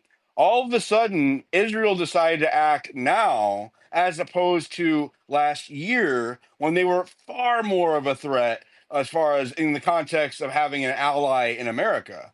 Yeah, Right. but So like, Biden wasn't going to send any why help. didn't Israel, if it was such a pressing matter, why didn't Israel, and they did launch the first attack. I'm not going to argue semantics on that about proxies and all that bullshit, because we can, I mean, look at the Ukraine war, right? So why did Israel wait until this year when they are far more of a threat? I mean, far less of a threat as opposed to a year ago. What Because changed? Trump is sending bombs and Biden was sending them cash. Recall, Okay, so Obama sent. Let me get straight. Obama sent Iran $1 billion in pallets and so of if actual Biden cash. is paying them exactly, so if Biden is paying them cash, they're far more of a threat a year ago. Why didn't they bomb Iran then? Diligent, because Biden was president. What are you talking about? Yeah, I think Diligent, you're diligent. because you get it, Logic. Go ahead. Tell them what I'm getting at. No, diligent. I think what the point is that they feel as if they are freer to take steps to help secure their long-term defenses by eradicating a developing threat when they have a friendly administration versus when they have one that is willing to throw cash at the problem. Totally. So that's what. So they think that I think they feel far freer to take steps to say, hey, we're going to eradicate this problem right here and now when we have an administration that's unlikely to punish us for it. And if anything, they might get our backs rather than having Biden administration yelling at them for taking steps to defend 100%. Or one that will actually go in and bomb it for you, which is what occurred. We also need to shift after the president's speech tonight from acting like, right? President Trump made it very clear he has been coordinating with Netanyahu the entire time. So, right, like the idea that they were acting without, again, and we knew this because Ted Cruz flubbed it in the interview with Tucker, where he's like, we bombed Iran. I mean, Israel, I mean, we backed Iran. I mean, Dude, Iran did it Tucker all was by totally themselves. vindicated tonight. All of those people that shat all What are you over talking him. about? What do you mean? Donald Trump came out and Here's confirmed Tucker what Tucker Carlson. said. What Tucker happened said on that the we'd be show? at World War III right now. That they would basically Okay, they so would mow over has Israel. Is what Tucker. Justin, has the United States been bombing Iran with Israel? Yes or no? I can't unmute. There you go. We've been providing support to Israel the entire time. It was a great head fake by Trump. They just can't do it. They just can't. I don't know why. Why are the you skirt proxies? the truth? Dill, question for you. Skirting what truth? I Honest told you. question Yeah, for you. we supply them with bombs. We supply. This is the first direct interaction have we've had. Dill, them let directly me or poke a not? little hole in your logic here, man. Can I just throw a question at you? So why are the proxies of, or the allies, you could say, why are the proxies of Iran, which are well established and are in the multi-dozen, not relevant, specifically not relevant in your argumentation, but our support for Israel as an ally is this woeful, huge problem, and we're not like putting them on the same footing. Like, what are we talking about? We don't have a mutual defense agreement with Israel. There is not a formal mutual. Okay, so there is not a formal mutual defense agreement that's been approved by Congress with Israel. Period. It's a fact. So okay, so what does There that? there is a preferred defensive strategic partner accord, right, where they get defense, they get an IOU defense, all of this, but there is nothing that says if Israel attacks somebody, we have to back them, or vice versa, or if they get attacked, we have to defend them. There is no treaty, there's nothing on paper that says that we have to do that. Fact check me. Fair enough. But but we're still, that didn't get to the core of the question, which was about the proxies. Why are they so dismissed? But like we're more, on Front Street. The proxies are not attacking America. You're going to bring up historical precedent. Blah, blah, What are you blah, talking about? Wait, we've had that's attacks. That's just not true. That's absolutely not true. man. And I think this is where Are, are They've you been talking about the attacking us the Houthis whole launching? time. Are you talking about How Houthis? many U.S. service members have been killed by Iranian-backed groups or Iranian-backed actions where the Fine, money came fine. directly That's from fine. That's fine. Iran? That's fine. going back to the early 80s, man. Yeah, that's all. And if you want to dismiss them of that because it's like I not immediate, wasn't that's fine. dismissing them, but it wasn't. I mean, No, I'm just saying. if I'm not it's been saying happening dismiss since the entirely. early '80s, then why haven't we struck them before? It's a great Because we question. were Dude, also I funding mean, them in a lot of there cases. you go. Why doesn't Obama do it? So Isn't he the this one is the who point, wanted right? to? So this is the same argument that we've had all night, which is the proxies. Because I'm like, are they an existential threat? Because that was a claim that was made by Netanyahu when he began this war by launching a volley of missiles into Tehran, right? He didn't start this war. I mean, that's again, it's a false frame. But sorry, go ahead. I mean, did that happen or not? I mean, like, To suggest we're that they fucking just arguing decided about unilaterally, semantics, dude. it's not semantics. So you're saying like they had 30 years of reasonable peace and trade deals, and there's somehow the I relationship broke didn't down in the make that last few assertion. months. You said that. Yeah, but I mean, that's how it comes across, dude. And you know that. I don't It's care not like how they it just comes have had across. peace. Listen. He should. You're trying to justify I'm not interventionalism justifying anything, man. I'm with calling out interventionalism without any kind of solid evidence at all. Nope. I'm not justifying it at all. All you have are the same 60% enrichment and I've already told you before I don't care about the proxy nukes, war dude. arguments that you've I've had already for told years. you before. Nothing has Right, fair. changed. That's what you're saying. What I've said earlier, about I don't know, an hour or so ago, I don't care about the nukes. I've told you that multiple times. They've already done far more. Their ledger is chock full of blood. Yeah. January 2000 ship, West Bank. July 2002, Hamas killed 5 Americans at Hebrew University.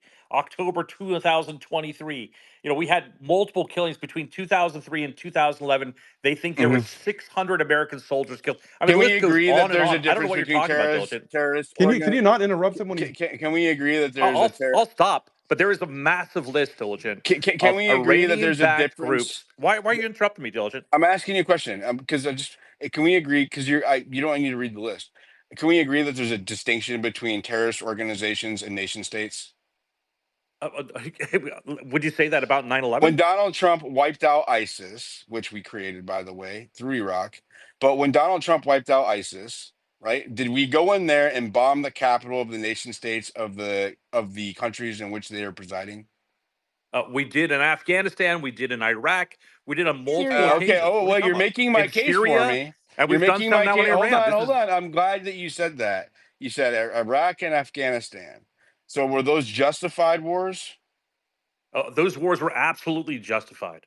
They were justified. And did they cause or did they destabilize the area afterwards? As far as the efforts that were going did they towards increase or decrease stability in the region afterwards? I believe that they came to a hilt and we You took are them out. I mean, Justin, come on, bro. Really? Justin, who are the wars justified by?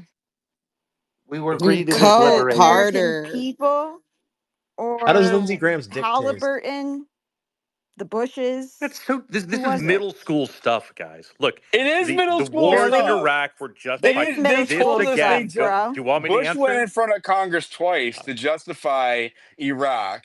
Right? They never had WMDs. He had old chemical weapons that had sat there for a long time, untouched, no active program. They went in. There was a report that was done, a bipartisan, independent report that was done later on. How about Gaddafi? How about found any Gaddafi? evidence of it, and you just said that it was justified and that it was good for the region. Well, no. Let's talk about Gaddafi, Justin. How about that? Talk about the what? Gaddafi, like the leader of Libya. Do you remember him when they dragged him through the streets? Yeah, there was a lot of bloodshed under his fingernails for sure. Was that I'm glad those justified? dictators are gone. I never realized you were such a war hawk, dude. You're I just never knew. It's crazy to me. Now, let me tell you the overarching problem. Hold on. Jennifer, please don't. He's being respectful. He is you are a war hawk, but you don't need to call him a piece of shit. Come on. Yeah, basically, it goes down to the same premise. Why is the onus on the United You want to know States who's sending your kids to war? It's I guess I people can't like get a word in. him. Am I going to talk? Go ahead, Justin.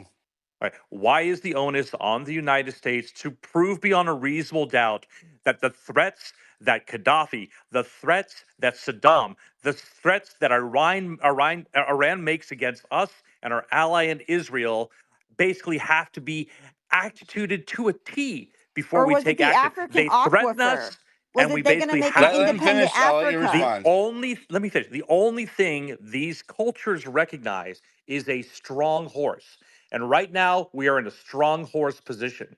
What happened in the post Iraq, post shock and awe, is that we declined to face that and to build it as a war, right? We pulled ourselves back and we didn't engage in war, and that cost us enormous No, we lives. didn't finish what Let we me finish. started in Shock and awe Afghanistan. was an incredible success. Getting rid of these dictators is a huge success. What Is that happens what is? afterwards Were when we you the get one what responsible happens when after? George Bush Can I showed finish? up on the What ISIS was a happens huge afterwards? the ship with the big sign that said "We won"? What So I happens don't know, after? 20 like years. listen. I think that this is we're just going in circles here, Justin. But the No, point no. of the What matter, happens? the fact of the matter What is that next? the American people were lied to justify the invasion in Iraq, and history shows, and this is provable. I don't need to speculate here. History shows that they caused instability in the region for a long time, not just in those countries, but also for some of our other allies in the area. And so, and actually, the current regime in Iran and is due to some of that, right? Same thing in Right, Afghanistan. because there Same were thing no as they. killings Same before thing we took. as same. I'm not saying that it was perfect, but when you Yeah, destroy, 200 Marines when killed in you Beirut would remove have a issue with governing you. body, it creates instability, right? That's a Yeah, fact. We don't instability need to that we didn't we speculate. didn't see an ounce of that before the turn of the century, right? The So, craziest so statement, Every time. the craziest this statement I've Okay, logic, heard in guys, bro. any let's of go these back. debates is why is the onus on us before we bomb the shit out of somebody to go to war? Like, why is the onus Here's on us the to Why figure it would you out? Like, need that's to? Why would crazy, you bro. just glide? If you'll give me a minute, let me explain real quick. Can I explain real quick? Why is it that the world speaks the language of a small set of islands off the northwest coast of Europe? Why is English the dominant language in finance, in technology? It's because in the 1850s, England was the first to conquer infant mortality. Before that time, you had a lot of kids and they all died. All of a sudden, they decided, you know what? After we, take care of these cadavers, we should probably wash our hands before giving birth to these children here. All of a sudden, 1850s, infant mortality went down to a very, very small Yeah, record like tell it was. that to the Wait, let me finish. Irish. Let me finish. The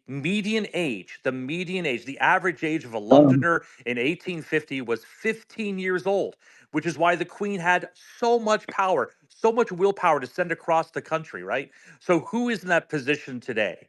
The median age of the Gaza Strip is 15 years old, and to put it 100%. nicely, to put it nicely, this group has a somewhat fractious relationship with the tenets of Western society. So if you're going to where the puck is going, right? Where is the puck going to be in 10, 20, 30 years? The threat isn't from Russia. The threat isn't from China. The threat It is is from always from the China. Middle East. And It's so you always need to been keep this in China for a check. long time now. No, look, China is even Frank Dakota, the foremost scholar on China, came out the other day at Stanford Yeah, I don't University care. on the I Knowledge don't care. podcast, and he said it's a Potemkin village. It's a Potemkin village. The threat is always the Middle East, and that's why it's important you keep it at How bay. much they paying you? I just, again, the 15-year-olds in Gaza are about to destroy us all. No, you had So, no, like, no. That's the to median bomb age. Iran? They Like, have. what the fuck are you You talking about, bro? totally, Diligent. You totally missed the point. You totally missed the point. I'm not The the one saying median that, age by is the way, but I 15. do share They the I have do share youth, this and they have question. Like, it's a good question. No, they have youth and they have willpower, and that's the whole thing, right? That absolutely That's all it decides takes in what today's happens. age. And if we stop blowing them up, they won't want to kill us. Right. Before the 2000s, before we did that, like the Beirut bombing, the other bombings. Look, So this Justin, let me ideology, ask you this something. Let me ask ideology you will something. look you in the To face that and kill point. you. To that point, right? To that point. I'm glad that you just said that. So do you feel like the domestic threat from those terrorists that are embedded in the United States currently that we know of, do you think that that is increased or decreased due to our strike of Iran?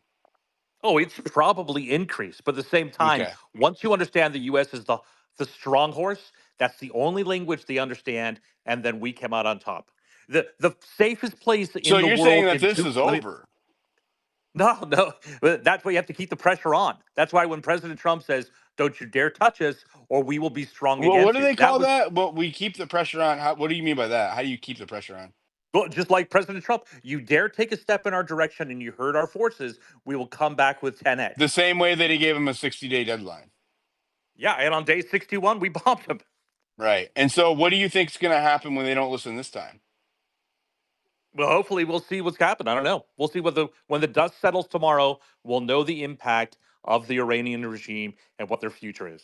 So do you think that do you think that I'm getting at? I believe that we can't beat Iran. Say You think again, I that's don't what my understand. concern is? Do you believe that my concern is that we cannot defeat Iran? I don't understand how you think we cannot defeat Iran. I'm just asking. You Do you guys have think been I'm? saying for the last 2 years that if we dare touch Iran, they will turn us to molten lead. Israel will That's be not what he's gone. What asking you. happened? They're paper Just, tiger. Justin, that's not what he's asking you. He's not asking you whether he's asking whether you think that his position Yeah. What do you is think my that position is? we Do you are think in. that I'm worried about us losing to Iran? I don't know what your position is. So my position is that Israel state that they could take care of this themselves 2 days ago.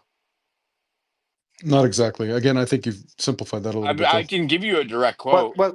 Dilly, we They I don't said care about the quote. I think we should. the direct quote is that Israel said that they did not need U.S. involvement to win this war. That is exactly right, what they but said. Dilly, it came out Yeah, in but that's a hypersimplification. So, dude, if you keep saying that, I swear to God, it's really annoying. But anyways, my point is, I was asking Dustin a question. Hold on, let me ask Dustin, not Justin.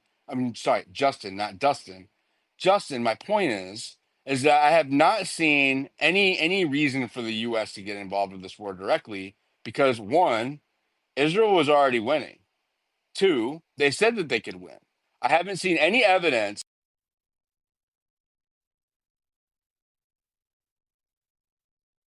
Very clear reasoning and justification to the people, especially if they're doing it without going to Congress, right? Is the people, they should present very concise receipts as to why we're getting involved in this war. I do believe that. But on that premise, they released the CENTCOM reports on all this of very the thing just days surrounding ago. evidence suggests that it was unnecessary for us to get in this war. You know, you might find it interesting why I think Trump acted the way he did, because I don't know that he did it out of some grandiose American vision of power. I think he did it on a little bit of self-interest, which is I why don't Trump believe sometimes that. is so I don't believe successful. that he was No, doing it out of some kind of no, ego-driven thing.